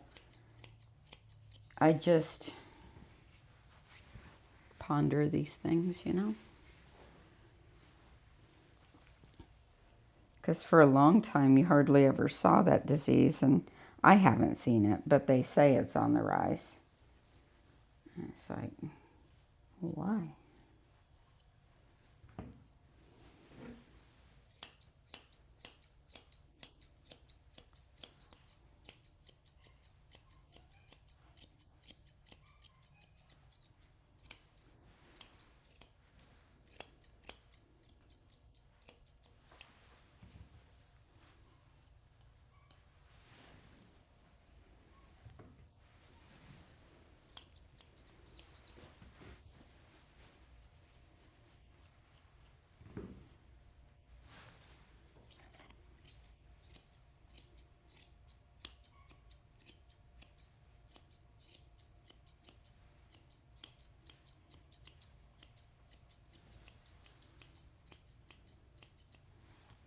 I don't think it's smart to have your dog anywhere where there's a community water bowl.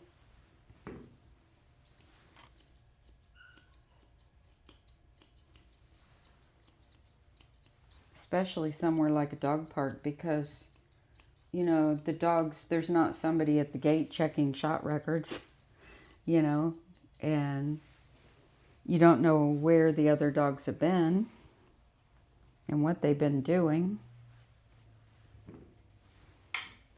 And then, like, say you don't know, say with a dog park, say if there's a community water bowl at a dog park, you don't know what critters are getting in that water bowl overnight. You don't know if it's being properly disinfected in the morning, like after the critters get in it.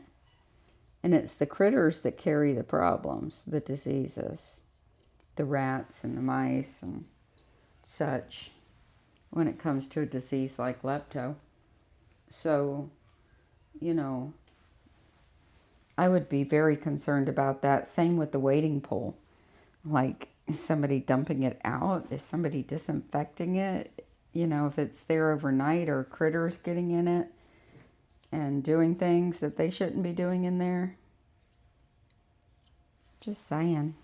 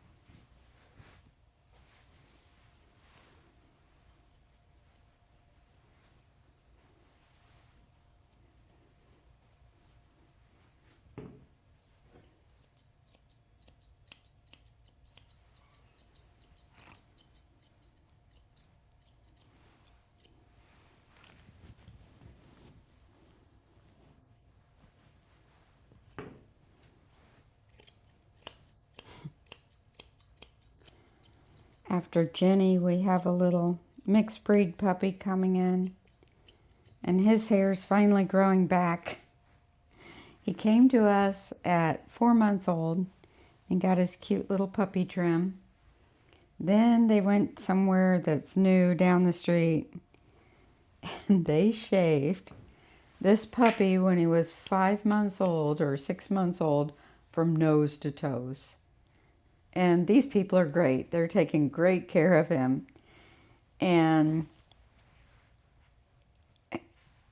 there would have been no reason, like zero zilch, nada, no reason to shave that puppy from nose to toes. He brought that puppy back and he's like, can I get an appointment for like next month? Because I'm never doing that again. They shaved his ears, his face, his tail, his legs, everything. He was like naked. And he's so cute. His name's Ziggy. And his hair finally grew back. He's been just getting like touch-ups and bath and blow dries while it's growing out. It's finally long enough to need a haircut. Oh my word. I don't understand the logic in that. Because it's actually harder to shave a dog nose to toes than it is to give him a cute fluffy haircut. Seriously. Or at least a short but not too short haircut. You know, it's harder.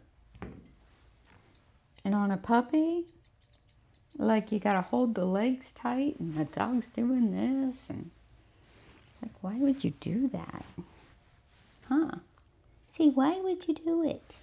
Okay, I'm gonna go make him a bandana.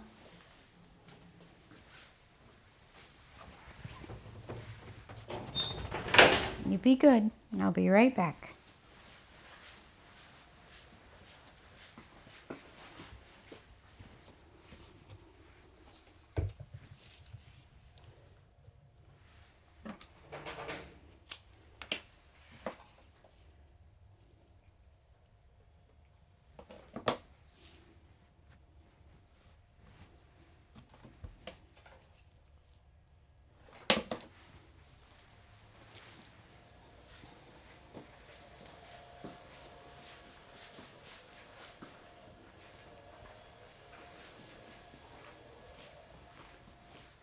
And Ziggy's owner was great about it. Like, great. He's like, well, I guess it's like my fault because I should have clarified what they were gonna do. They asked me if I wanted them like one length all over, and I'm like, sure, that sounds good. He's like, I should have clarified. What a great attitude. I'm like, you guys are keepers for sure.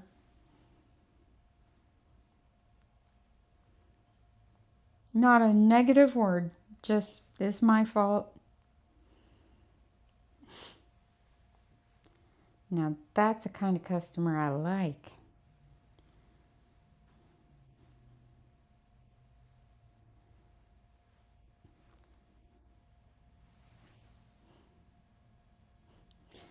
It's the second time in a row I've done that same thing. I say your dog is ready for pick, and then I have to follow it up.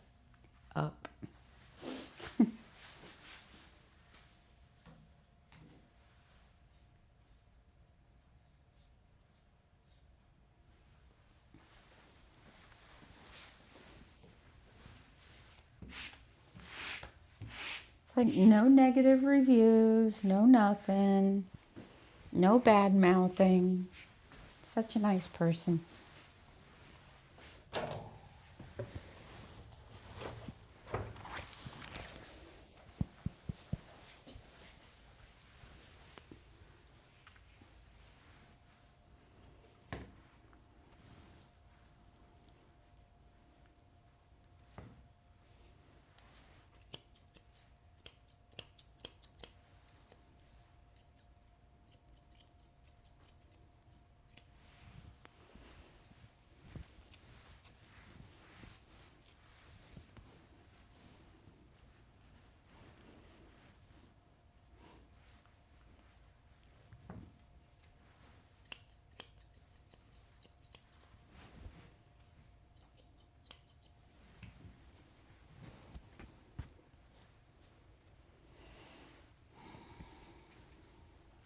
You're a good boy. It's all right.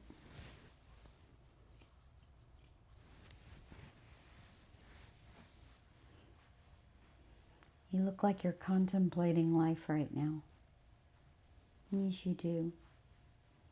Trying to figure out who I am, where you are, what is happening, aren't you? But you're a very sweet boy, and I like you very much. We're going to have to find a new shampoo for you. I understand you have sensitive skin. But, yeah, we got to find something better.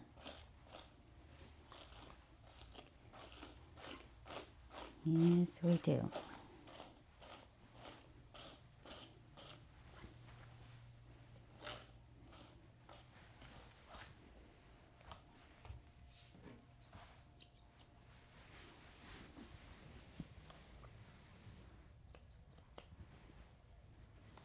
Come back and see me, okay? You think so? You got very handsome eyes. Yes, you do. All right. We got to get started on Jenny. And I got to go fix the tub for her. Because she's a little tall for my tub. All right. Say goodbye.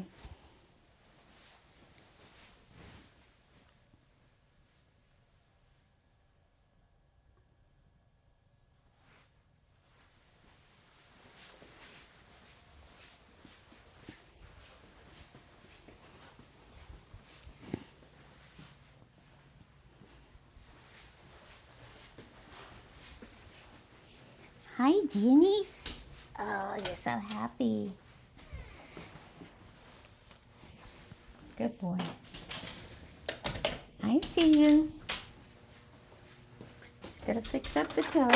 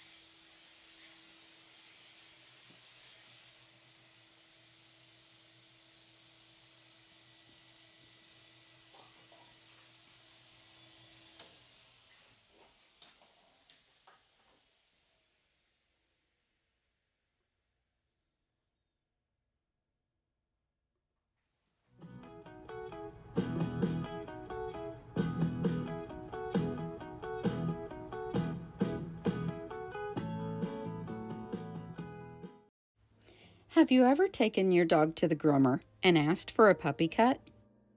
Were you met with a blank stare, a lecture about the non-existence of the puppy cut, or an attitude?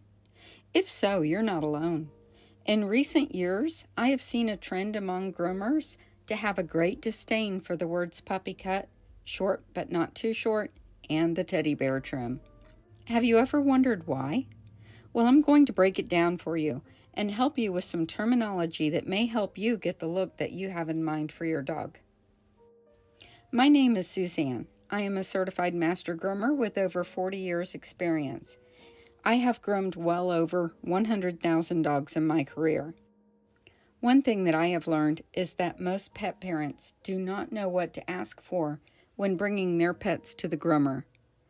Most people have heard the words puppy cut. It sounds cute. It's easy to ask for, so what could go wrong, right? In my salon, I basically have an idea of what a client is looking for. I understand that the client doesn't have any specifics. They want cute, and I deliver. Many groomers, however, state that the puppy cut is one length all over. Unfortunately, I believe that this interpretation many times gets in the way of style. Creating a puppy look on an adult dog requires skill and style. If you go with one length all over, the dog will not actually have that puppy look. Take for instance this doodle. She is about 11 months old, and the pet parent wants her to look a bit more like she did at 3 months old. This requires layering the coat, fuller neck hair, a level top line, more hair on the front of the legs to create a pillar look, a bit of a fan in front of the eyes, medium length ears, and so on. Groomers, before you scream at me that my images are not puppy trims, stick with me. Because as you all say, this is completely up to interpretation. Some salons have 10 groomers, each with their own style. And since there are no set standards or guidelines for the puppy cut, each groomer does their own thing. This means that you could book an appointment with one groomer at the salon and get a fluffy dog back, but the next groomer might shave the dog all over. The reason for this is that some groomers envision a newborn puppy, some an 8-week-old puppy, and others a 6-month-old puppy. Many groomers insist that there is only one puppy trim, and that is for a show poodle. Others insist that it is one length all over, usually as short as a newborn puppy. Every groomer has their own style. The same goes for pet parents. Although most pet parents picture in their minds an 8-week-old puppy, others have a completely different interpretation of the puppy cut. Each dog has different characteristics that greatly affect how the groom turns out. Oftentimes, groomers must ask a lot of questions to get the idea of what the client wants. And then, upon evaluating the dog, they must determine if the style will be appropriate for the dog's condition and type. Some dogs are too matted for any style, and there is no option but to shave the coat off and start over. Remember that if the dog must be shaved down, that their skin must be protected from UV rays until it grows back. It is important to remember that you should not ask for a puppy trim, clippered style, or hand-scissored style for double-coated dogs or primitive coat types such as Pomeranians. Severe or permanent coat damage can be a serious problem for these dogs as a result of trimming. These dogs should be handled with a mindful approach. If this type of dog is severely matted, every effort should be made to protect the coat by gently removing the mats rather than shaving. When asking clients questions, we must first determine the length of coat that the client wants. Many times a client will say they want 1 inch, while showing us 2 inches with their fingers. Some will open and close the length shown between their fingers, leaving us guessing anywhere from 1 to 3 inches. Sometimes pet parents bring photos of puppies who have never had a haircut. While these are cute, they've never been groomed, so the groom will not look the same. We are also shown photos of dogs who look completely different from the client's dog, meaning that the hairstyle in the photo will not work for your dog. Are you confused yet? So are we. I want pet parents to have the best possible experience when taking their pets to the groomer, so I am going to share with tips to help you know what to ask for to get the look that you want. So now let's talk about giving the groomer instructions. The first thing is to make sure that the entire family is in agreement before your appointment. Many times there are disputes in the waiting room during the intake amongst family members concerning the length of the dog's hair. Perhaps the easiest way to determine the desired length of the dog's coat is to look at a ruler. Do you want 1/2 inch, 1 inch, or 3 inches left on the dog? In my blog that accompanies this video, I have detailed instructions for several haircuts that my clients consider puppy trims. If you like these looks, you can simply download or screenshot the image with the instructions for your groomer. Ease of maintenance and lifestyle should also be considered. Dogs with 1 inch of hair can be brushed weekly. Dogs with 2 inches of hair twice a week, and dogs with 3 inches or more of hair should be brushed daily. Be realistic of how much time you can spare for grooming your dog.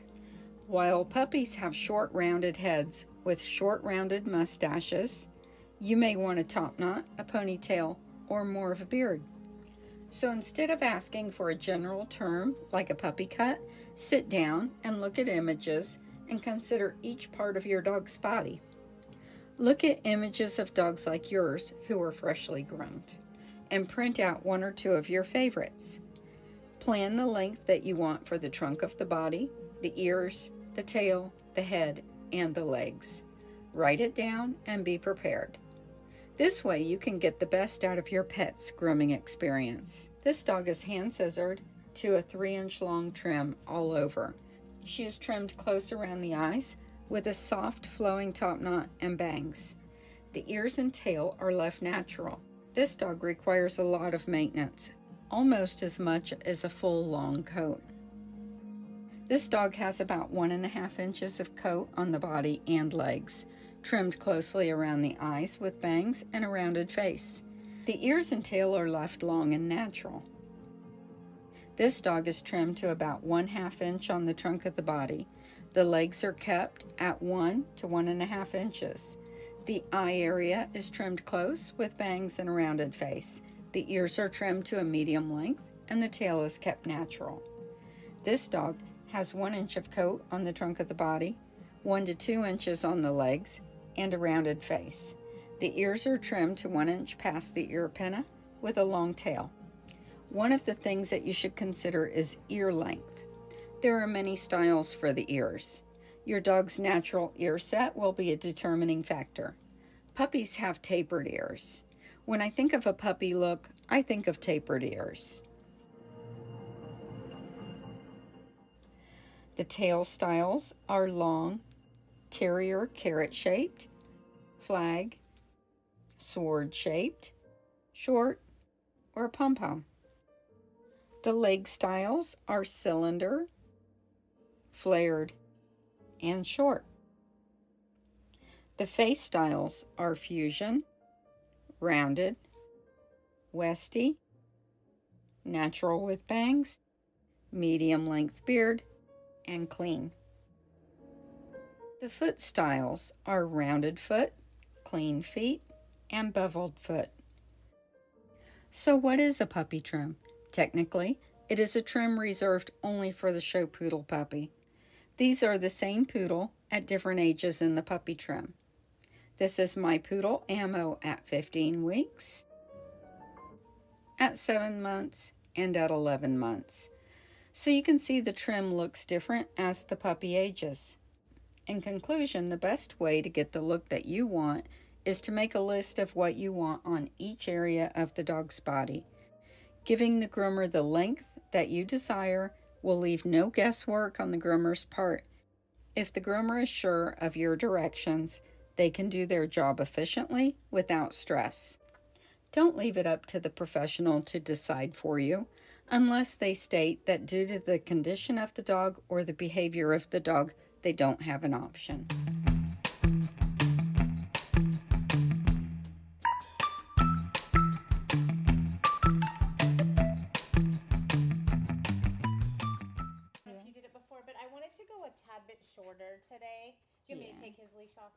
Okay.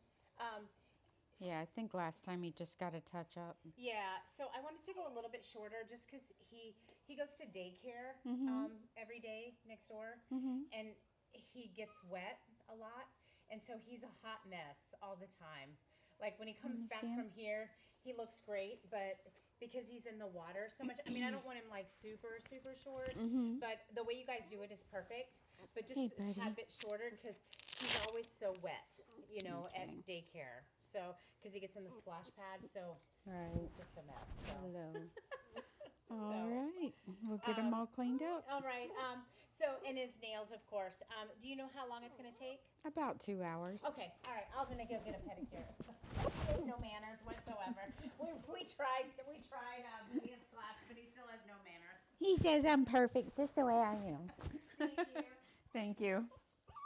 I know, Ziggy.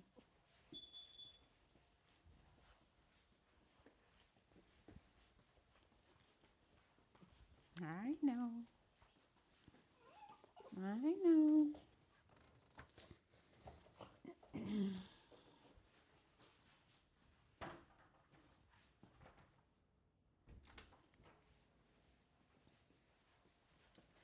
A splash pad. What is a splash pad? Let me see. I know not what a splash pad is.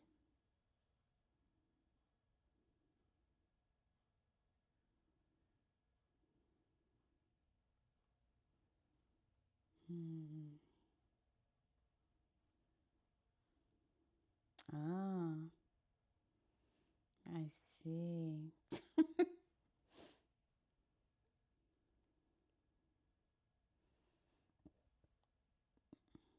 Doggy daycares with splash pads. Woohoo. All right, let's get this dog started.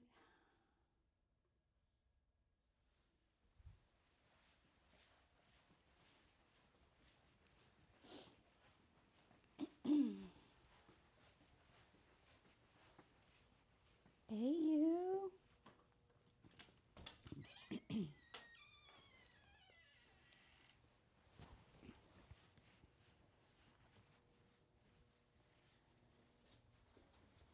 There we go.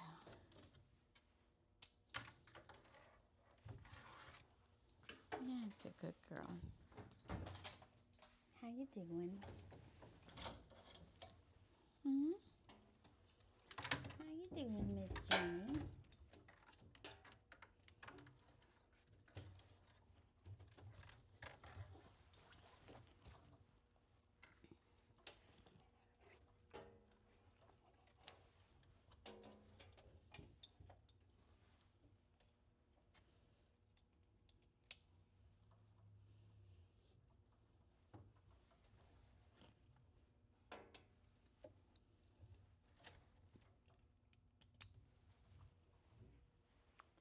Don't know how well you guys can see. I'm going to try this.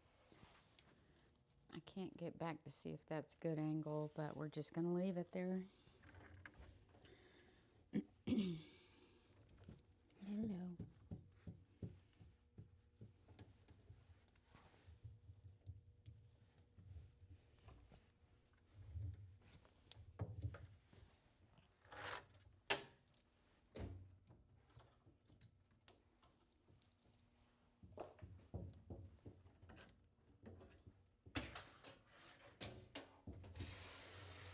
It's okay.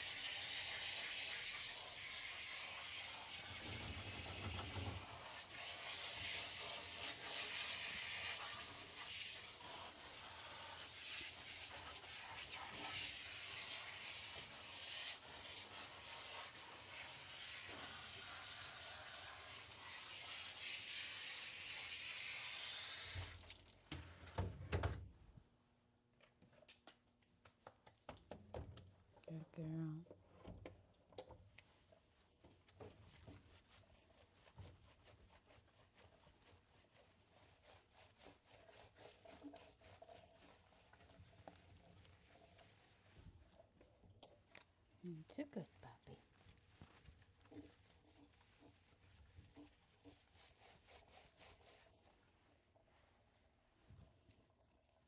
Yeah, it's a good puppy.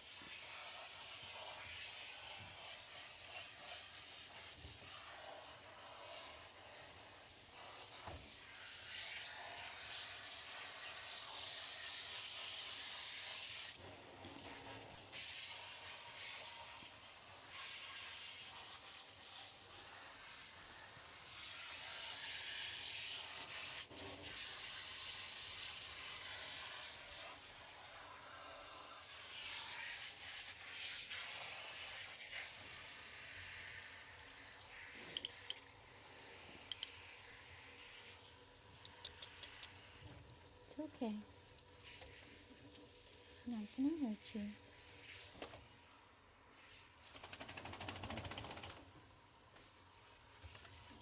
What are you doing? It's okay.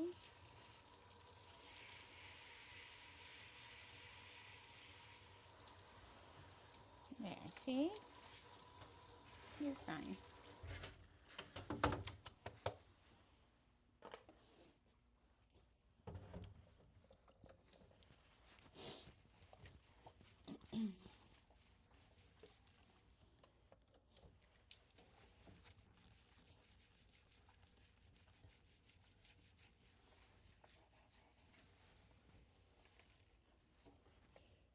Good girl.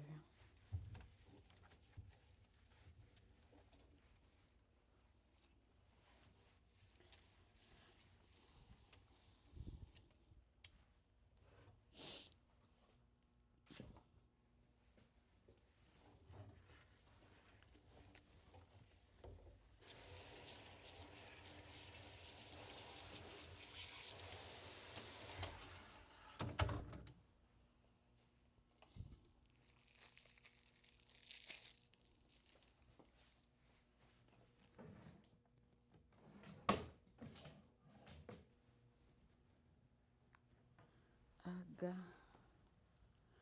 I'll have to brush her teeth in there, I think.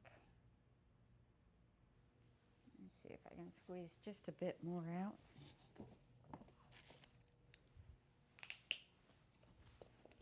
Come on, one more toothbrush. Come on, yay, we got some.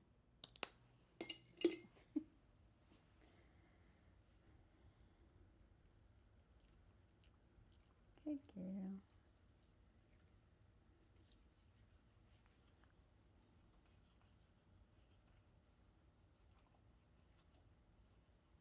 Good girl.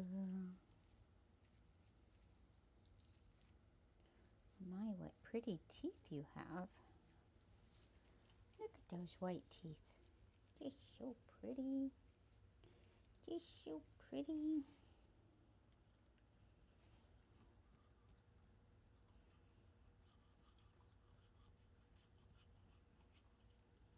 Open wide.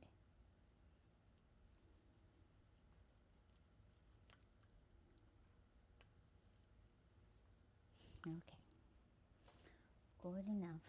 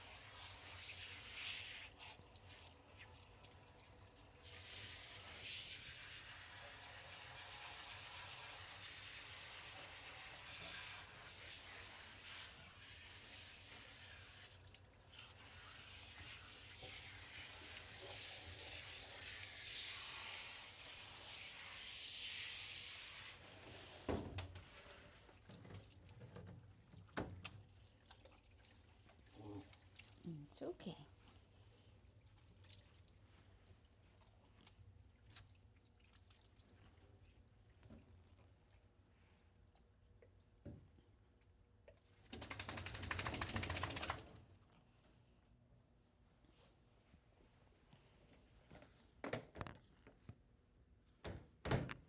Stay.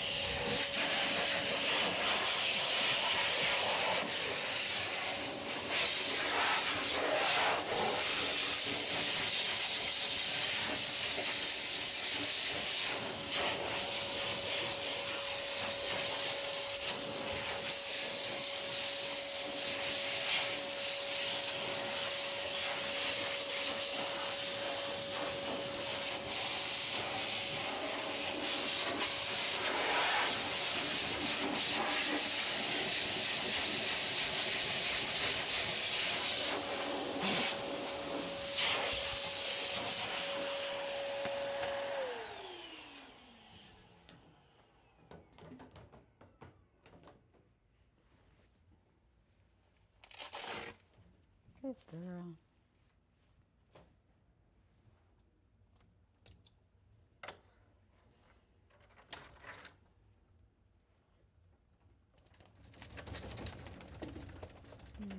It's a good puppy. You're a good shaker. Easy one. Come here.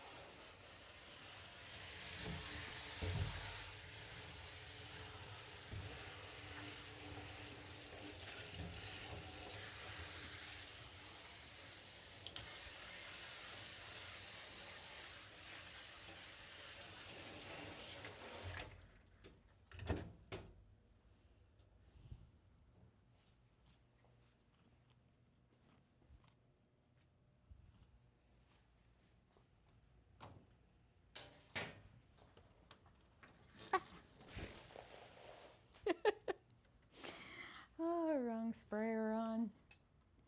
That's how I take a shower in the middle of the day.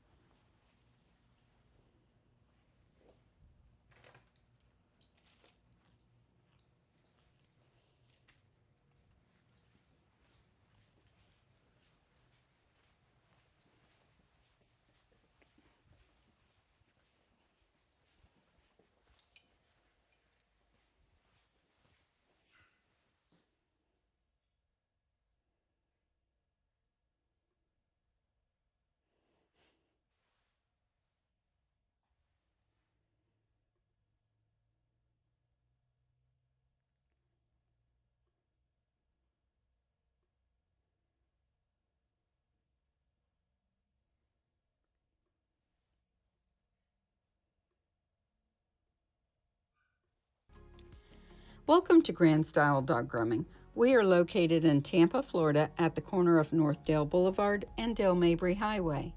We have a large waiting room with seating for those who choose to wait inside while our stylists pamper their pets.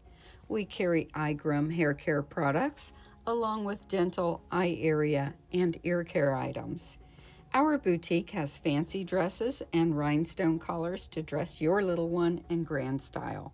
We have a large monitor that can be seen right from the front desk, where you can see each workstation, giving you peace of mind with our complete transparency. Also in the waiting room, we have charts to help you decide the exact length that would be best for your best friend. We have a kennel-free room for pets who prefer the comforts of home. Our groomers each have their own private room. This keeps the pets calm as they are not overstimulated by the things going on around them.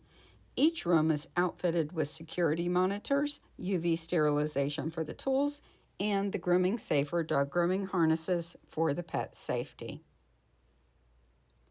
Our main bathing area has 2 tubs. We use foaming disinfectants in the tub after every bath. We also have an electric lift tub for the bigger dogs, medium-sized kennels, and large runs with glass doors in our kennel area, along with the professional bathers station. We have a well-stocked room with supplies for creating cute bows and bandanas in-house, and a comfortable break room for our employees. Schedule a makeover for your pets today.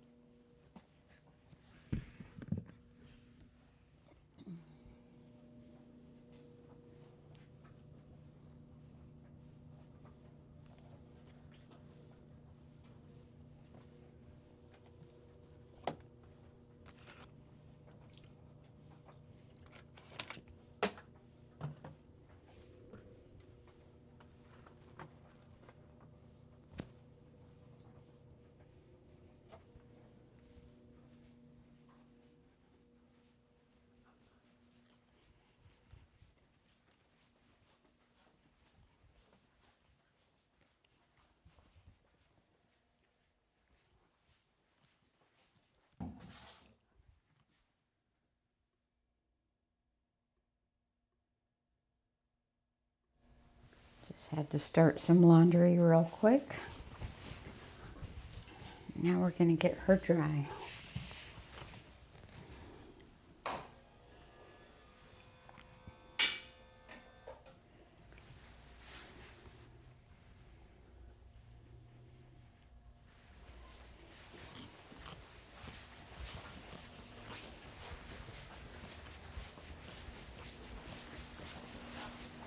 All right, pretty girl. It's your turn. Back up, back up, back. Just want to put this towel in the laundry too. Stay.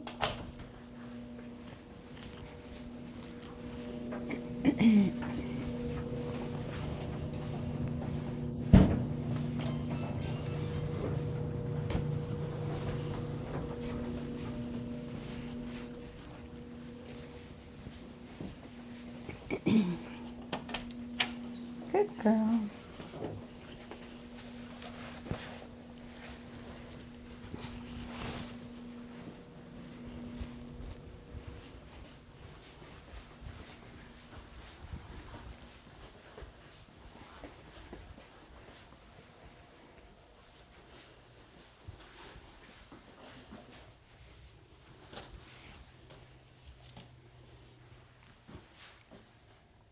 Here's Jenny. Stay, Jenny.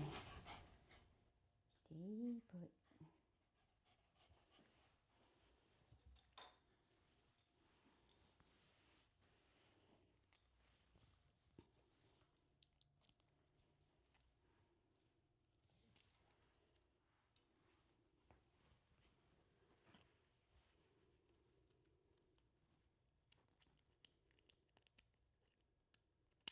Good girl. Stay.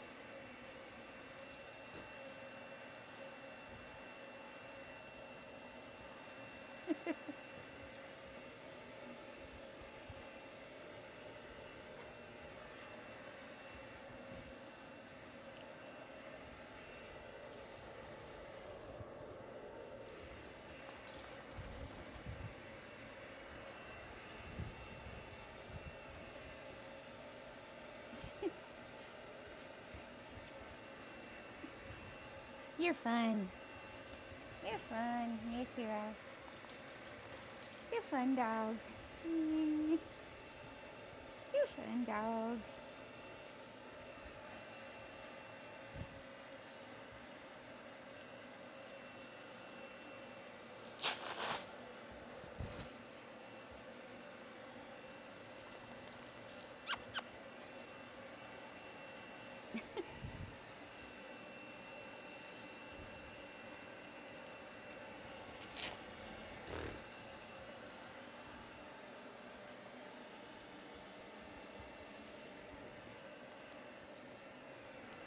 There. Yes, I see you.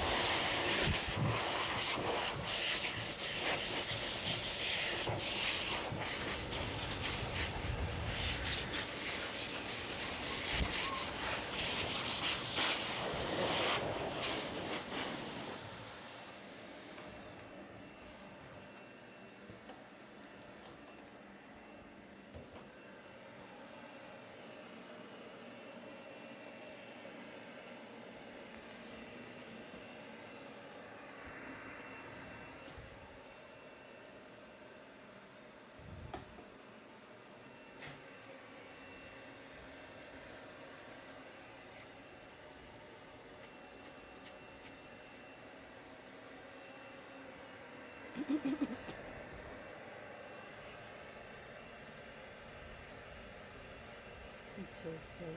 It's a good girl. Hmm.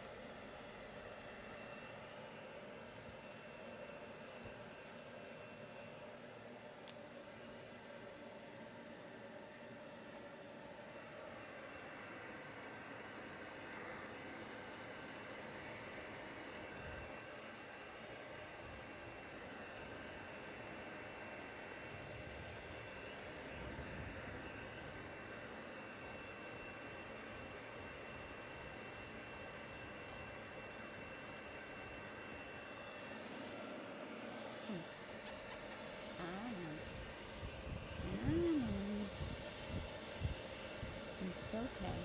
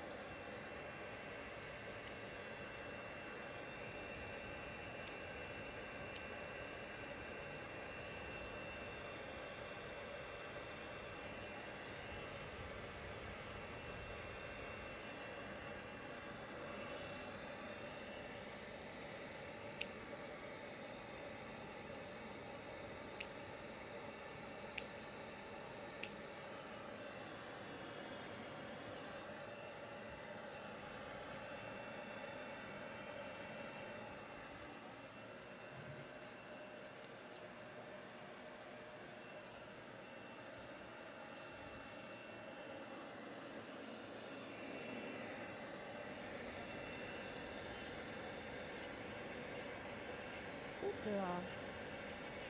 It's okay.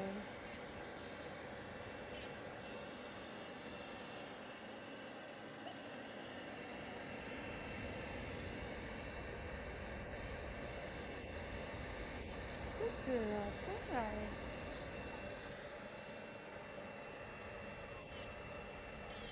Good girl.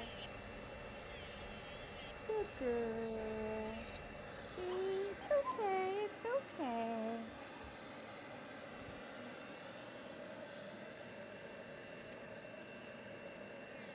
Good girl. Alright, Jen.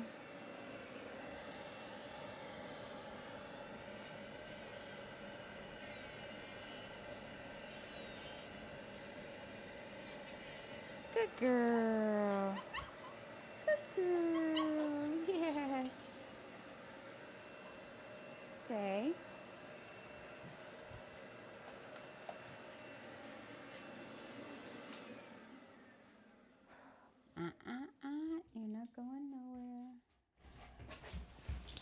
You're not going nowhere. Forget about it.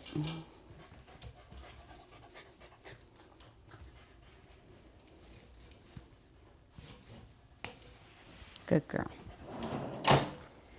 You're just fine. Nobody's hurting the puppy. Nobody's hurting the puppy.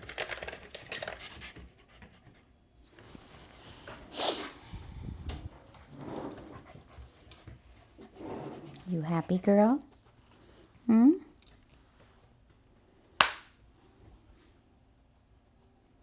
Good girl. Good girl.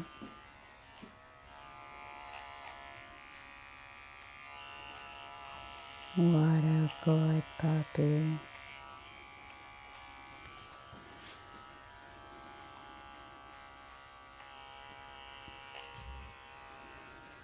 Good.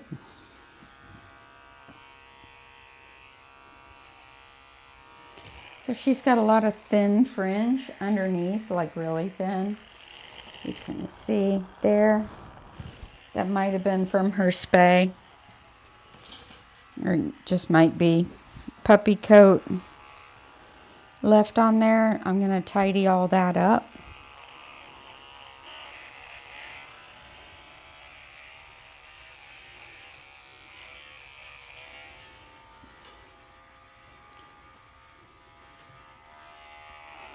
Tidy up her ears.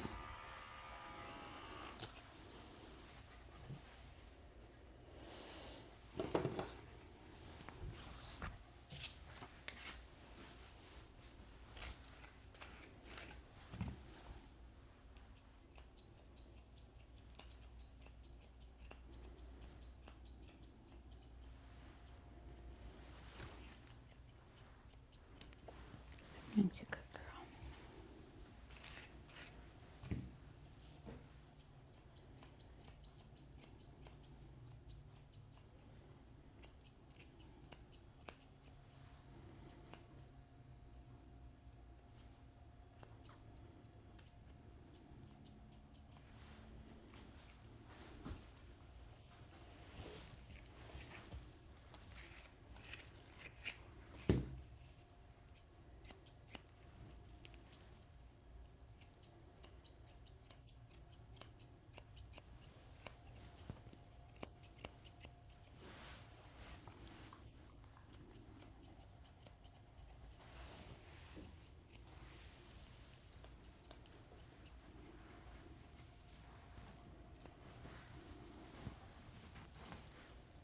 Good girl. Turn. Come on. Turn, turn, turn, turn, turn. You got this.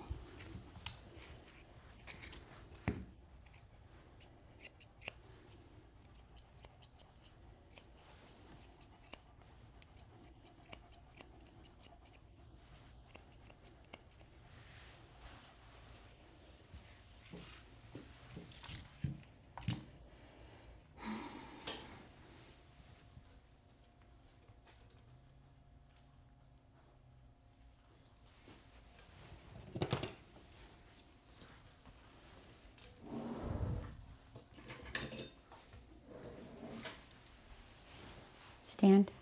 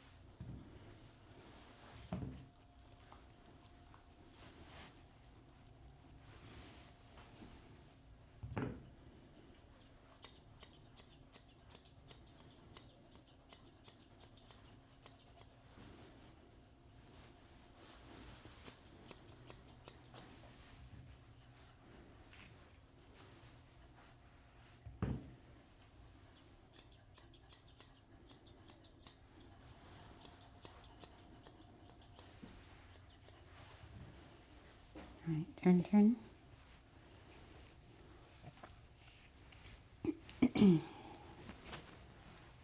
You're all right. got you. Not gonna let anything happen to you. It's a good puppy.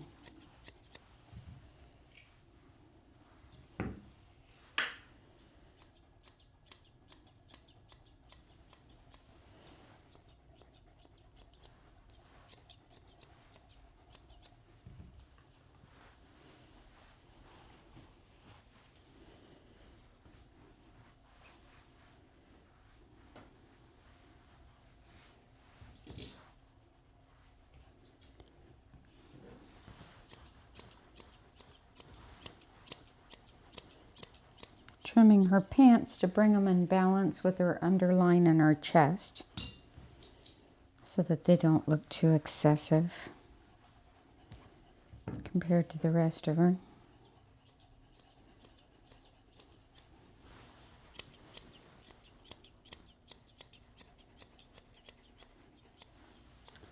Balance and symmetry.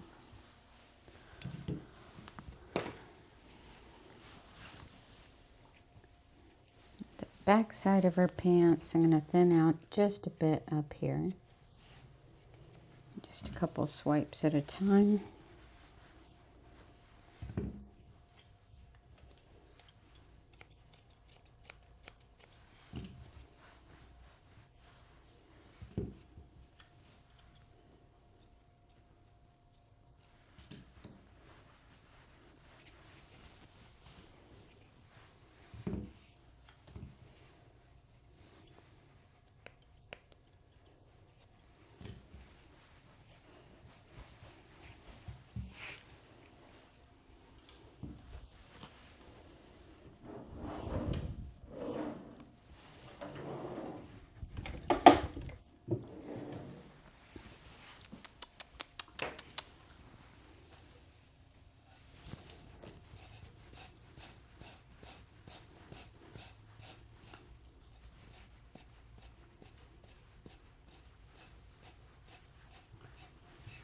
Just removing some of this shedding coat.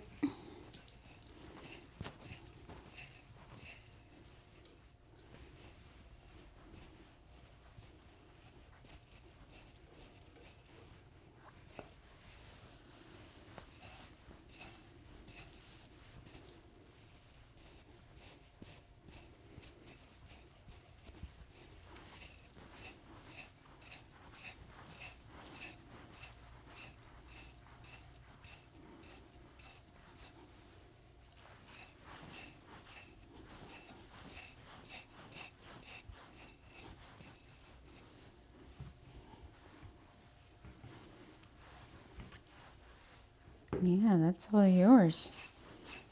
Don't eat it. It's not food.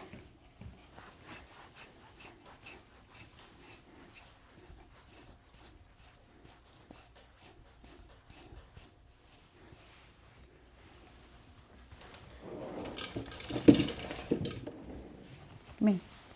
Stand.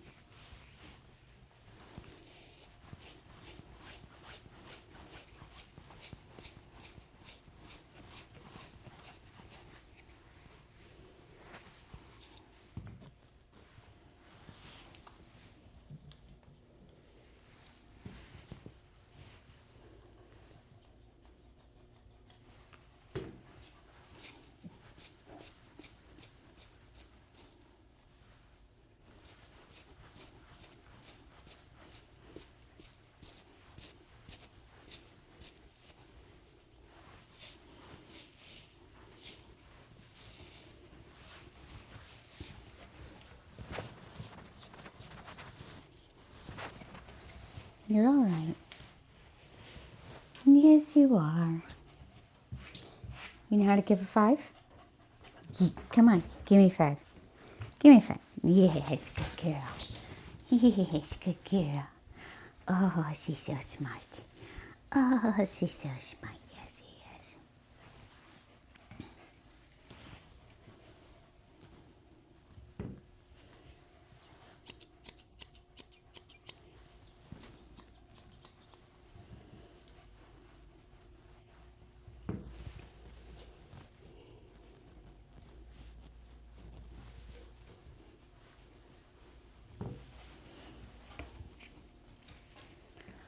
So how much trimming you do is a matter of personal taste. I personally like a little bit more of a natural looking dog than an overly scissored bum.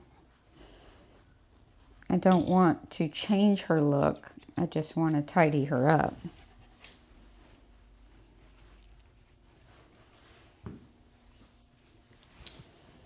Of course, I'll do more if I'm asked to do more. But for me, that's personal preference. I don't like it overly scissored.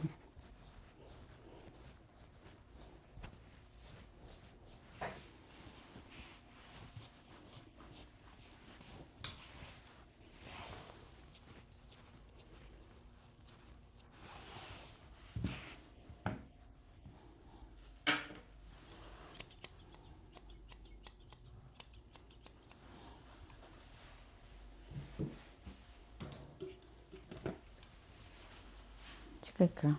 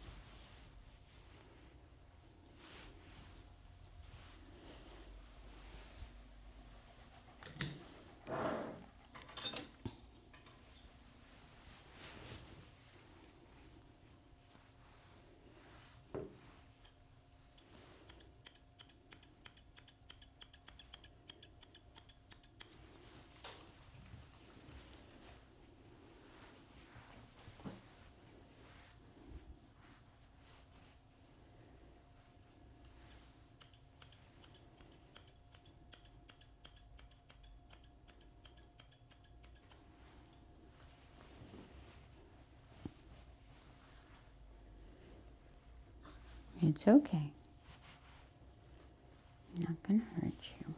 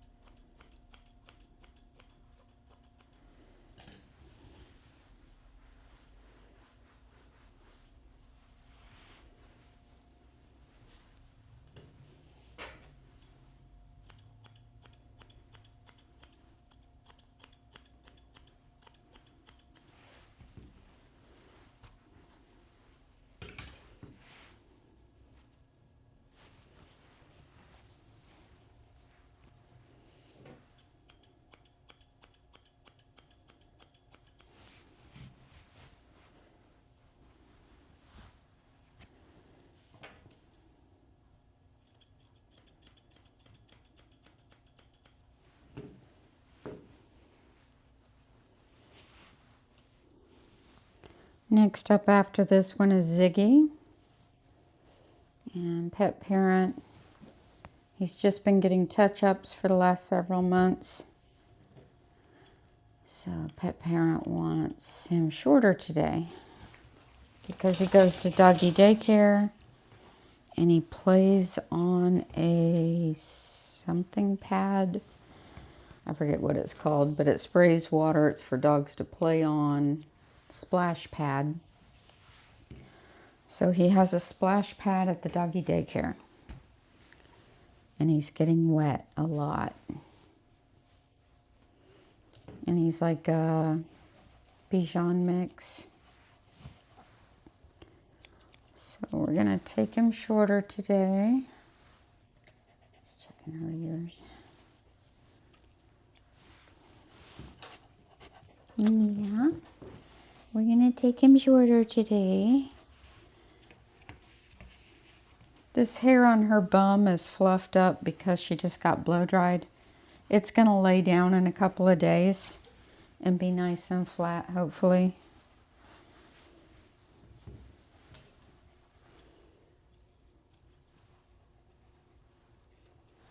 This up top here. When it's fluffed up, you can be tempted to trim it to bring it down, but that's a bad idea actually. So Just gonna rake it out some more. That should help.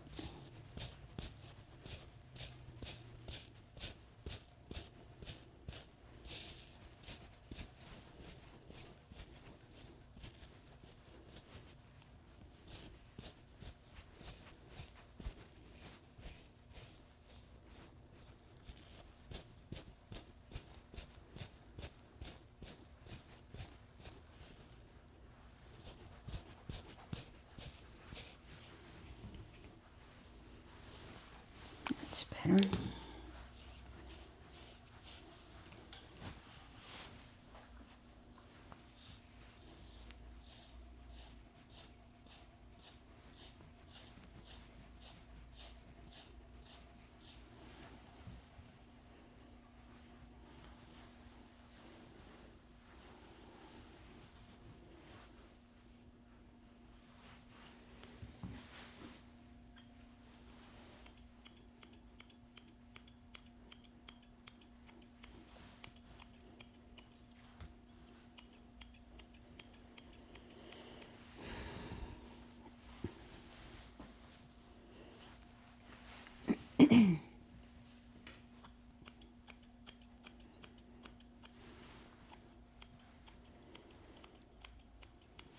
I know her people are watching. If you're close by, I got about 5 minutes left.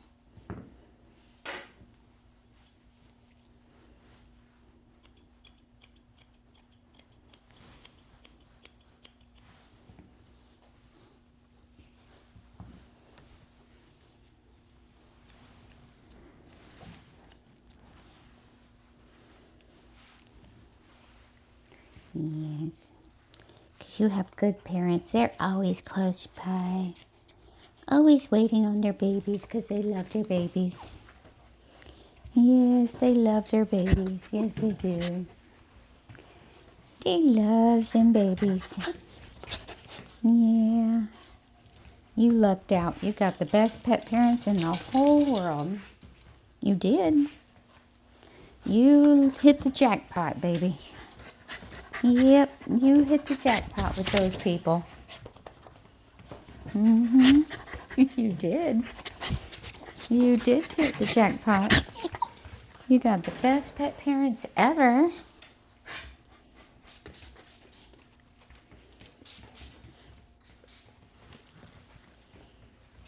Wait.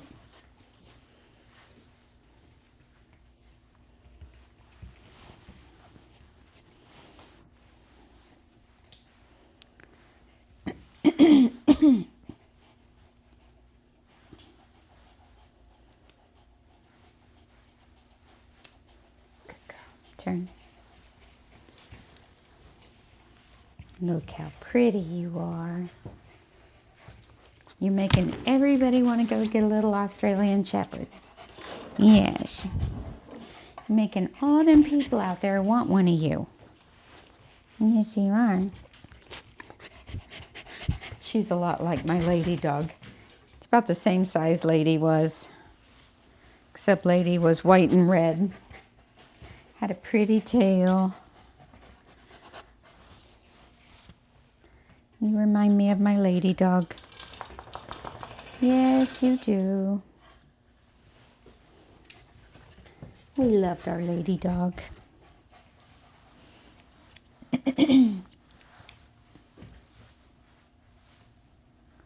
It's funny, before we got Lady, when our daughter was so little, I had a client with a mixed breed dog, and they had a little girl, and that dog was just like the bestest dog for a little girl.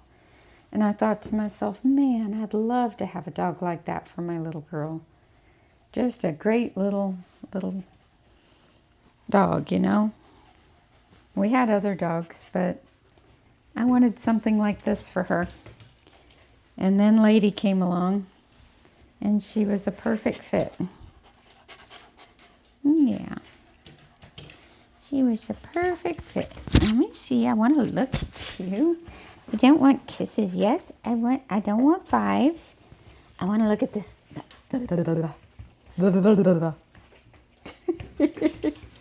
Never mind. Just never mind. Just never mind.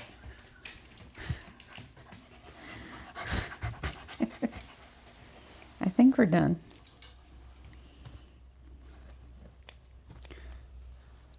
All right, Jenny. Say goodbye to all your new friends. I imagine we'll see her again soon. Yeah. Yeah. Yeah, I gotta get started on my next dog. Hello. Kisses. All right, I'll be back in a minute. Let's go. Meow. This way.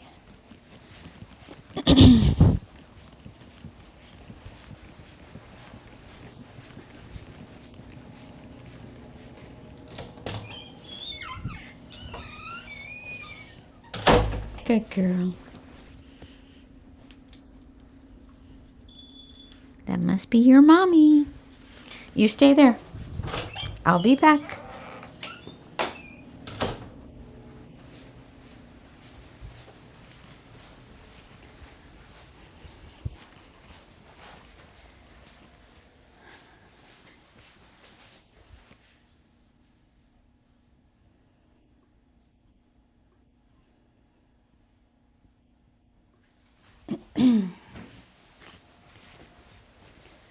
Hi.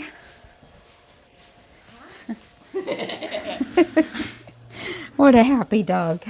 Yes, you deserve that after the last two of my little minions. God rest Oh, their I soul. love them. I love them too. They were a handful though, were they not? At the end, maybe a little. Yeah, just a little. Do you take cash? Yeah. Oh, thank gosh. I'm out of the loop. I didn't bring my... What do you prefer? What's your preferred method of payment? Anything's fine. Okay. Well, cash and checks are my favorites because they save me 3%. I hear you. 3% adds up. It does, I know. It'll be 85. Is that... Yeah, thank you. Thank Aw, you. thank I you. appreciate it. That was... I'm so glad I'm back in the loop. She is awesome. Isn't she the sweetest? And I'm glad she has her tail. Well, they don't dock. Her breeder does not dock. No, they have her. I think her mom might. Her mom was a natural bobtail. Yeah. The dad wasn't, but there's only a few that they have that are natural bobtails, and the puppies that in the litter they vary, but they don't dock the tails. I think they're beautiful I with like their her tail. her big fluffy tail. Yeah, it's perfect.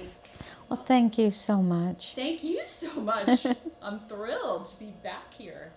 Please And call we're that vet. working on the online booking thing. Oh yeah. I was with support last night. Okay. Let me see if they ever responded because I haven't I'll try it checked all tonight day. and I'll let you know. I'll let you know if they don't. Let's If it doesn't see. go through. Yeah, make sure you call Dr. Nia Palmas. I will. He is amazing, Suzanne. That's what that paper was that you took a picture of, that he doesn't recommend. I don't either. No. He's so good. Yeah, it hasn't let me know if it's resolved yet. I don't think it is because it's the weekend. Okay, no worries. But hopefully by Monday or Tuesday. Okay, I'll try it next week. How far out should I do it? I would recommend about every 6 weeks. Okay. Because she's going to shed like crazy. She already did, and that was a big shocker for me because I've never done it before. So.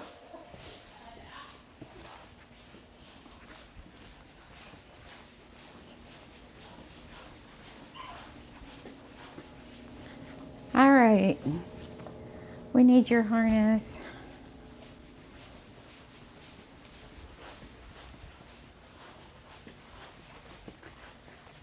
Sorry, I didn't know I had you guys on there. I thought I had a video.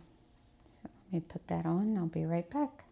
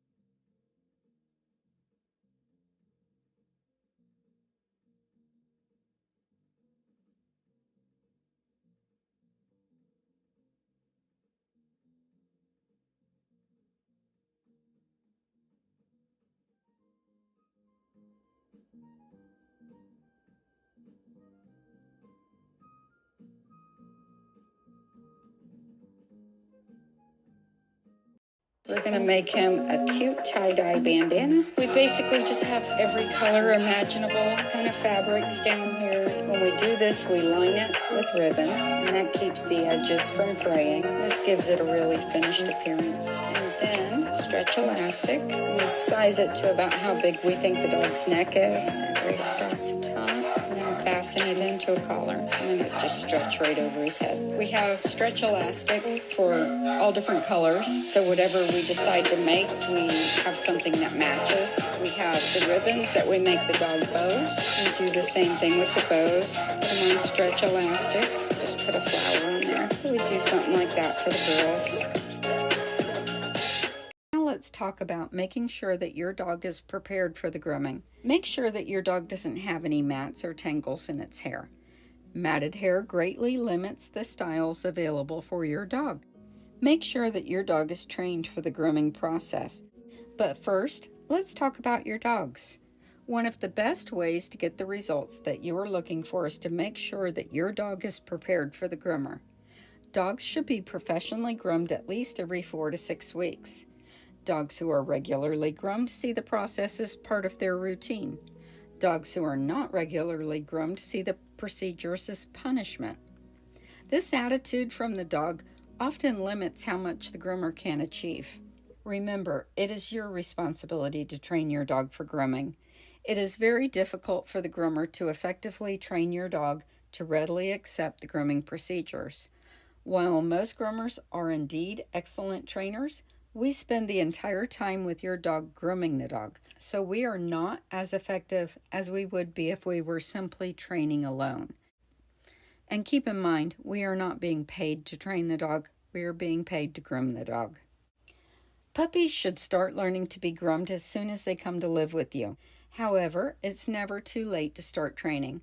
Whether you plan to have a professional groomer or not, it's important to start the training at home. Gently brushing your dog every day will train your dog for the grooming process. Remember that puppies may be teething. Be careful how you hold the head. I use my hand in a C shape on the head. If your puppy doesn't accept this, you can train the dog to allow you to do this by separating the action from the grooming and simply train the hold. I do this by having the dog's favorite treats close by. Paw mats are great for keeping the surface comfortable. Then by putting my hand in a C shape, I place my hand on the dog's head, then pop a treat in the dog's mouth. After a few weeks of doing this 3 times a day, I will add putting a little pressure and sliding the skin back, tightening the loose skin over the eyes. This is important as the dog must have the head held to trim the face. Be sure to lavish praise on the dog when finished, regardless of how the dog accepts the process. Another way to train your dog for grooming is to gently file the dog's nails daily with a salon board. I start with just 1 or 2 toes a day, using the 180 grit side of a 180-100 grit file. Again, do this on a non-slip surface like a grooming table, with the puppy properly secured. Ignore the screaming, flailing, and pulling if the puppy does this, because you know that the nail file does not hurt him. Praise the slightest attempt by the dog for calm. Pop a favorite soft treat into the dog's mouth, lavish him with praise, and play with him. Do 1 or 2 nails a day for a few weeks, then move on to doing the whole foot, and keep working until you can do all 4 feet in one sitting without a fuss. Trust me, you will get there.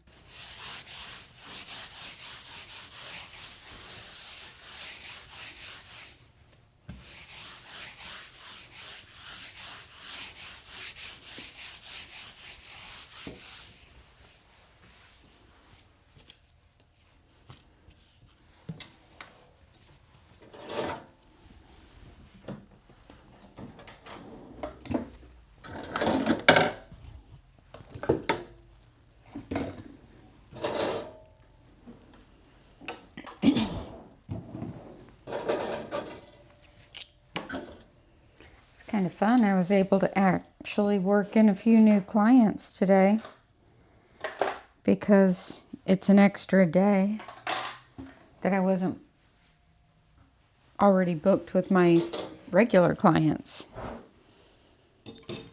So I opened up extra days for the holidays, and it allowed a few new ones to get in, which is kind of fun.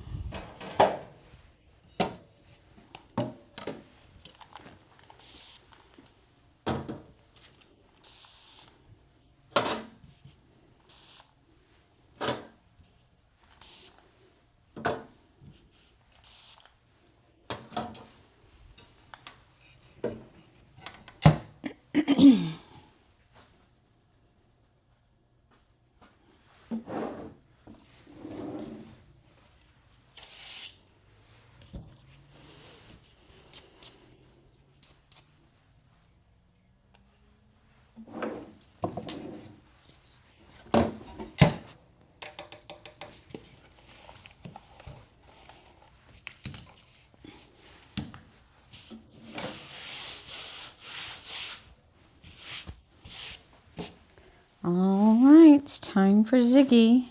I think Ziggy is a Cavapoo, maybe, or Cavajon type of dog.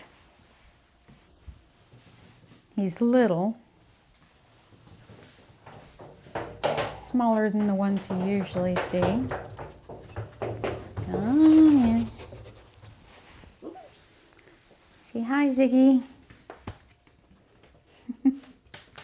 Hello.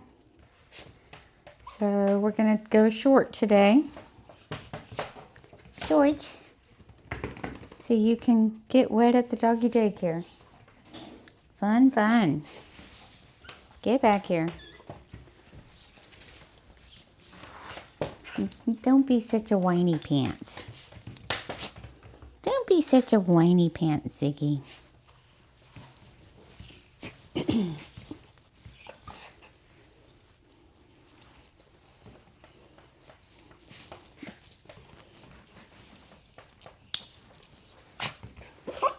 I know, I know.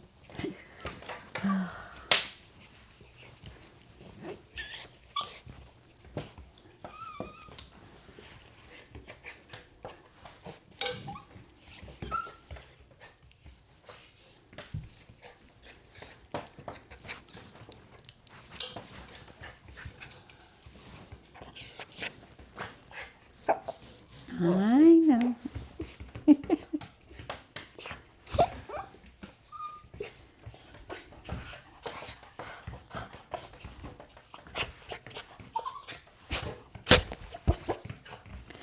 Let's just get it out of our system now so we can stand still in a minute. Yeah, gotta get it out of our system. Yeah. I'm surprised you're going to doggy daycare when you're not neutered. Yeah. Yeah. I was reading the other day about a pet parent who blamed a groomer because their dog got pregnant. And they had a male and a female. Neither one of them were spayed and neutered. They went to the groomers together. They lived together. But yet it was the groomer's fault that the dog got pregnant. Got it. And there was a big controversy about it between the groomers because they're like, you know, we're cage free and we keep an eye on them. And others are like, how can you be cage free and take unneutered dogs? You know, so everybody was like squabbling about it. Well, it can be done. And it's like, I don't think unspayed and neutered dogs should be hanging out at the doggy daycare together. No, no, no. No, no, no.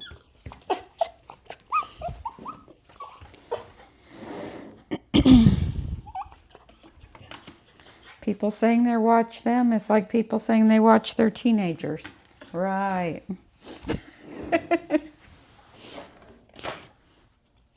They sneak off, don't they? Yeah.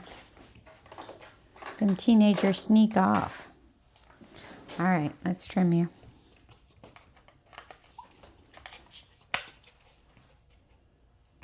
What do you guys think? Do you think doggy daycares should take dogs that are whole to play in groups?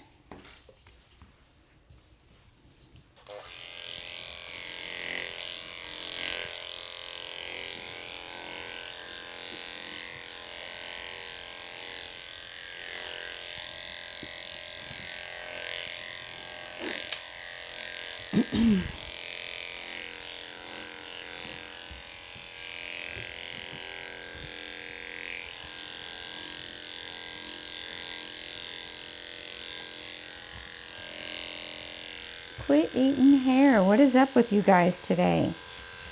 Stop it. Stop it.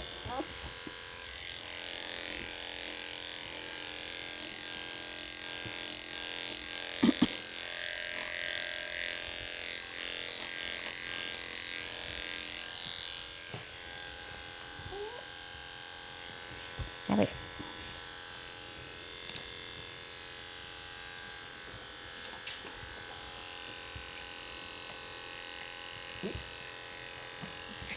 I'm not playing with you.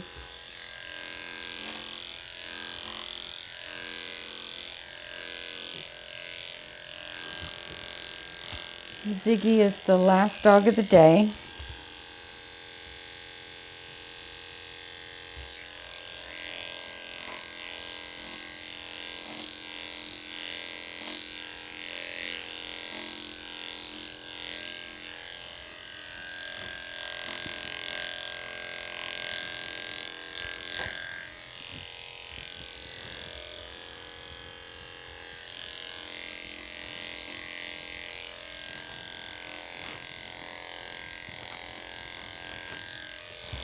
Stop eating hair.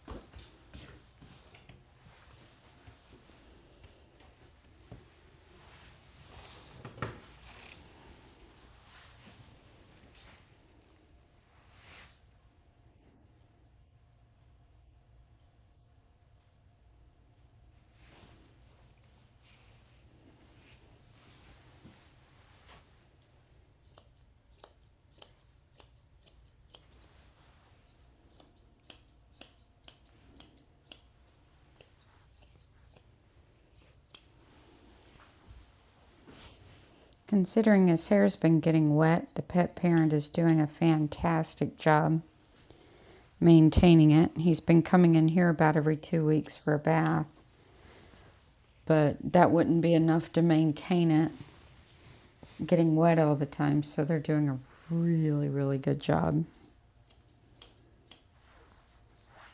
He's also been to puppy school, which is fantastic, and he graduated. Didn't you? Yeah, you graduated. You had a little graduation cap and everything. Yes, you did. It was so cute.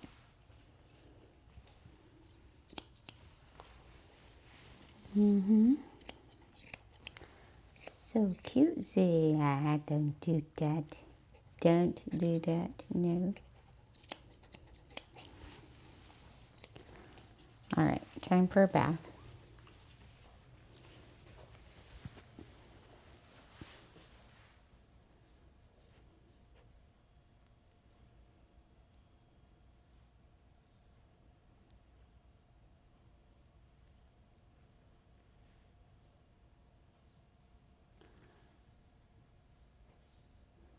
I would say Ziggy's about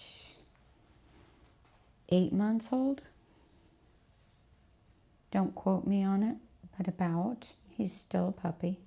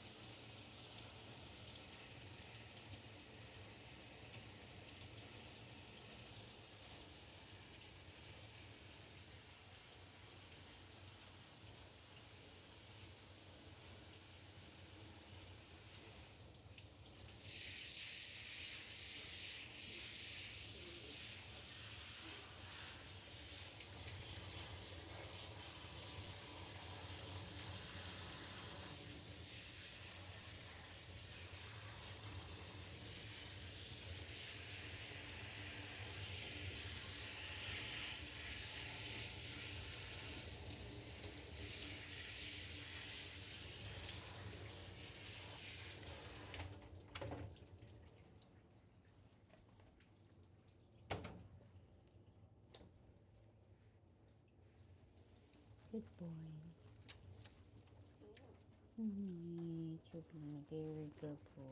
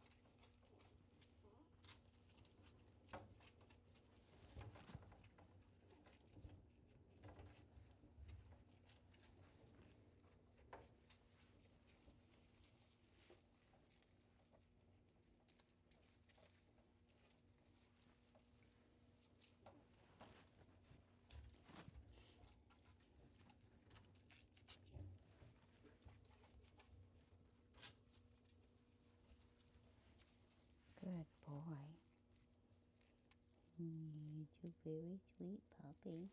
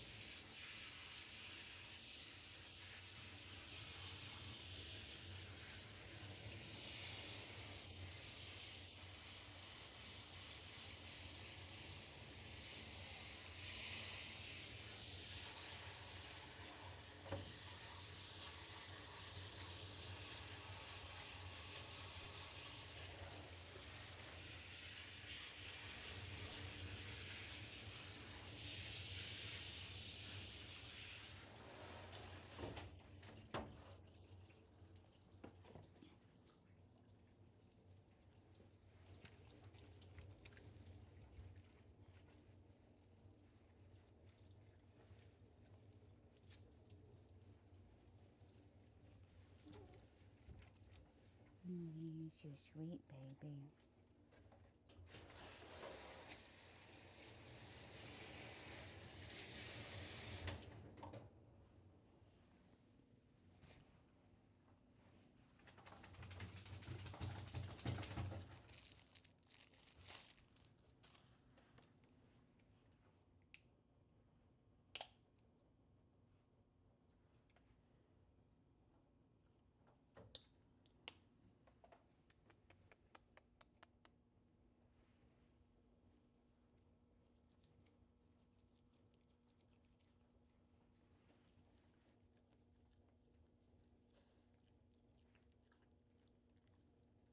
That tooth is ready to come out, isn't it? Yeah. It's almost there. It's got a baby tooth. And it's wiggling. Yeah. Your baby tooth is the last one, too. Your very last baby tooth wants to come out.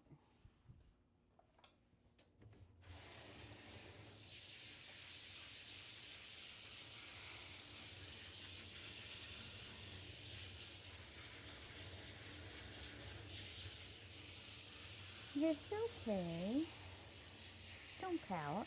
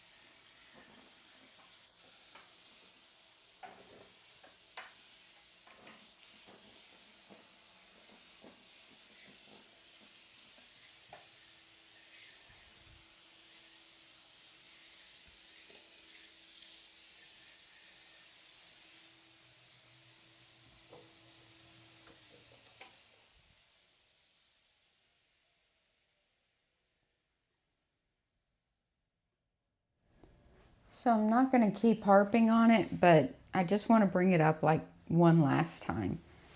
Think about the mix of like a Cavapoo type of mix. And if you watch me regularly, think Sally, think Eddie, the one we did yesterday. I'm drawing a blank. But anyway, she was a Cavapoo. And this little guy, look at how happy, excitable, fun they are. And how much they just go when it's time to work.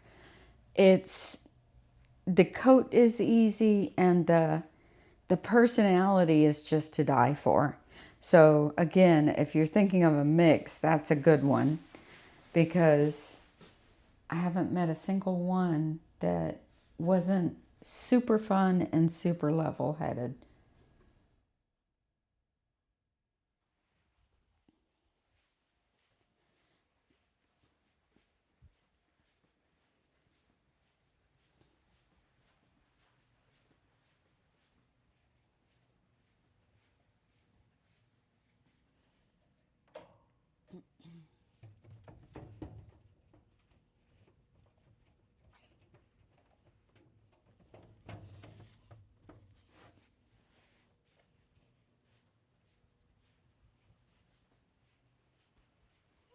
I know it.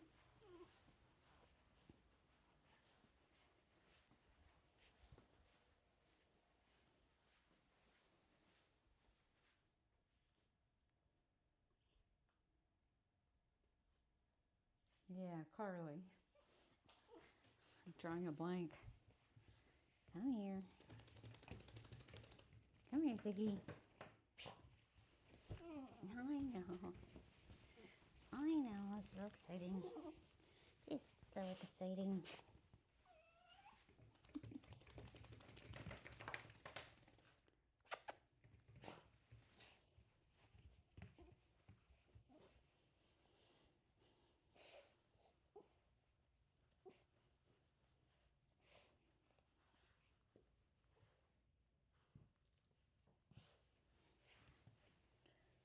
Your ears are matted. I didn't think they were. Ugga. Ugga. Ugga bugga. Okay.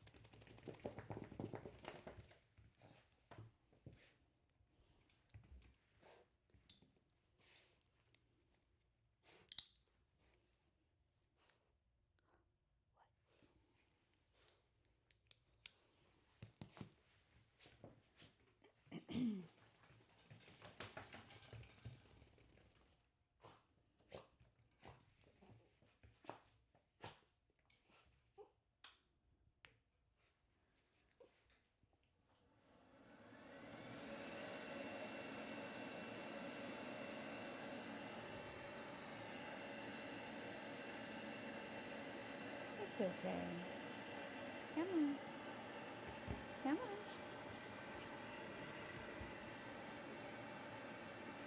Puppy. Puppy.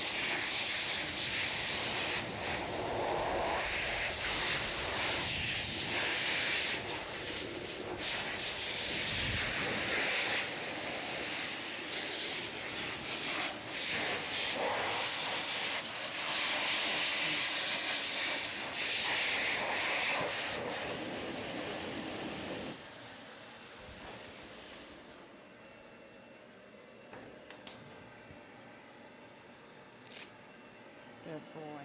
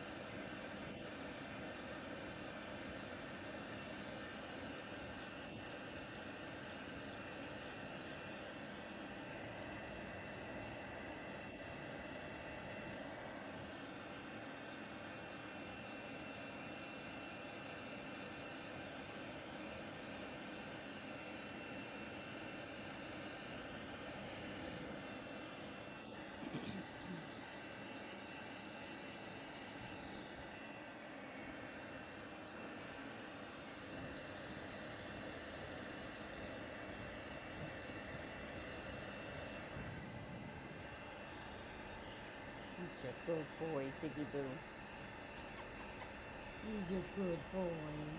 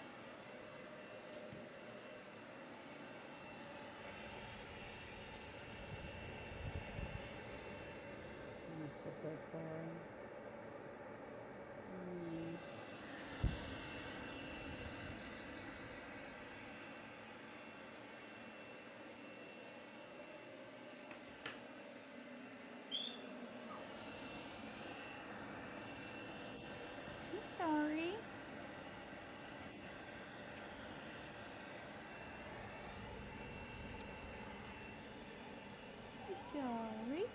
It's okay. It's okay, Ziggy. Yeah, okay. Good boy.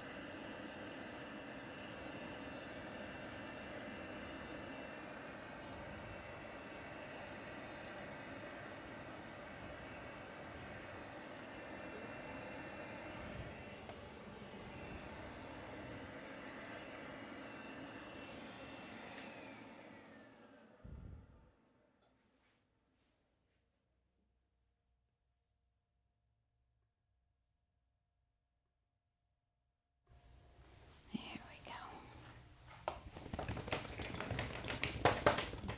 Good boy. We're almost done. Come on. Gotta trim your body.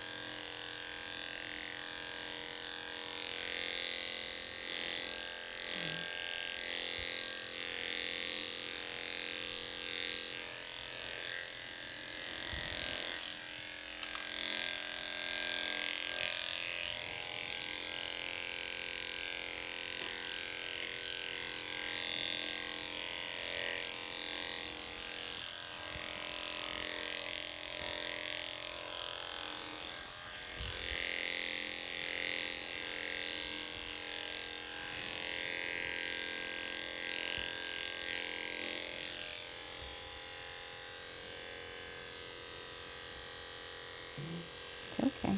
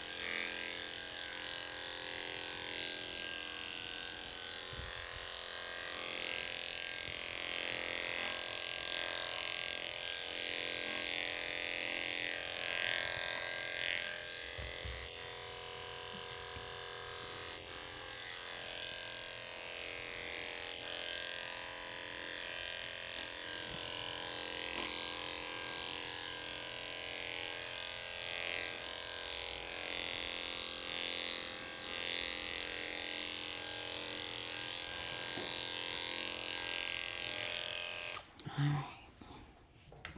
That was very good. That was a very good Ziggy. Yes, it was.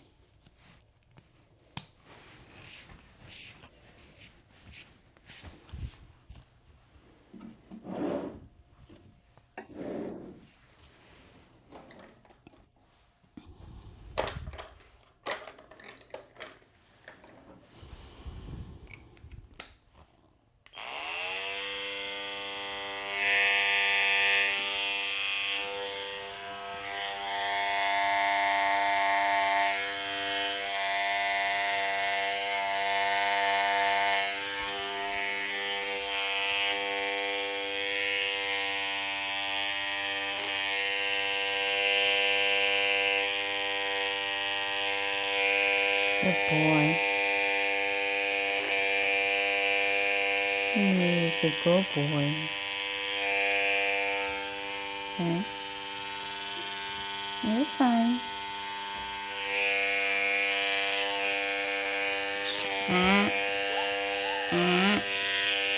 You're fine.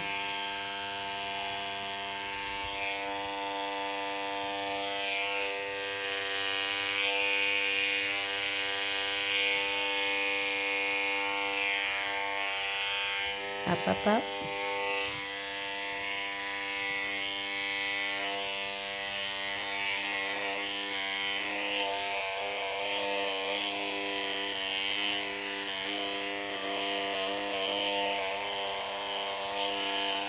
Good. Turn, turn.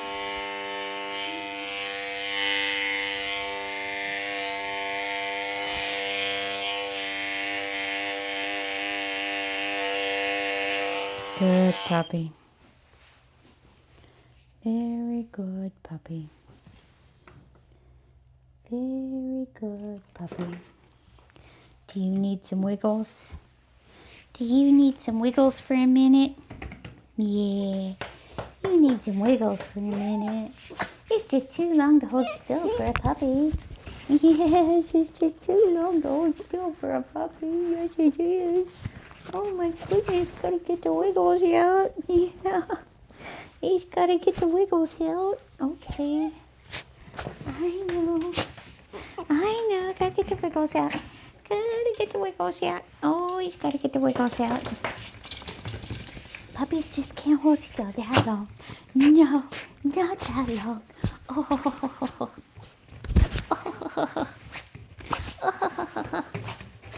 Ruff, ruff, ruff. Ruff, ruff, ruff, ruff, ruff. Ruff, ruff, ruff. Ruff, ruff, ruff. Y'all jealous, ain't you? They're jealous, Ziggy. They're jealous. They want to play with the puppy. They want to play with the puppy. Yes, everybody wants to play with the puppy. But I'm the only one who gets to. I'm the only one.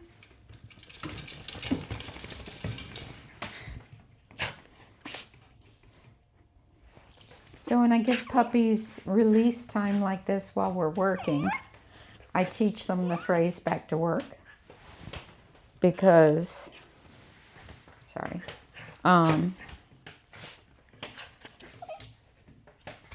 because they need to learn to distinguish between being all crazy, happy, and working, which he's already got down pat. But I'll usually tell them when I'm fixing to go back to work.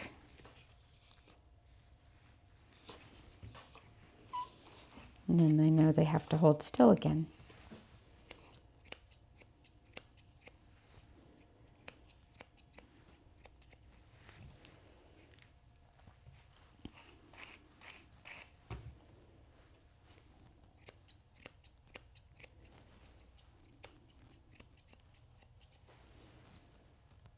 And if you keep your phrasing consistent, then the dogs understand.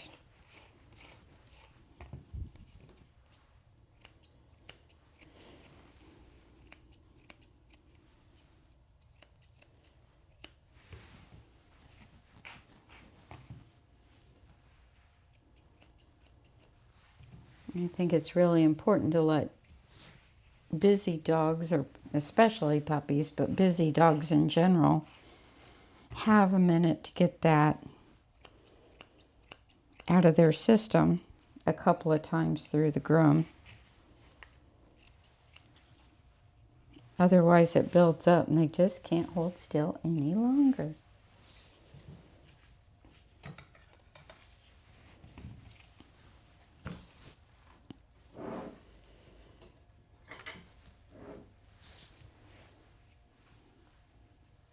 And I often say you can feel it building up in the dog.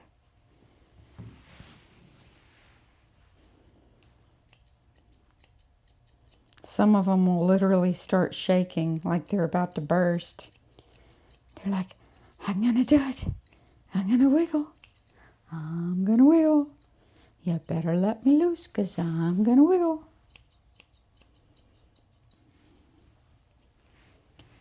And before I let them have the wiggle time, I try to use a release word, which I'm not going to say right now, because it releases them from the work. And I'll say it usually right before I encourage them to start wiggling. And I usually will open my arms wide and ask them to come into me first. So it's a whole signaling process. Yes, you can play now.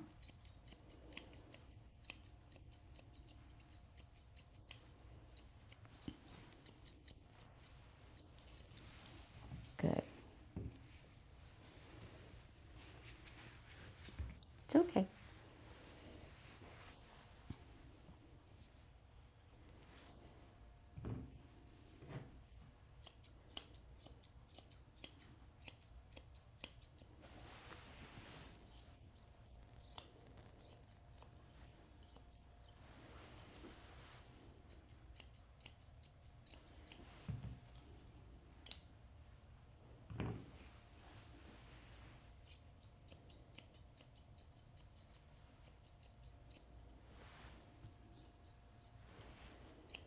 Consistency is really important with these little guys.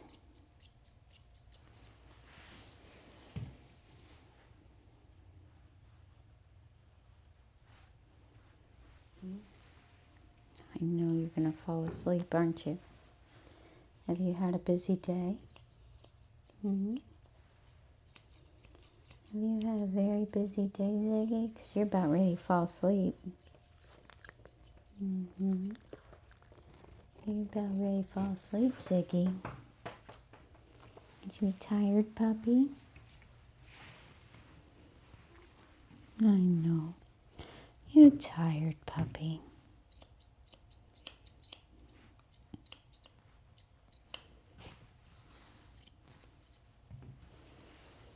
It's a busy day for a baby.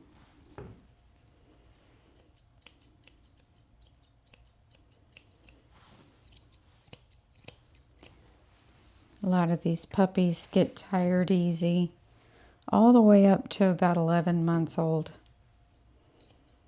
They can handle a lot more, you know, at 6, 7, 8, 9, 10 months. But I find they still get really tired because they play so wholeheartedly that they zonk out.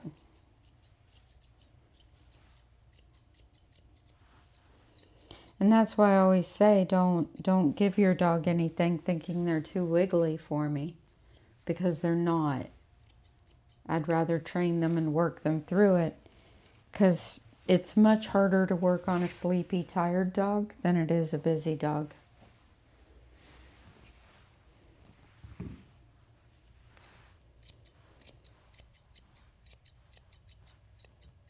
It's a very, very, very rare occasion when I agree to work on a dog who the pet parent gives something.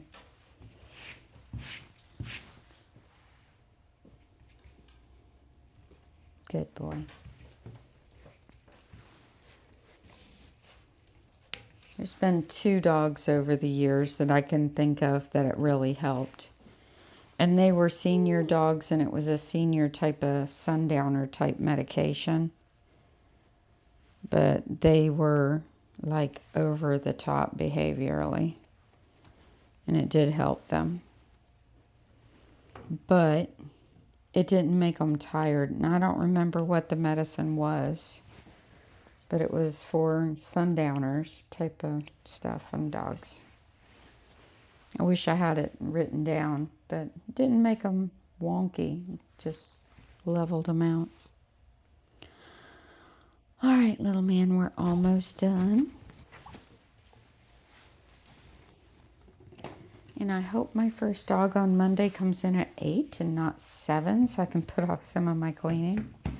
Because I still have to go to the grocery store. And I still have to write a grocery list.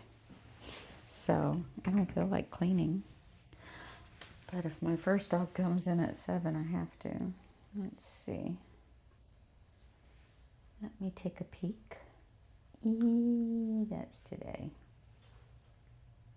Yay, my first dog comes in at 8 on Monday. Yay, that makes me so happy.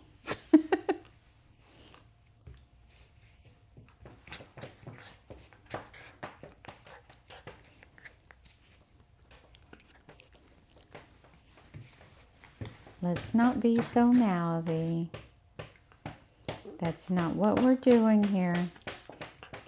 I know you're teething, but I'm not a teething toy.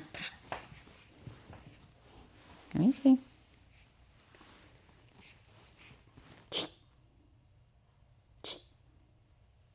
Good.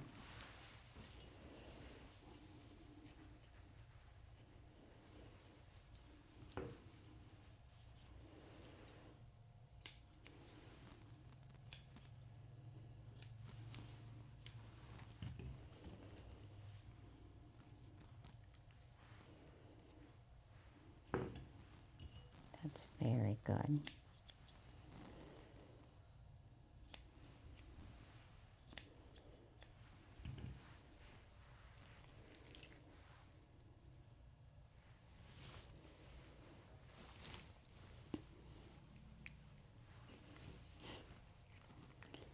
Speaking of tired puppies, there was one last year, I think it was. It was like the first day I'd stopped streaming there for a while. And she really wanted me to have streamed her puppy, and she did. She was a little incensed. She never came back. She had a beaver terrier, and she had tranquilized the puppy before it came. The puppy could hardly stand up through the groom. And she had mentioned when she dropped it off that she'd tranquilized it, so I knew it was tranquilized. And so it was really wobbly. But she wanted like a puppy look, which I assumed to mean like how I do Moses or whatever, with the little round face and the medium length body. And she said no matter what, her husband didn't want it to look like a Scottie. So I did my normal puppy look for a beaver terrier. And she was incensed that it looked like a Scottie. And I'm like, no, it doesn't look like a Scottie. But she never came back. Bummer. And she had a little female too that was younger than him. And so she had two of them. Kind of sad. I would have liked to have continued to do them. And that's why it's always important to show pictures of what you mean, because to me a puppy look on a beaver terrier would be like making it look like an 8 to 12 week old puppy. You know, fuzzy, round, cute.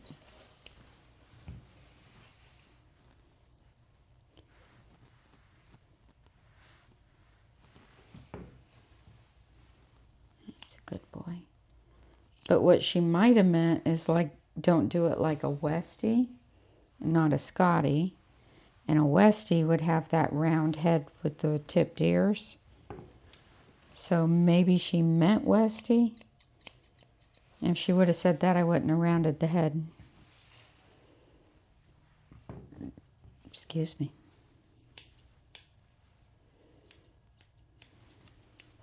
Good boy.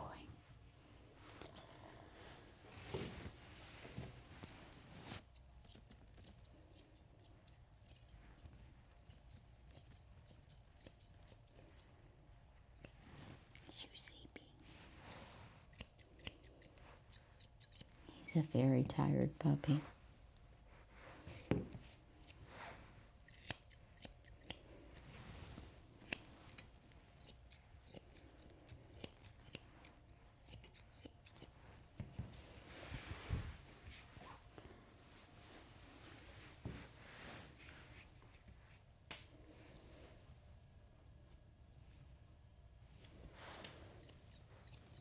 Ow.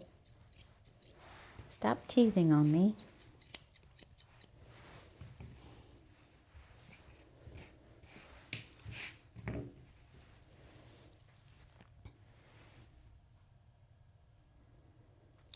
Hasn't somebody been playing the I'm Gonna Get You game?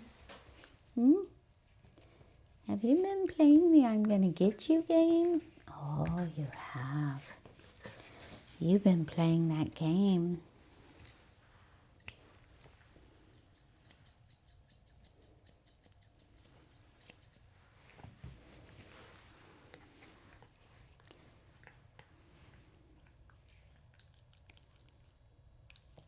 Good boy.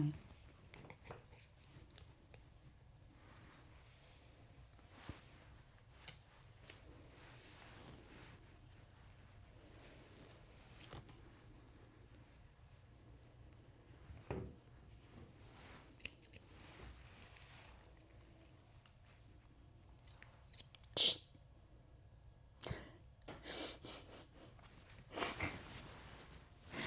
I corrected him and he stopped mid-bite.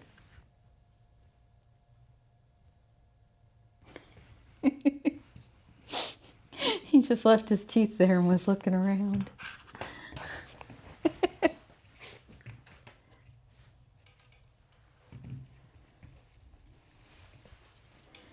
Stop eating hair. My gosh.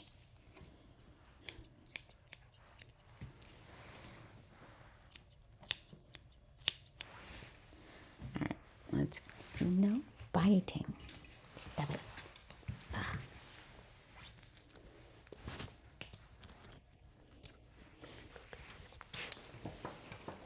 Come here.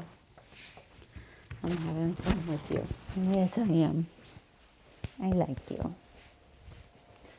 I like that puppy, and I gotta make you a bandana.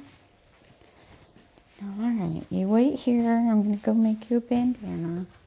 You be a good boy. Don't get in any trouble.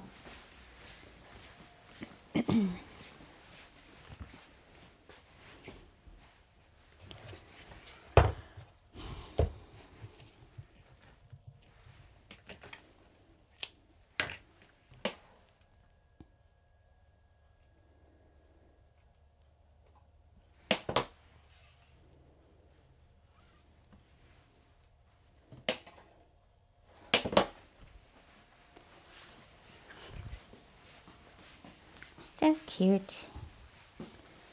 Text his people.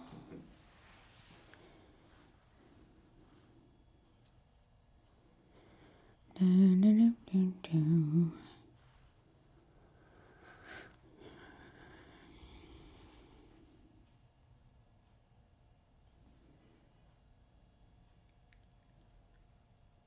Is that your mom out there?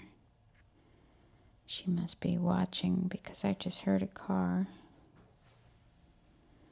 Text her just in case. It's not her.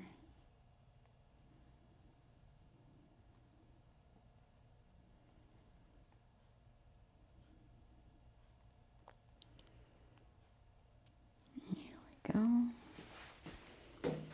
All texted. Right on time. Told her 6 o'clock, and it's 6 o'clock, and here she comes. Come here. Put your bandana on.